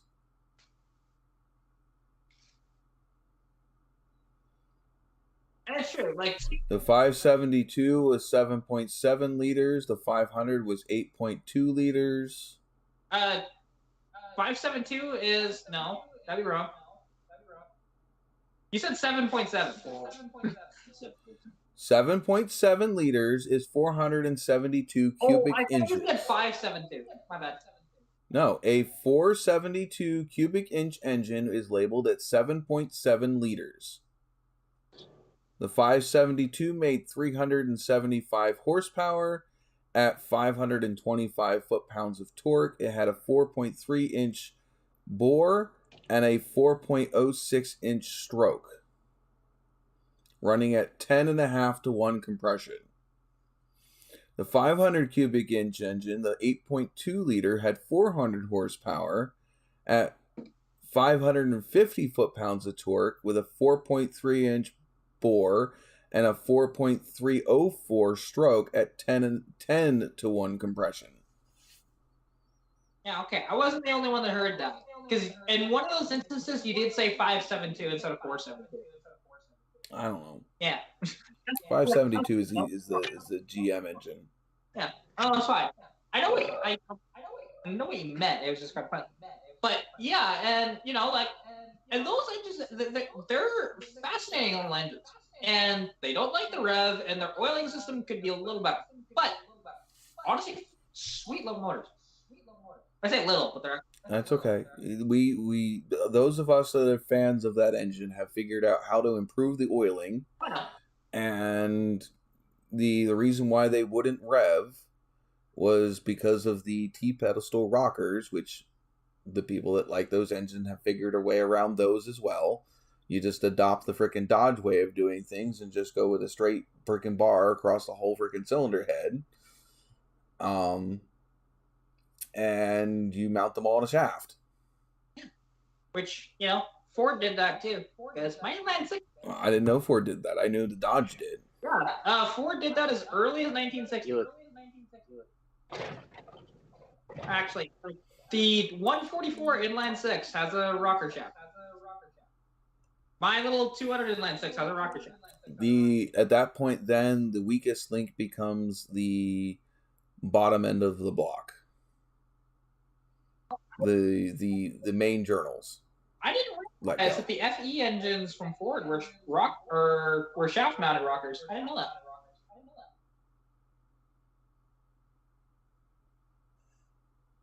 Now, just out of curiosity, Harvey, how ancient 6 Chevy are we talking about here?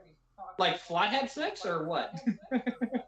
Probably not that, because they would have been not. I don't know. I know that the Cadillac engines were all T-pedestal mounted, and the rockers were held on by some really flimsy metal clips on the outsides, and the rockers would literally just walk themselves right off the T-pedestal at higher RPMs.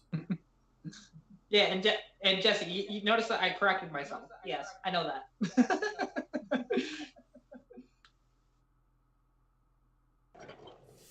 Yeah, I assume he's probably thinking about like 50s in line 6 Chevys. Makes sense. Yeah, okay, that's what he meant. Yeah, because they started in 54, I think. The Chevy. I think it was 54. May have been 55, but I think it was 54. Because I know 53. Yeah, when did someone flathead? So yeah, 54. Yeah, and it would have been on the Eldorado that my engine came out of. Pretty sure mine came out of a convertible too.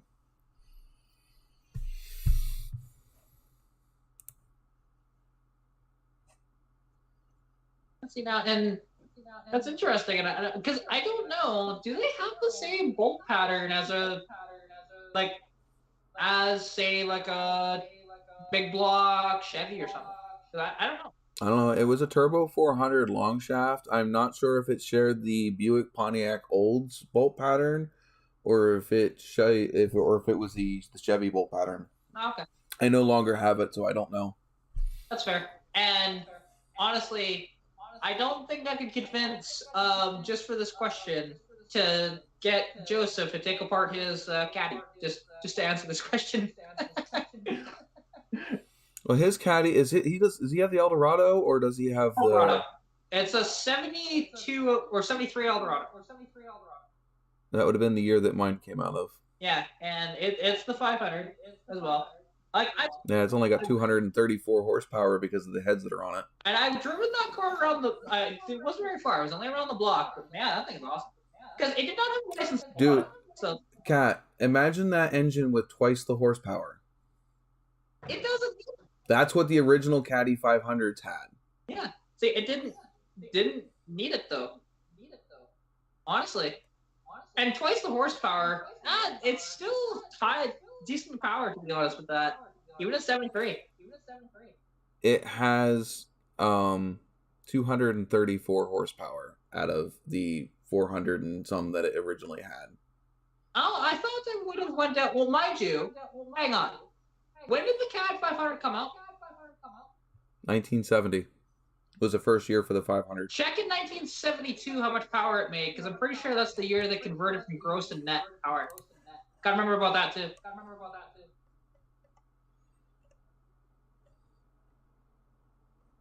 Because gross power is a hell of a lot more. That's without a water pump and stuff like that on it. Okay. Gross horsepower ended in 1971. In 1971, the 500 cubic inch was making 365 horsepower and 335 foot-pounds of torque. It was at 8.5 to 1 compression. It went from 10 to 1 compression down to 8.5. Okay. Understandable. The 1973 made 235 horsepower at 385 foot-pounds of torque. And that is net. That's interesting how it actually gained torque but lost a ton of horsepower.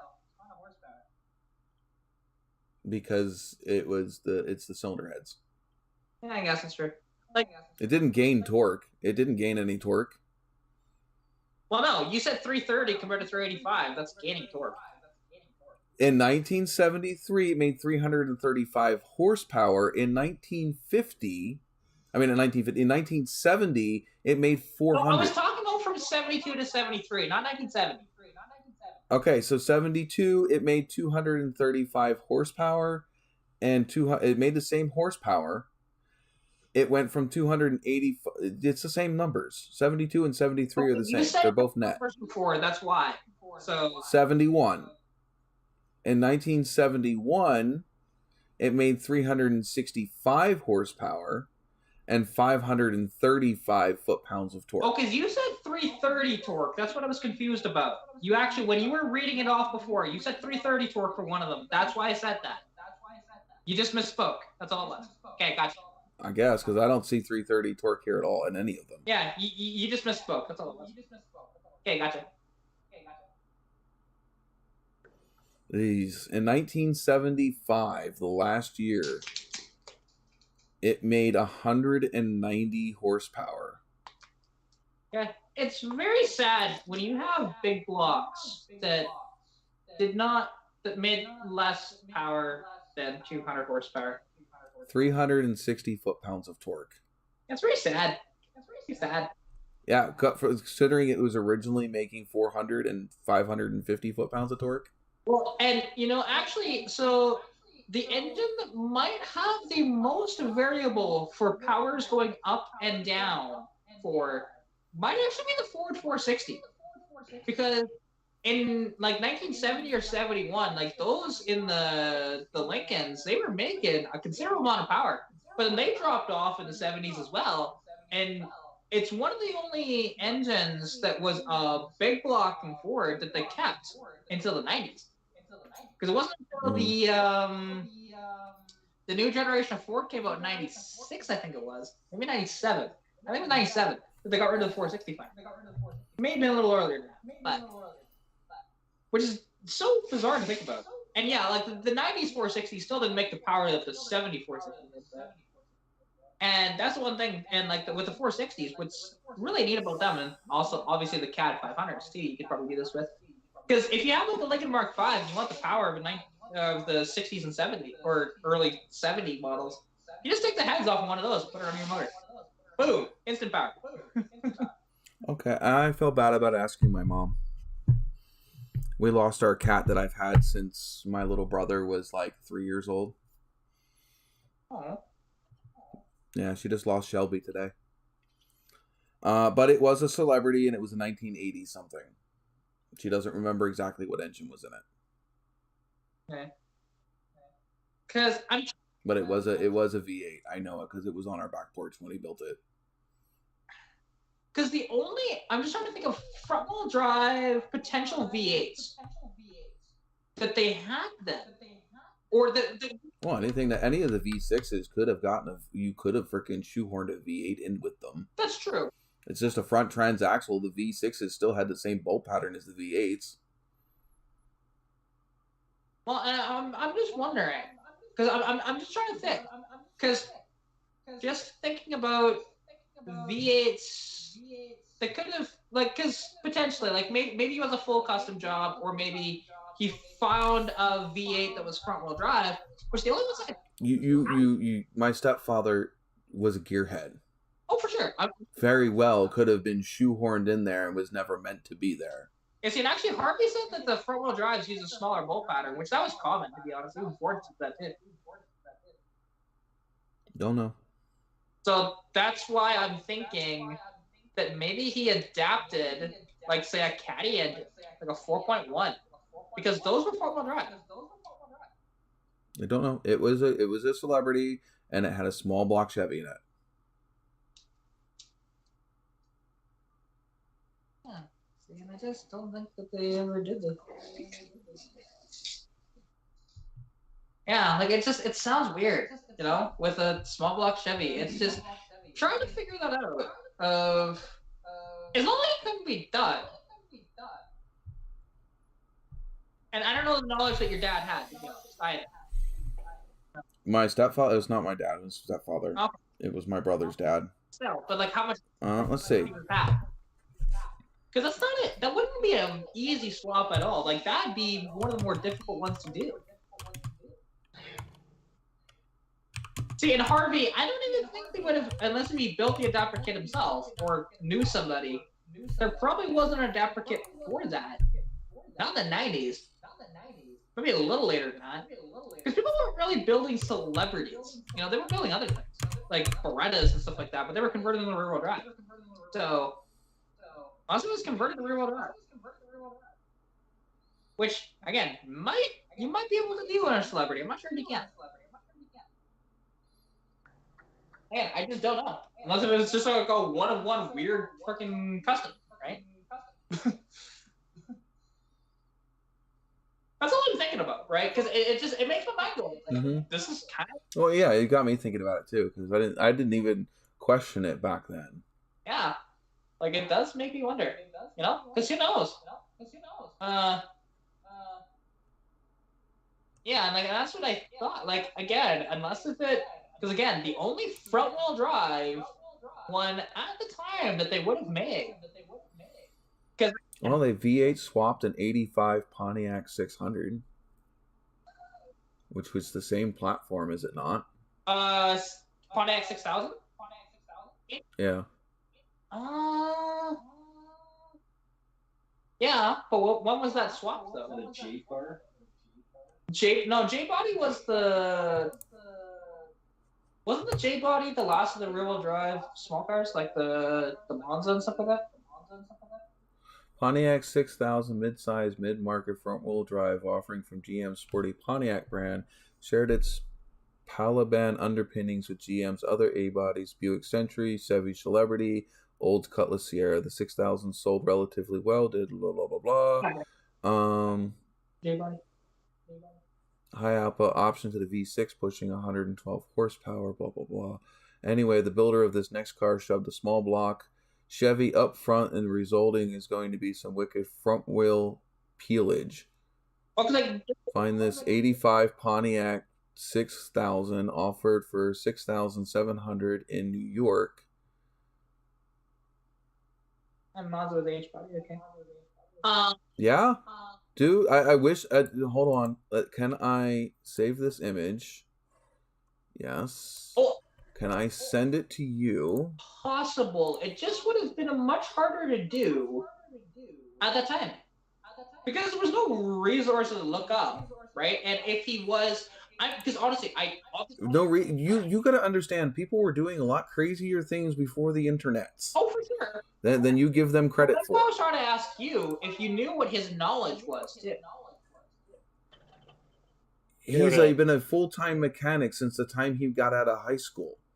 He was between 30 and 38 at the time he did this.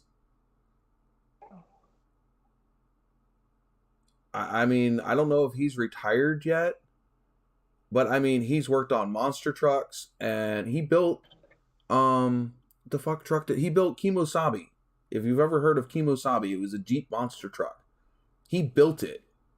Yeah, I have not heard of that. Okay, there you go. So he may have actually had the knowledge to do that. Okay. That's the one thing is, because whenever I hear this stuff, I always want to know what was their knowledge, right? Because there are a lot of people that are bullshit artists, right? That's why I asked that. Well, I mean, I could be a bullshit artist, but I remember this engine sitting on the back porch right before he shoved it in. Because, although, fun fact, GM actually did make a couple of front-wheel drive V8 cars that were LS based. This was before LS. This is old school small block Chevy. What's a GIF you sent me?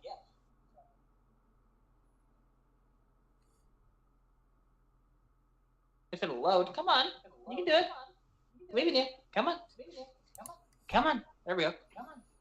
That is a small block Chevy shoved into a front wheel drive car. It is. It's a TBI engine. It almost looks factory in there too. That's wild. I like that. There's somebody selling a first gen Cavalier and the LS stuffed into it. It's red. It's pretty good. Now that is not the car that my dad did. My stepfather did. But that shows that it could definitely have been done. Yeah, oh, for sure. Looking at that, it looks like a straight TBI engine too. That's wild. But yeah, my mom had somewhere between a 305 and a 350. I want to say it was a 350 stuffed in her Celebrity. The thing fucking ran like a rape ape all the way up until that freaking lady hit her head on.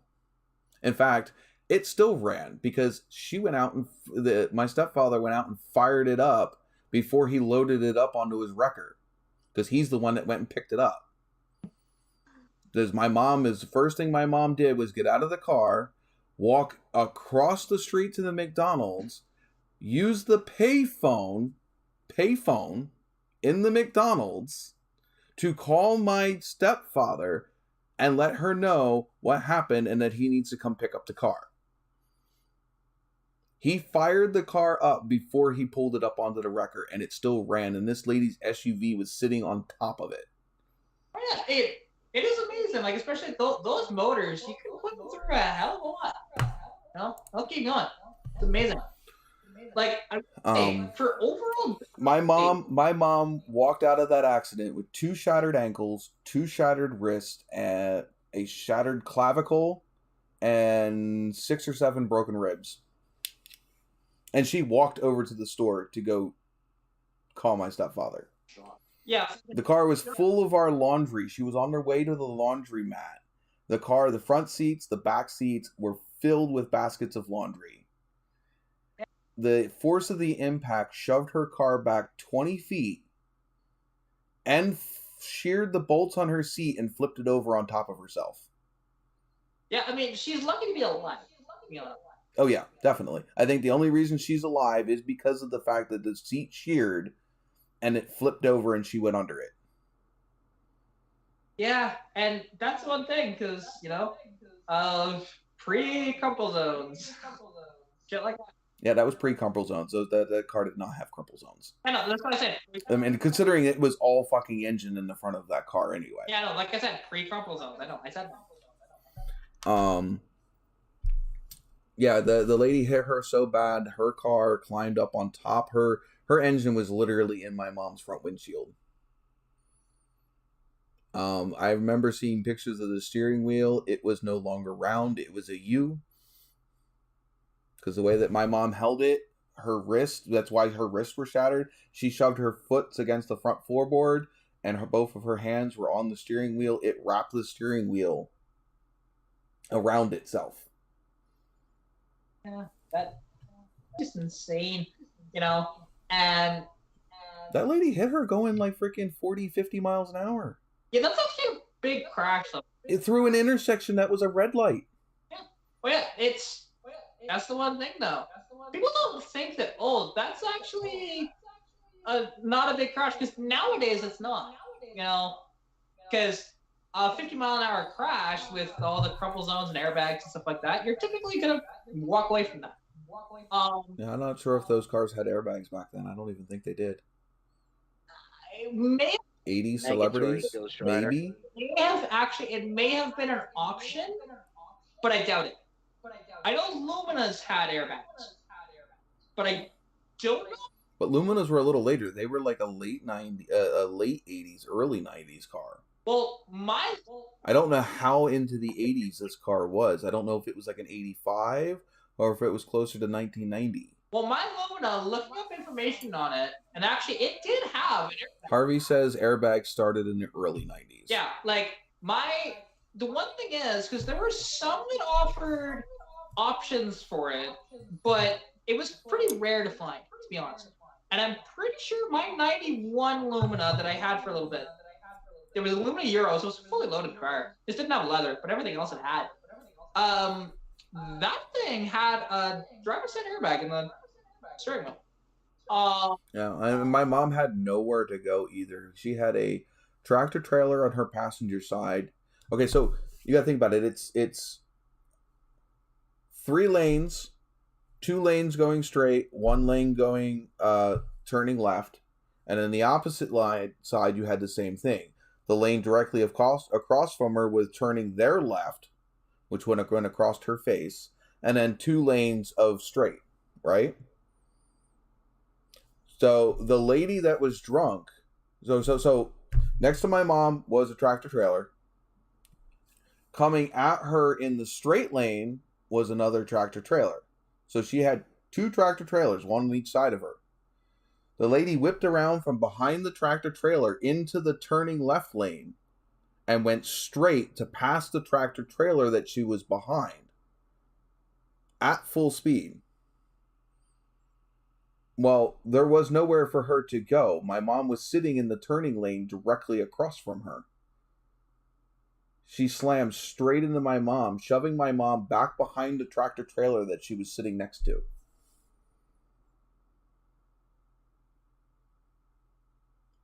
She's literally 20 feet of skid marks of my mom's car's tires going backwards. Yep. Imagine having your car shoved 20 feet backwards. Yeah, that's not something that That's a lot of impact. I want to have happen. That's just no. And actually, that's interesting that Harvey says that like. Yeah. Airbags in 1974. Wow. Well, the Cadillac was working on them in 74. Yeah, well, that's what I read the whole thing. I took the part out that I wanted to be wow about. It doesn't mean that they were out yet in 74. I didn't say they were. I just said 1974. And the fact that 1974 airbags was a concept. Yeah, you know what? It doesn't shock me. Oh God, no! Like that, it would just be. Think about airbags now, where they're a little more pillowy. It's probably just like oh, airbag. Actually, scratch that. It's a brick that comes out. Right? It's a boxer's boxing glove. Yeah, there you go. And it physically like comes out and punches you in the face. Harvey got shoved 8 feet forward. My bag. Okay, Harvey, you got shoved 8 feet forward. I bet you that didn't feel good. Can you imagine enough force to shove you twice that distance? Well, and a car. Hello, Enzo Dunn. They were out in the 74 Impala. No, airbags were available in 74. No. Yeah, like as options, I've heard about them in the 80s. Of just options, it was very, very rare. Some European cars even could potentially have airbags in the 80s as well. But no. Oh, are we talking about a lowrider 74 Impala? Like a 74 Impala is not a nice enough car for that. Like Caddy, say 76, 78, something like that. They were under the dash. I get hit by a Honda Prelude in my Vega. Are you saying that there was airbags under the dash in the Cadillac or in the Impala? Suspension airbags, maybe, yeah. Yeah, suspension airbags make sense. We're talking about airbags when you crash the car and it comes flying out at you to protect. Keyword, protect. Yeah, I was going to say, I've had 2 airbags go off in my face. I don't know how protected I feel. More like freaking cannonball going off. Just a big, fluffy cannonball. Yeah. I've never had airbags go off in my face. Welcome back. Welcome back. Personal jinx, you owe me a beer. Supposed to say you owe me a Pepsi, not a beer. Jeez. What? I've never heard it said that you owe me a beer. It was always the Pepsi, and it might just be because of... Or Coke. I don't want a Pepsi or Coke. I wanted a beer. Okay, interesting. Harvey said, in the caddy, dash aimed at your knees first. Well, back in those cars, the knees were what was got fucking creamed. That's true, because he didn't, honestly, and he didn't have a lot of space either between that. That's so interesting. A lot of sharp objects underneath the dash back in those days. That's true. Like I said, I've driven a 73 Eldorado. The dude we went to save is on the other side of the property. A mountain and a 4 feet of snow. I don't even know how he got back. Oh, I didn't realize he went to go save somebody. Oh, yeah, Enzo says in 73, 74, Chevy installed driver's side airbags in the steering wheels in their fleet vehicles only. I am curious now. Yeah, you gotta look it up, because I don't have a way. I am hitting the Googles. Hit the Googles. Because I've never, I could see them, maybe European cars, and, really out there, holy crap, expensive, right? Say, Mercedes grocers and stuff like that were just opulent luxury to hell. Way more luxury than even Rolls Royces had and stuff like that. I could see that, but in just regular Chevy. Air cushion restraint system.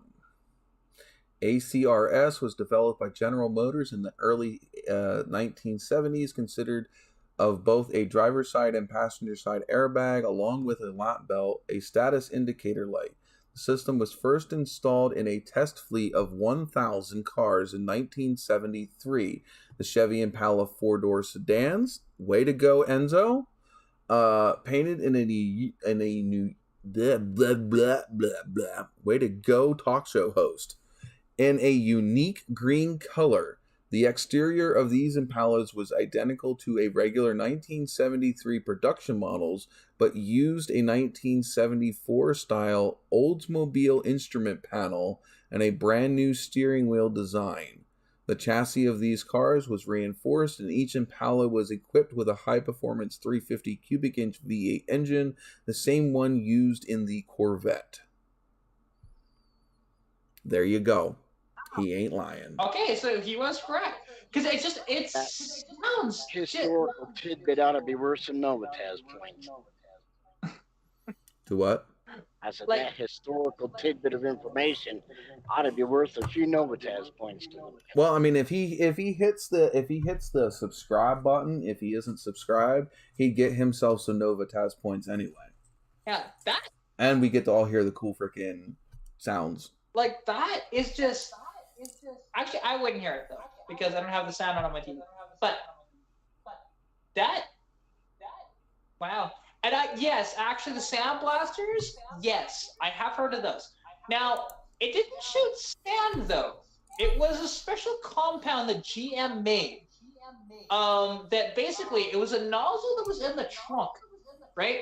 And for both rear tires, it would shoot this liquid out of it that was supposed to give you better traction in the wintertime. They produced that in the 60s, I believe. Yeah. Silica, blah, blah. Silica is still basically sand. True. I always thought it was more of a liquid, but maybe it was. 1 year option of Camaro. 1 year Camaro option of spray. Yeah, I was gonna say I was pretty sure it was in the Camaros and possibly Firebirds as well. And it was only 1960. I don't remember. Yeah. Well, I don't know the 60s 60s Firebirds that well. Yeah, I know the 60s Camaro or Firebirds far more than the later Firebirds. But 68. Yeah, like I said, and it was either 67 or 68. So, and that is such a really cool system, and I kind of wish that they kind of continued on with it. But maybe it just didn't. Has anybody viewing right now have not hit the like button yet? I know I haven't. Because obvious reasons. I can't do that anymore. Actually, You can do that on a PS5. Yes, you can. Yeah, actually, You just got to hit the up button. I might be able to. Hang on. Oh, yes, I can. No. Okay. I told you, it's not going to be too much different than the... There we go. There, I did it. Thank you. That's 8. Yeah, it's one of these things where I haven't played around with this thing at all. This is new. Add-on sand spreader from places like this, Whitney. Oh, okay. I didn't know that. I mean, it makes sense. Honestly. We're at 9 likes. We jumped 2. Hey, and don't worry, I can still hear you. I'm not like. I think that's better than last week. In fact, you can probably still see me back here. Well, kind of. I can see your shadow. Ooh, shadow. I don't know. We saw somebody else back there in that back room earlier in the live stream. Yeah, that was Keith. He's the only one that was here. He was on camera. It's so funny that he says, "Oh, he's camera shy." It's like BS. He's been perfectly on camera when I've been doing stuff out here. VCMD says he didn't want to, but I talked him into it. Can I talk you into hitting the subscribe button if you haven't done so? He may have already subscribed. Because he would have subscribed. So you see on your thing down there, it shows him with a heart with VCMD. I'm pretty sure that means that he... I don't see the heart. On... Okay. Yeah, he did it a while ago. Isn't he? I think he's the one that tried to do it when it didn't yeah. It didn't play any sound. Yeah, that was like 2-3 weeks ago. Yeah. I fixed the sound. I'm about ready to just test it myself and let them play. I want to see if it still plays sound. See, I wonder if it would count, but I don't think it would. I do. Oh, as soon as I refresh it, it'll go back to whatever it was before. Well, see, I do technically have another YouTube account. I just never use it. I initially made that account strictly for a self. After I sent it and I said that I hit above 2,900. It dropped back down to freaking $28.99. I was so upset. Oh, I was at. I got it up to $29.01 and it dropped back down to $28.99. Oh, I was at $26.50 and then it's dropped back down to like 25, 48 or something. And it's like, really, come on. I don't lose that many normally. Only normally like 1 or 2 every once in a while. Yeah. That is sometimes. I have been drinking beer for the last freaking 5 hours. I have the munchies. Yeah, well, I have pizza, so I can. I have pistachios. I have if it's not pistachios, it's beer nuts or peanuts. That's the reason why they put peanuts out on the bar. I'm gonna have to either end the live stream or go get another beer.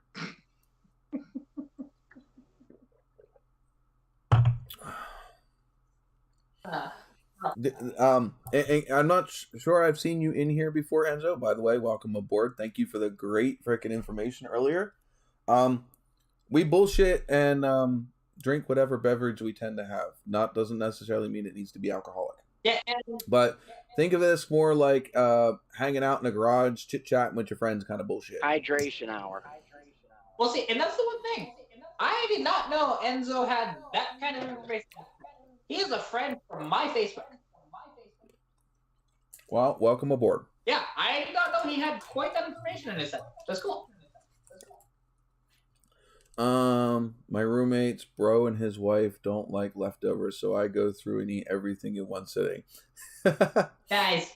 I had leftovers tonight. I had leftover spaghetti sauce with fresh spaghetti. See, I have leftovers because I still have my pizza, but that's because I did that on purpose. Oh, I have leftover Chinese food in the fridge. Yeah, but I'm kind of upset though. I got General Tosos with vegetable fried rice, and then I got vegetable fried rice for my kid, and she got what orange chicken was it? Chicken and broccoli with pork fried rice. Wow, Shane. Let's not talk The about stream. Chinese This stream chicken. is leftovers. I am leftover from the 80s and 90s. Don't like it too bad. Oh, actually, something I want to talk about. So, because I Go ahead. live stream on my channel, I think it was yesterday, technically. And doing this live stream, I talked about carburetors and whatnot, and this guy, and it's just like, dude, you don't know what you're talking about. Stop talking. Because, okay. So me? No, this other guy that was in comments. So. Oh, other guy, not me. Yeah, no. On my 86 Mustang, my convertible, I have a 302 that to the wheels only dynos 130 horsepower. Right? I have the dyno sheet for Typical 80s. So, yeah, it's the heads. But, anyways, he claims on my 130 horsepower that a 600 double pumper carb will be better. No. The 302. Yeah, the 302. Like, no. Maybe like a 327. Like, I have, so technically, because this is what came on the engine, and it works, to be honest, and it's new, and that's why I haven't got rid of it. It has a 600 non-double pumper on that engine. It's too much carburation, and I already know that. When I do heads on an engine, it'll be enough carburation for it, and I know that. Yeah, because you probably got smog heads on that engine, which are probably like 8.5, 8.880 to 1. 7? You guys are down to 7s on those? 7.5, my guy. Oh. Yeah. My God, you might as well just be trying to freaking, blow through a 5-inch straw and try to freaking knock something over on the other end. Oh, yeah. These... Sean, is it me or does it feel like she just stabbed us in the ass with a huge pitchfork? I always thought like 8.5 was freaking low compression. 7.5? Oh my God. So that's why what I talked about. That's a hot dog down a hallway. That's why I was talking about. Shit. So that's a high performance head for a Briggs and Stratton lawnmower engine. Or a snowblower, considering where she lives. Yeah, so if you look up these heads, because they are the worst heads that Ford ever produced. It is the Ford E6 heads. They call it the turbo spool. And basically, if I wanted to throw an aftermarket cam in there, I can't. It'll physically piston meet valve. Interference. So if I do that, literally any... But the thing is those cylinders have to be so fucking huge and floppy. It's very... How is it even go? I mean, what is it? Is a domed? Well, no, because a domed piston would increase combustion. It's flat top. Compression. It's flat tops. Flat. How far getting close to the valves to that engine? What does it do? Because does the inside of the valve cylinder head kind of look like this? You know that the valves are over here.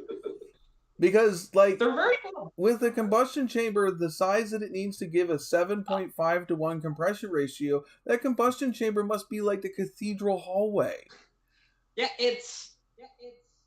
apparently the valves are very close from the factory of touching, and you can't do very much more. Now, Harvey, no, it's not even perfect for a turbo because it doesn't float. Yeah, well, actually, it is kind of. Closest thing to a Hemi head you can get without calling it a Hemi. Yeah, it's awful. Like, and there's a reason why that now. The cylinder heads would be good for a turbo because that low compression, you could slam a lot of freaking air into that freaking chamber. Yeah, but no. Depends on the size of the valves whether or not it can get it out. Yeah, and I don't think so. They're very small valves too. Like, they're tiny. It's one. I mean, even my 305, the 305 head, the one that I put on the 350, that's got a 2-inch intake and a 1.95? What? No, what size was the exhaust? 175? Oh. I forget. Yeah. But it had the 2-inch freaking intake valve, and I'm like, oh. That's the size. Okay, so the intake valve on my 305 head was the same size as the intake valve on my 350 head. Yeah. At a much smaller combustion chamber. And the only thing that's different was the exhaust valve was a little smaller. It would have made insane horsepower at a lower RPM, with a lower rev limit. Because eventually it's just not going to be able to shove the exhaust gas out fast enough. Could you see her running with this at the next car meet or What? drag strip she went to with that? Pop the hood and some guy come up and looks says, "What are those?" Oh, these are classic race sets from Ford. These everybody wants these when you want to feel good about your car. Well, what are they? Are huffer heads. What the hell are huffer heads? Just like the car, you'll be huffering for breath, laughing your ass off when you figure out how much compression it makes. And that's why when I told you that Ford, the inline six that's in my car, is the highest compression that you could get in 1981 because it was 8.7 to 1. Now I have seen reports of 9.2, but I can't confirm those to be honest. I would need to know. I need to disassemble my engine to know for sure. But Now, quick question, not to interrupt you, but for the year your car is comparing apples to oranges, how did your country's emission laws evolve or develop in relation to the ones that we had? I mean, were we on par, or were you guys behind us dealing with all the bullshit when it all went to hell? It was 100% the same. Although interestingly enough, we didn't technically have the laws in place, but the manufacturers just followed. Hey, chill. So over there sounding like a freaking cheap hotel fucking room bed over there. like that's because the only difference in Don't look at me like that. U.S. and Canadian spec cars are honestly almost identical. There's only very, very minor differences between them, to be honest. The only ones that were a lot different was our specific Canadian-only models. Because, we had, like, the Pontiac Beaumonts and the Pontiac Acadian and stuff like that. Yeah, names and everything you guys have was either liters or kilometers in your dash displays.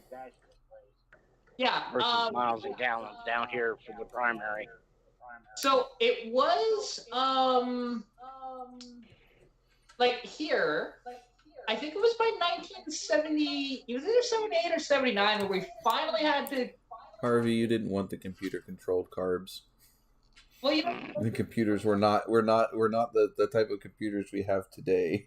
They were not that great. No, well, it's interesting because AMC, because they saw the writing on the wall and they were just dying through the 80s, right?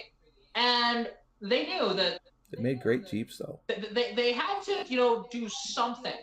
And because they couldn't afford to actually invest in a fuel injection, so they tried to do a computer-controlled carburetor, and it was the worst carburetor they ever made. It just like that they made awesome the Jeeps, Ford though. Made in the late 70s.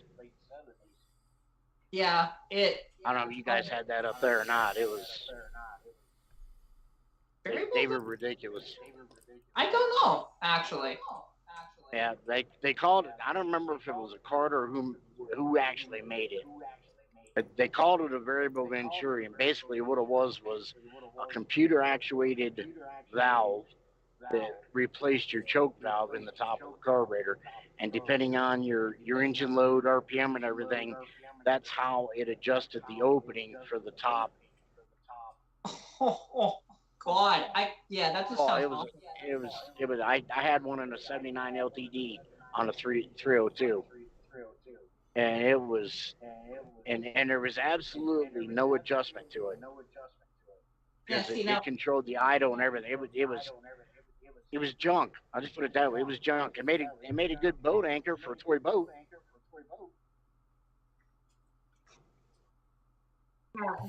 Harvey says a variable vehicle Venturi was good until someone screwed with it.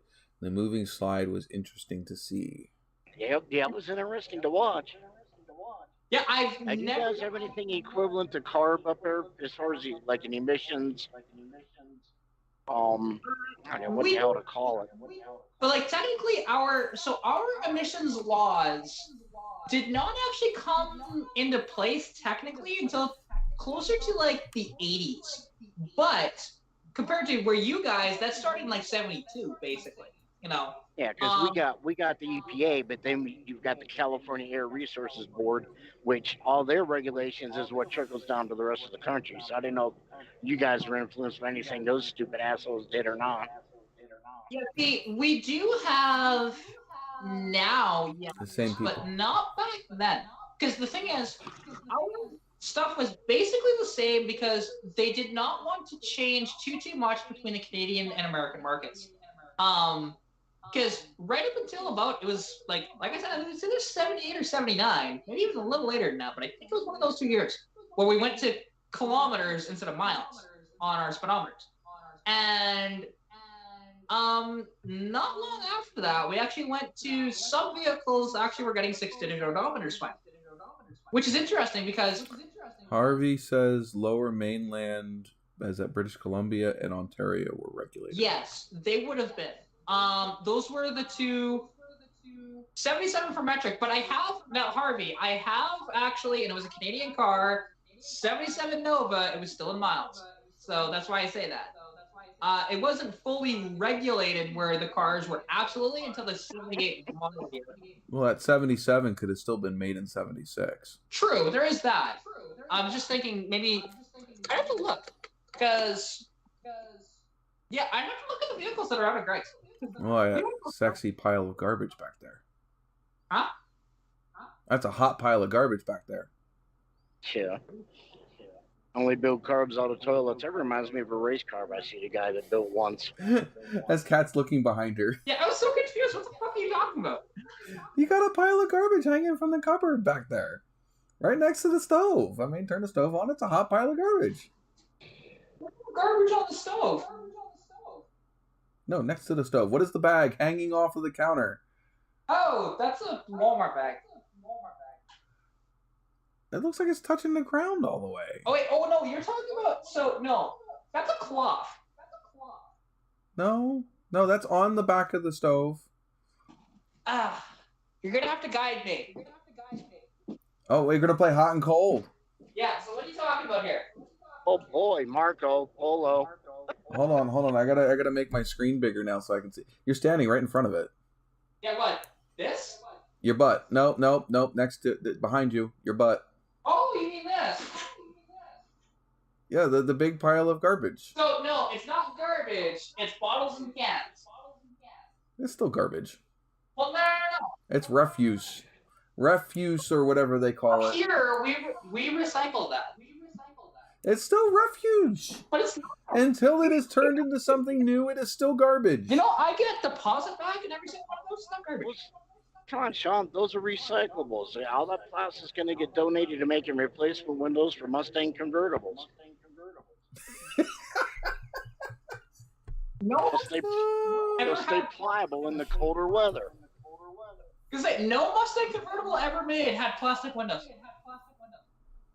Yeah, First time for everything. Yeah, no, I'm good.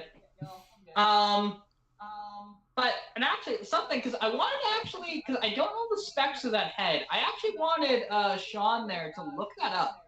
What are the specs of a Ford E6 head? Why am I the computer wizard? Because I don't have a computer.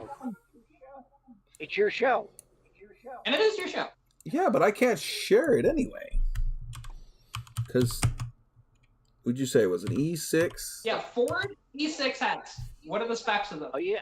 All you got to do is rub the glasses off a little bit. That's why they're blurring the vision. Oh, and it's going to Four-Eyed Pride. Yep. What is the difference between an E6 and E7 heads? Why do so many people looking for E7? E6, smaller valves, small combustion chambers, small ports. That doesn't make any sense for being smaller. Smaller. What was the word I'm looking for? Lower compression ratio. Yeah. Unless they were doing it somewhere. Unless you lost it somewhere else. Yeah, and then yeah. Most of the time, you lose it by by them putting big heads on it. Oh, there you go. In 1986, short blocks have true flat top pistons with no valve release. In the majority opinion, the E7 heads will not work because the piston to valve clearance. However, there are some who say that they have installed E7s on an 86 bottom end and had not had any clearance issues until you rev it up a little too high and that piston stretches just a little bit. Yeah. Actually, Shane just put it in the comments there of the specs. Oh, well, what do you want me for? You got Shane. He just put it in there, okay?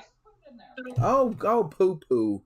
Okay, 1.782. That's gonna be your intake and then. Those are some tiny ass valves, right? They're so small, and yes, and that's the reason why you can't put a cam in those engines either. Or even a mild cam doesn't really work too well. See, like I said, it's a high performance head for an oversized bridge and strap. Yeah, there's a reason why those heads are garbage, and they call them the turbo spools, and it's because there's something with the machining in the heads. I'm not sure what it is. But yeah, it's Ford's worst head they ever produced. Because the E7 kind of cuttings or swirls in them to make your air mixture swirl or circulate coming in under pressure, to increase the velocity in which they came in. Yeah, maybe. It's just they weren't good. Because like the later E7 heads were actually pretty good. Not amazing, but much better than that. And then the badass sort of heads that we had from the factory were GT40 and GT40P heads, which were on 5-liter Explorers. Those are like the best heads you can get from the factory. GT40P is similar to like an Edelbrock head, to be honest. That's just a base Edelbrock head. You get very similar performance out of it. That's why those heads are so coveted. And like there was a guy actually that because back when I was in the middle of the engine swap, I did a couple of live videos of just cleaning up the motor a bit because I never painted it or anything. But I was just cleaning up the gasket surfaces and stuff like that on this engine. And the thing is, there was a guy that came in my comments and asked if I'm gonna put any heads on this motor. I'm like, I would like to, but I don't really have the money for it. He was gonna donate me heads, but that was over a year ago now, I think, or close to a year. And I've talked to him a few times, but he's never sent them yet. And they're probably new Edelbrocks in the box. So he's gonna give like, damn, I wish. Because I'd slap those on immediately and gain, no word of a lie, probably close to about 100 horsepower. Without putting a cam in my engine. Just too bad. Because those would be incredible.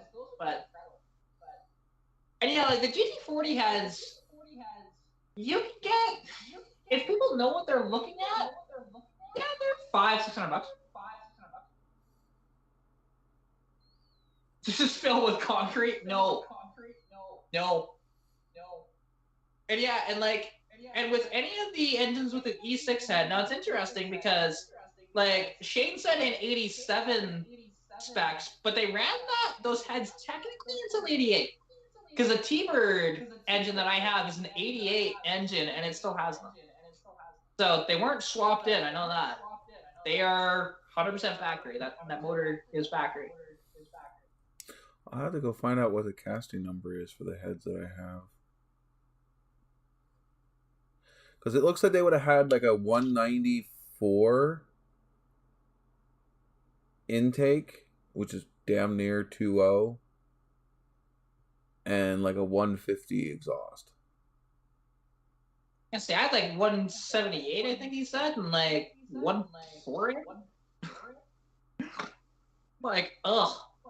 Like I said, well, I mean, the typical 305 head, which is what's on my car now.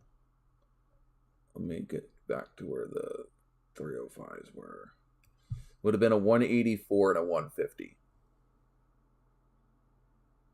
Hell, a damn moped head would be a high performance screamer compared to the one she has. And that would have been a 58cc head.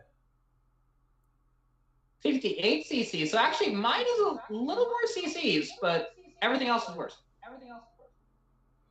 But the head that I am talking about would have been... High output? Oh, I'm going to find it again. Shane, if you just want to send that, that block and crank up to me, I'd use it. It'd be too expensive. Like a K-code block, that's so cool. But that's their badass one. Now, actually, K-code, is that a 289 or a 302? Because technically, I think it could be either. I know for sure 289, but I'm not sure 302.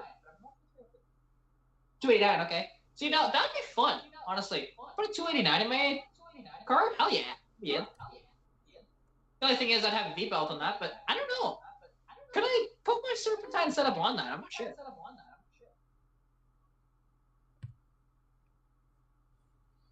It would have been a 73cc. 73cc, there you go. Yeah, so a little better. Yeah, because I want to say that sounds like the high output heads.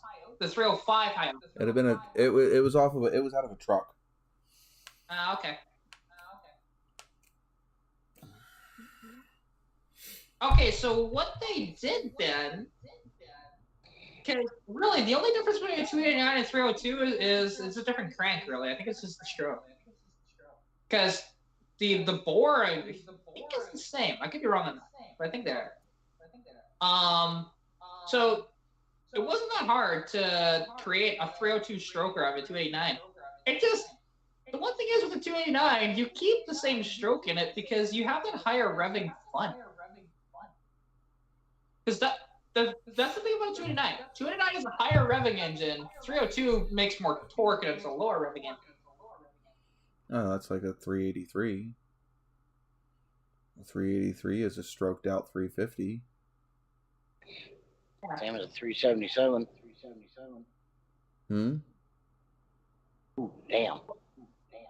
Yeah, well, a 377, I don't think you have to clearance the block. No. But a 383, you have to definitely clearance the block. Yeah, 383, you get a clearance. Hey, Shade, I bet that Ford 260 has more compression than my engine. Yeah, 383 is the biggest stroke you can get. Basically, that's kind of almost what a small block 400 is. It's just a bored and stroked 350. Ruh-roh. What? It's a red flashing lights down here. Well, avoid the flashy lights. Well, at least avoid them behind your rig. Yeah, it's a good thing to see them out front. Sometimes. Yeah. That means some other poor sucker got freaking caught. Or done something stupid. Well, and like something interesting, because Shane mentioned, what's real cute, a 264 V8. That was actually the first production V8 put into the Mustang in '64. And we can go even cuter and go with the first Chevy V8. Yeah, first Chevy V8 is a 65? Yeah, 265, the pickup 262, truck somewhere too. around there. Yeah, although, interesting. That's the Bonnie and Clyde mobile.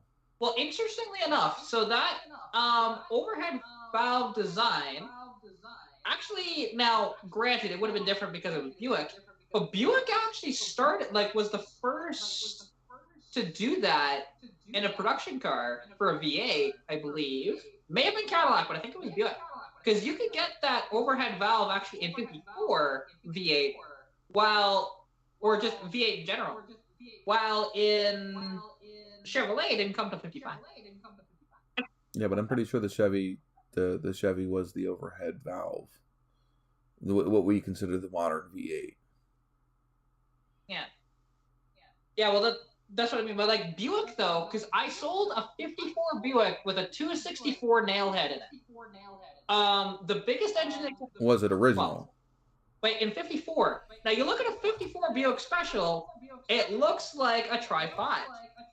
Buick was their experimental brand through the 50s, to be honest. Everything that was experimented on was typically on Buicks. Before it was... Well, the Chevy V8, the first Chevy V8 was long before the 50s.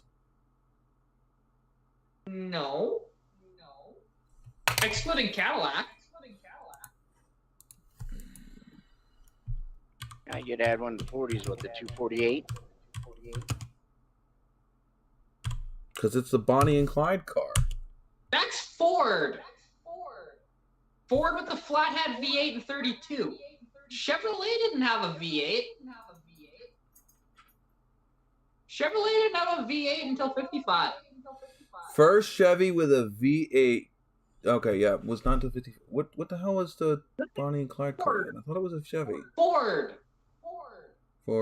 The 32 Ford was the first production V8 that wasn't a Cadillac. Okay. Yeah, that's what made them so revolutionary, and that's why Bonnie and Clyde, they were always stealing Fords that were after 1932. 38 years before the Chevy small block V8, there was a Chevy V8 D series built in 1917. Not an overhead V8 though. What about a straight 8? No, it was a V8 A in V8, but 1917. did they ever use a straight 8? In what? 20s and 30s? In the Chevys. Any of the GM brands? No, Chevrolet did not get a V8 until 55. Chevrolet's D series 1917 to 1918 first V8 engine.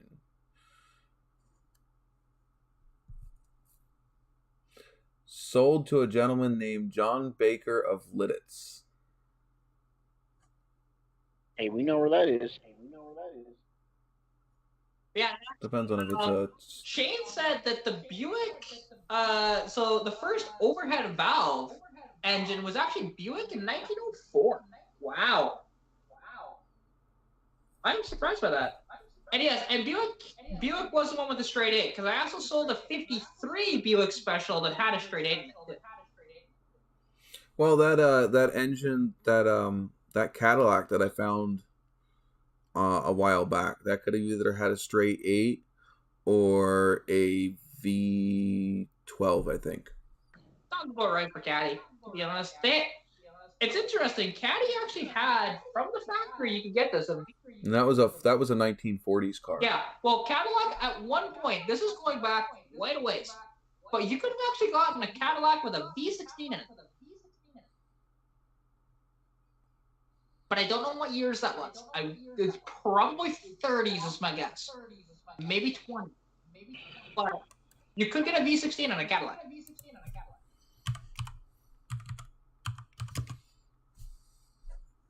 And that was kind of the hot sort of engine that they had, but it was just kind of cool. V16 is just wild to think about. And I don't know, other than the Shizetta, if anything else has actually had a V16 in a production car. Not sure about that. In 1934, Bonnie and Clyde stole a Ford V8. What year was it? Well, are you talking about the Death Car? Mm-hmm. I want to say...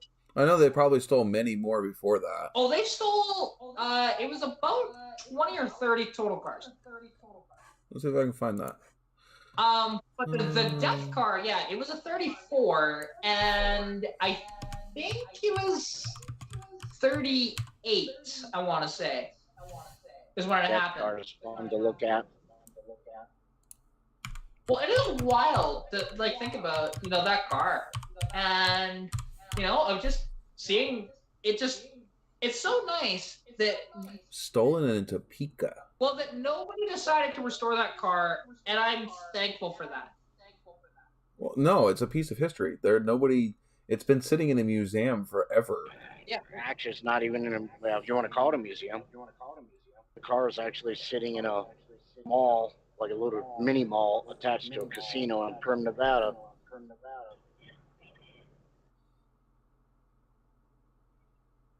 Yeah, it's just kind of funny that way. Or just I remember, this was a few years ago. Because and I was so divided on this car. Because I'm like, ooh, now you can't crush it because of the history, but you can't look at it either. Because this was, I think it was 2 years ago, maybe 3.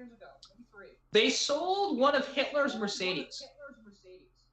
And it's like, ooh. Like, it does make you wonder, like, who actually buys that, you know? Because it's a car that's kind of a really cool car, but it was Hitler's, you know? Yeah, but I'm just getting at the guy that I... Wow, how it ended up where it did. Ain't the fault of the car. Huh? I said it's not the fault of the car. No, it isn't. That's true. And it's a Mercedes. After Bonnie and Clyde died in the car, the original owner tried to reclaim the car. The sheriff told her they had to pay $15,000 back to get the car back. In 1934, $15,000. She took him to court over the matter. After winning the case, she sold the car to a John Castle operating under United Shows, but had to repossess the vehicle due to a defaulting contract. She finally unloaded the car to another individual that ran a carnival, who rented it until fully purchased. After touring the country, the car parading through many major cities in the U.S., the car went to Ted Toddy and was sold to Prima Donna Resorts in 1988 for $250,000. The actual car was difficult to identify for a long time due to the ridiculous amount of replica cars and fakes. Finally, however, the actual Bonnie and Clyde car was discovered in a casino in Whiskey Pete's in Prime, Nevada,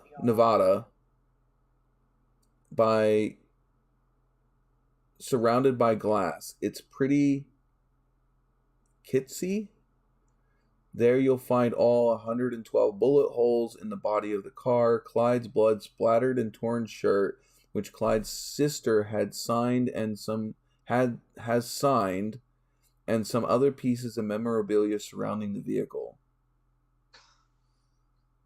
You know you're an absolutely screwed up human being when after it happens that your brother is the one that's dead and his blood is on the car and you sign the goddamn shirt. You are a screwed up human being. They got some pictures of the car way back when... Oh, there is that famous picture of the policeman around the car with Bonnie and Clyde's bodies splayed out of it. No, this one's parked in front of... it's parked in front of something, and... Yeah, I don't know. Oh, yeah, no, you can find that. It's the most famous picture of that car. Of seeing... You can see their two dead bodies out of it. They took a picture of that. And that was the picture that went on the newspapers everywhere. It's like, just a wild time, because now they won't do that, right? Just different timing back then. Yeah, I see the picture. Yeah. And like, I'm pretty sure every single human being in North America has seen that. Yeah, one of them still slumped in the front seat. Mm-hmm. Like, it's just... And that is the picture that they used in the newspapers. No, it is what it is. Because nowadays, that would not happen, right? You know, if that happened, they would not show that picture. This guy's world's turned into a bunch of pussies. I mean, like now, we're so desensitized to that sort of thing. We're just like, yeah, like... I grew up with Rotten.com. If you know what that is. No, I don't. Fully uncensored photos of mass murders, anything gory, horrible you can think of. You could find it on that website. Oh, isn't that wonderful? Oh yeah. Some of the most famous murders in American history, literally the crime scene photos, uncensored. And we were looking at that shit when we were kids. I wasn't even fucking 14 yet. Yeah, I've never heard of that. That's Go to what is it? The Wayback Machine. It's a website, and you can look up rotten.com from my time period. is well, think about it. And I mean, it doesn't shock me that was on the internet, to be honest. But it's just Just don't have a light stomach, or have a bucket.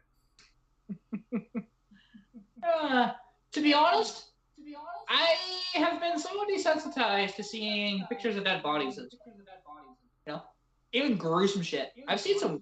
Yeah, very gruesome. I mean, that's the reason it's called rotten.com. Yeah, I've seen some wild stuff, to be honest. It would take a lot to screw with my head. Like, honestly, genuinely, the only time I have been kind of disturbed watching or seeing anything was on The Walking Dead when they bashed Glenn's head in. And showing the aftermath of when he got hit once in the head with Negan's bat. And you just see his eyes nearly popped out of his head, and just you can tell he has got brain damage in this sort of shot, right? And just the way he's moving. That fucked me up, to be honest, watching that. I don't know. I have stumbled over some really, really scary Instagram stuff.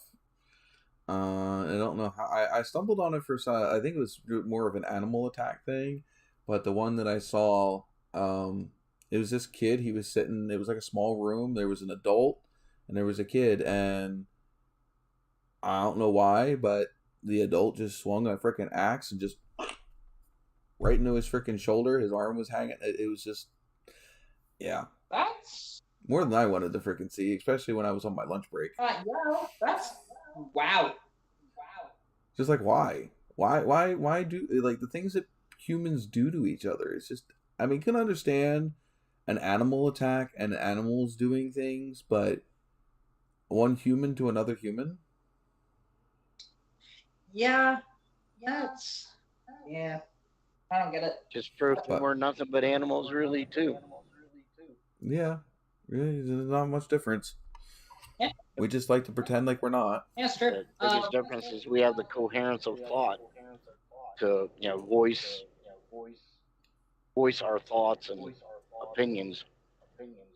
Well, in a language we all understand. I mean, it's not saying that we're the only animal that can do that. We just can't understand the other animals to do that. Exactly. We're just the only ones that have been able to successfully use tools as much as we can. Yeah. Yeah, no, and actually something, because I was just thinking about this stuff, because honestly, just going back to cars, what is kind of interesting, because yeah, like Bonnie and Clyde stole Fords. That's what they did, because, it was the V8s, no matter what was the power. But if you... Yeah, it was fast. But something, now, the one thing is that if you look it up, Chevrolets, even though they were only inline sixes, they had very similar power numbers, but the Fords were lighter, so that helped. But it is kind of funny. Fords probably also made more torque. Yeah. Oh yeah, they did. But it is kind of funny that, everybody was all hot and heavy over the V8, but yet the inline six from Chevy was actually technically better. But, it's which one out? Well, the thing is which one outran the cops better? Yeah, and it probably would have been the Fords, but also the Fords were much more common to find. Finding a Ford V8, which, it's interesting because, Jesse put in the chat, it was an expensive car. Actually, in 34, no, that was a very cheap car. It was... I'm pretty sure he was talking about the particular car that was selling for as much as it was. Oh, I guess, yeah. That makes sense. See, I've never done that, but also I've never had cops chasing me through it. No, I just always pulled over. I was never doing enough to be afraid of what the cops were going to freaking arrest me for. I've only been pulled over once, and it wasn't even for something I did. I thought that it was for something I did because I had just done a burnout prior to him pulling me over. But no, he didn't care about that. So, I was in my convertible. I was just going for a late night sort of just cruise. Honestly, just cleared my head. And then I did a little bit of a burnout, then drove, and a little while ago, a little bit after that, it was about, 2-3 minutes after that, cop pulls me over. He turns on his lights and pulls me over. I'm like, hi. he didn't ask for my license or insurance or anything. All he did was say, "Oh, have you seen? There's this motorcycle that was stolen in town. Have you seen it?" And I said, "No." I was like, "Well, if you do, let us know." "Okay, thanks. Bye." And no, why would I tell him that I did a burnout? No. Do a barrel roll. Yeah, I would never tell a cop that I just did a burnout. That's stupid. Even though he probably could have smelled it if he really was paying attention. But that's besides the point. I'm getting a fluffy vibe right there. Do you know why I pulled you over? Because you can smell it. Mm-hmm. The Krispy Kreme donut gag that he does. I'm not sure if you know that one, Kat. How did you stop me? I don't know all of his exact Want to bits, share coffee and donuts? but you know, Gabriel Iglesias is like one of my favorite comedians. I know, he's absolutely hilarious. He's one of my favorite modern comedians.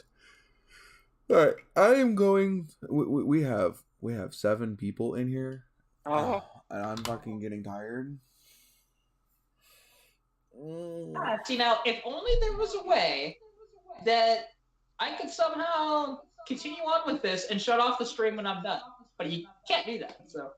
Well, you could always start up a live stream and tell everybody to come join you onto yours. Yeah, I could do that.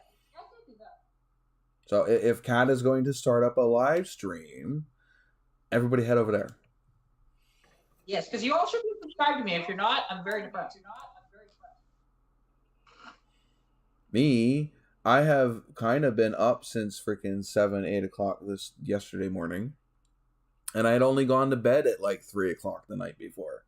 I'm running on like 3 hours of sleep in the last 48 hours. I'm tired. Well, yeah, because Shane, you want to be over on my live stream. That's why. Well, thanks. My feelings are hurt.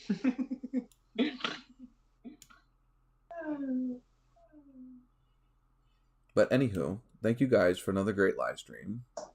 And we will catch you next. Wait, before we go, I want to play with the thingies. Test widgets. I want to see if they work. Wow, mine is boring? Like boring holes? Cool.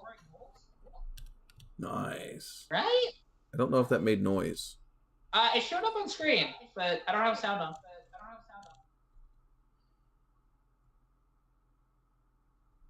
Does anybody know if it made noise? It didn't make noise on my end.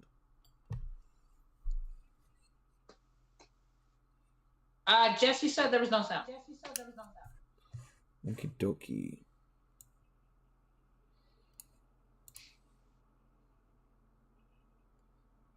No, the thing is, that makes no sense. Hold on, let me see.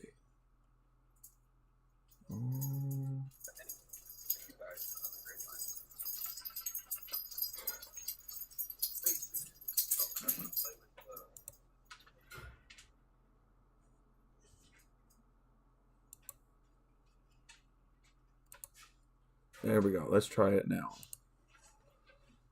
We shall test it again. No. It's saying that it's putting output sound. It showed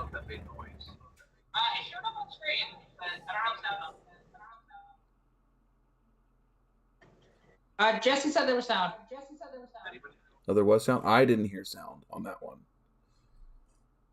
Okay, so let's see. Let's look at that again. Properties.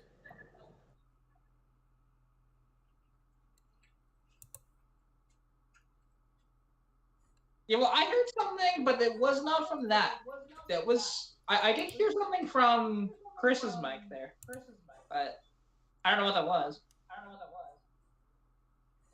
But like, if it actually did sound for that, I don't know. I can know this for sure. Let me turn on the sound for my thing really quick. Don't do it yet. I just did it. I'm not getting any sound from it. Oh no, there is sound. Yeah, like the engine running. Yeah. Yeah. Yeah, it does work. I just turned on my sound. Let's see if the other ones work. Yeah, the engine does. There's rumbling with the engine. Yeah, that's working now. So.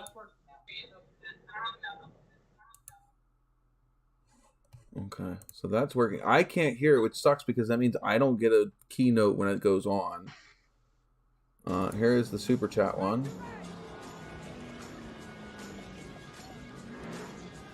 Yeah, that has sound. All right, well, we're still under a caution. I want you to go back out on that track and hit the pace car. And the donation one. Beautiful, huh? Honey hush.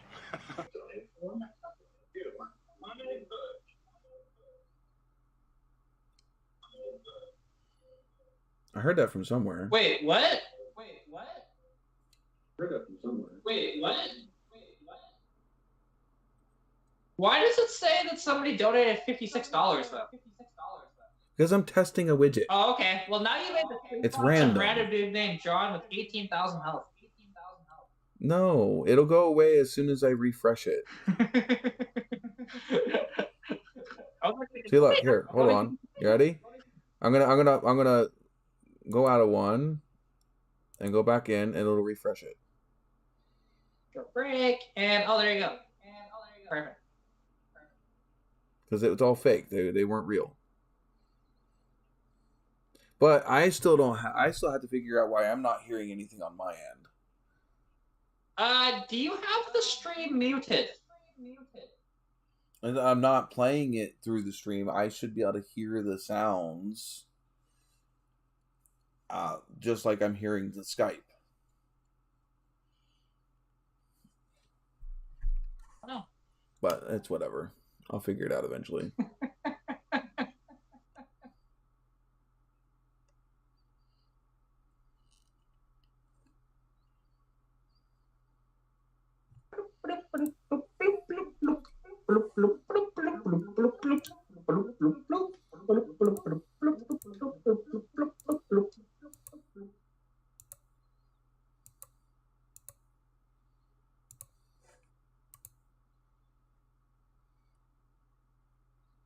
I'm always crazy. That's the thing. Ain't that the truth?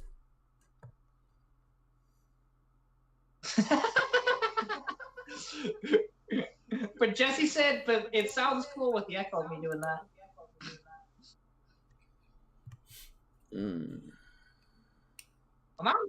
All right, so as long as the things work, that's good. Sound is quiet though.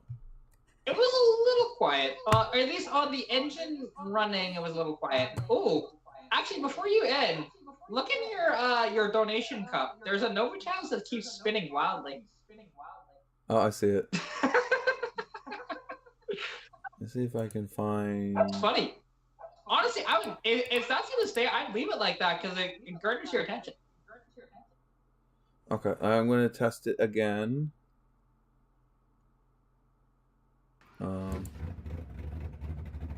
See, I can hear it in that one. Yeah, I hear the motor. I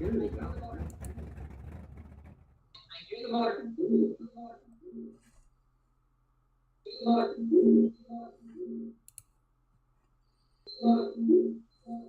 Oh my god, the echo. Yeah, I heard of. Shane, that is the donation jar on the left-hand side. That's the donation jar of the screen, where you see the money and the NOVAtazz emblems. All right, well, we're still under a caution. I want you to go back out on that track and hit the pace car. Hit the pace car? Hit the pace Now, car. it is interesting, though, because the actual thing for the video stopped. It's too short. Yeah, it doesn't show the full thing. You get the full audio, but not see the full video. Okay, let's try it again. What was that? A super chat? Yeah, that would have been super chat.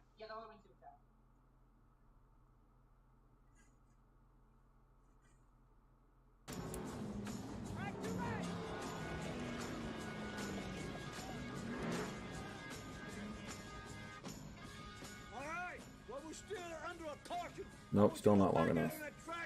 And hit the pace car. Yeah, definitely not. Hit the pace car. What for? funny that one is still spinning.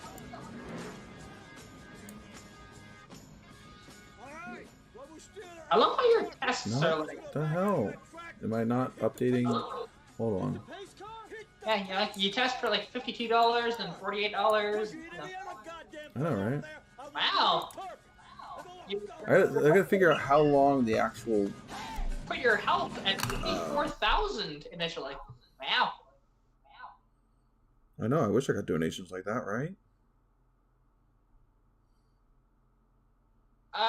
What would that be, Shane?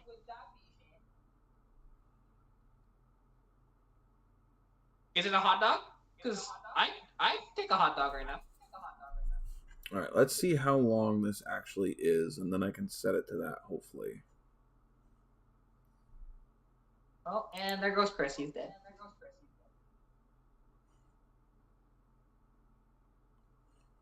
Did that not work? That didn't work.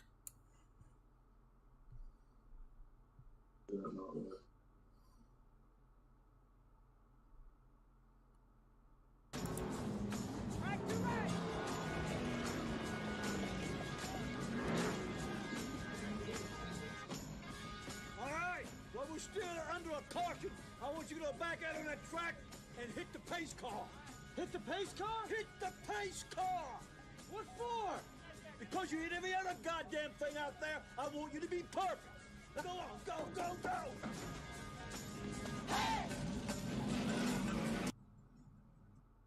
29 seconds.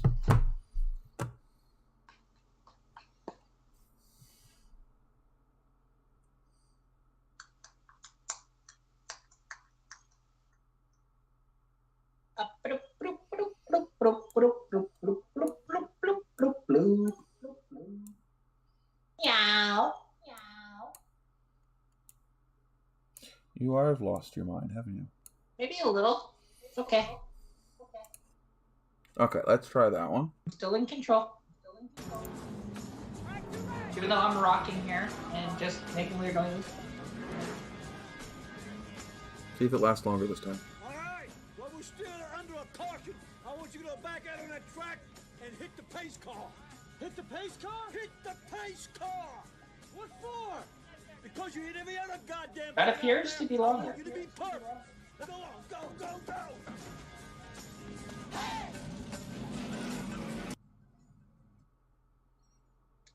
Yeah, that seems like the full clip. Okay, wow. Donations. Yeah, hey, I'm Meow, and I am a cat lady, so I'm just not old. I'm young. Was it loud enough? I didn't have my sound on, but...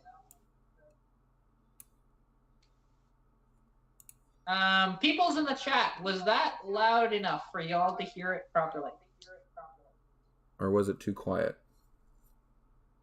Because it seemed like decent volume when I had it up before. Yeah, it's a rocking chair that has, I'm not sure. This might hit the stand. Let's find out. Okay, I thought so. Yeah, Jesse said it was loud enough. Oh, he said it was louder in the past though. Yeah. All right, now I'm nicely reclined. What? There's different settings to this chair. Leave me alone.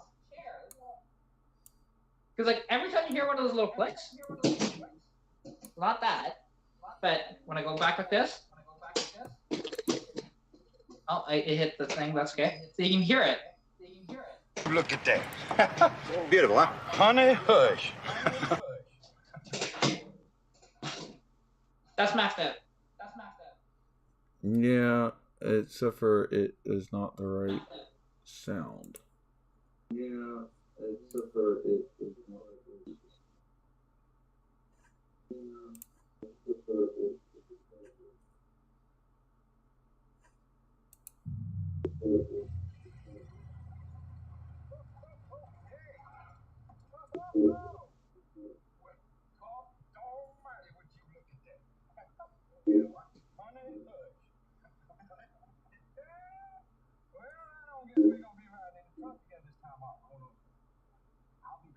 And these chairs can be sketchy, but it's fine. There's a wall behind me, so it can't fold up.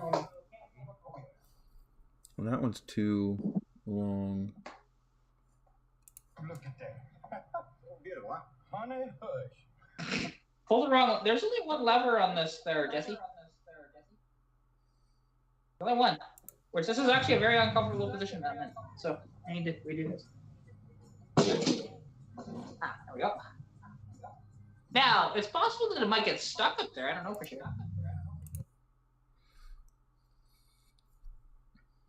Pull the lever, clunk.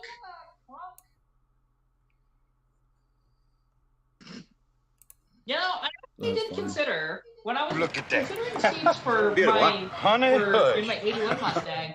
I actually did consider a Lincoln Mark 7 seats. Why did not change? Yeah, there's no sound. Hey! Well, Bear's down now. God almighty, would you look at that? Beautiful, huh? Honey, hush. Well, I don't guess we're gonna be riding in the truck together this time, are we? Oh, no, son. I'll be driving this one. Hey, Blocker. You'll be driving the truck. This is Bandit 1, and that is... Bandit 2. Together again. Oh, yeah. It's interesting that it just keeps... Yeah, it's because the GIF is only so long. Ah, okay. What about a rocking driver's seat? See, now, the only thing that I would do to my seats for it to be kind of weird and wild is to do a swivel bucket. No rockers, because that would be very awkward, you know? Driving the car, and then if that doesn't lock into place for your rocker not to do that. Could you imagine that? Driving the car, and then your seat's trying to rock as you try to shift down gears and put the... Oh my god, that would be horrible. You'll be driving the truck. This is Bandit 1, and that is... Bandit 2. Sounds like something that would get you a lot of views. Oh, yeah.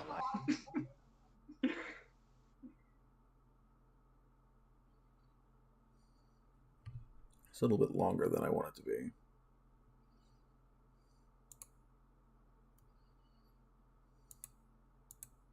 You're right. I mean, who wouldn't want to watch that video, though? Legit. I know. It's a sexy car coming out of the thing. It is.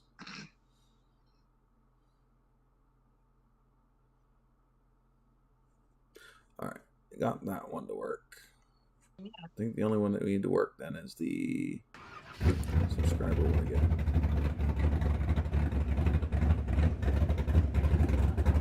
We got the subscriber one to work. I don't know why you're... I just want to make sure that it's working. Yeah, the sound is going way longer than the video.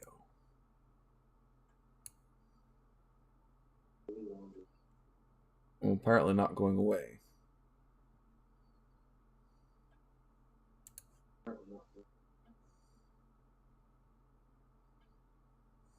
Oh, because you have it set to the same length as the other video. That's why. No, that's why I'm going in and adjusting them all.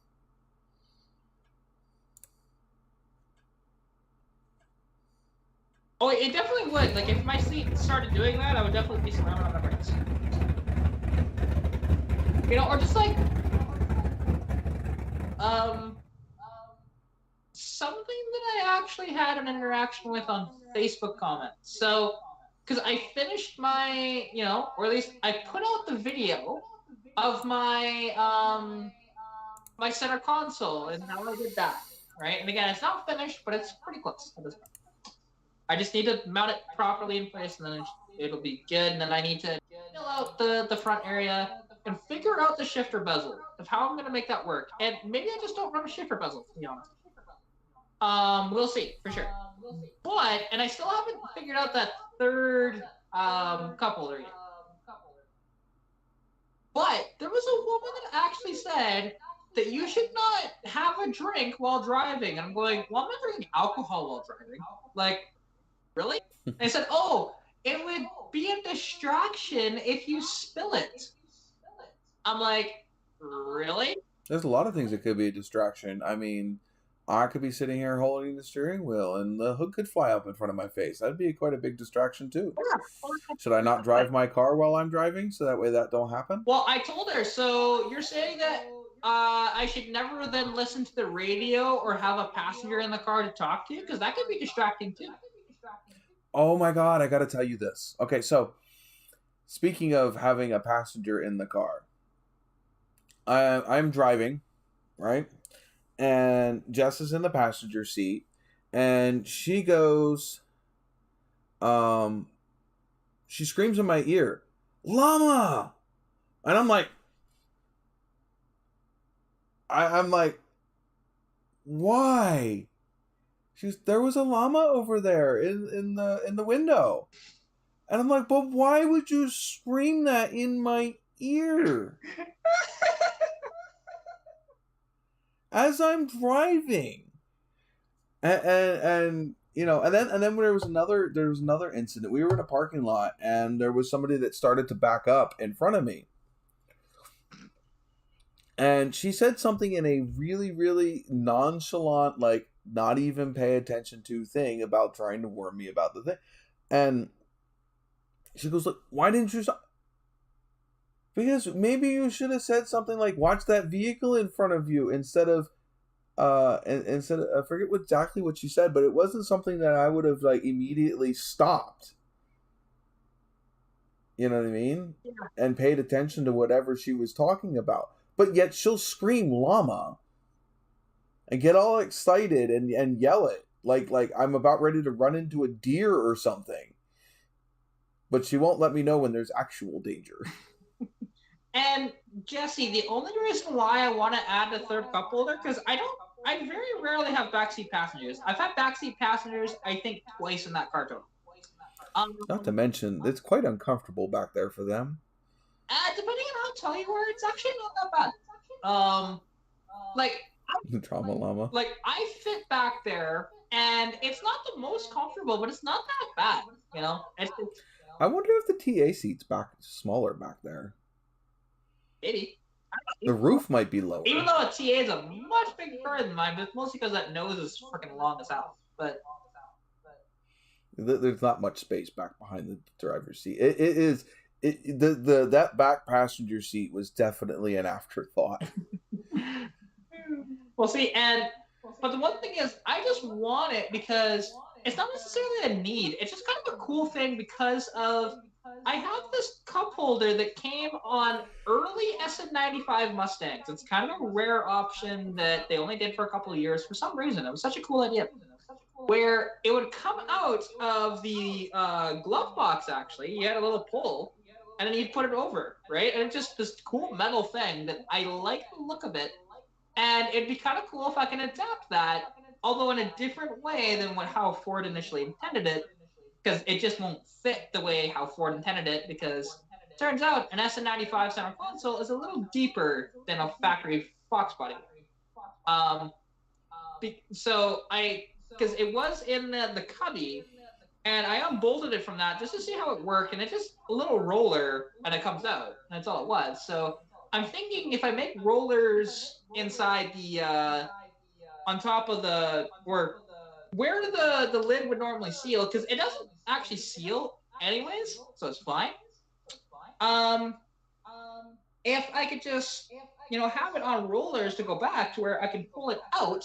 And technically, the only pain in the ass part about this is that I have to pull it out every time I want to access the glove box. But, not a big deal. And I could do that, and it'd be kind of a cool thing just to have that extra one.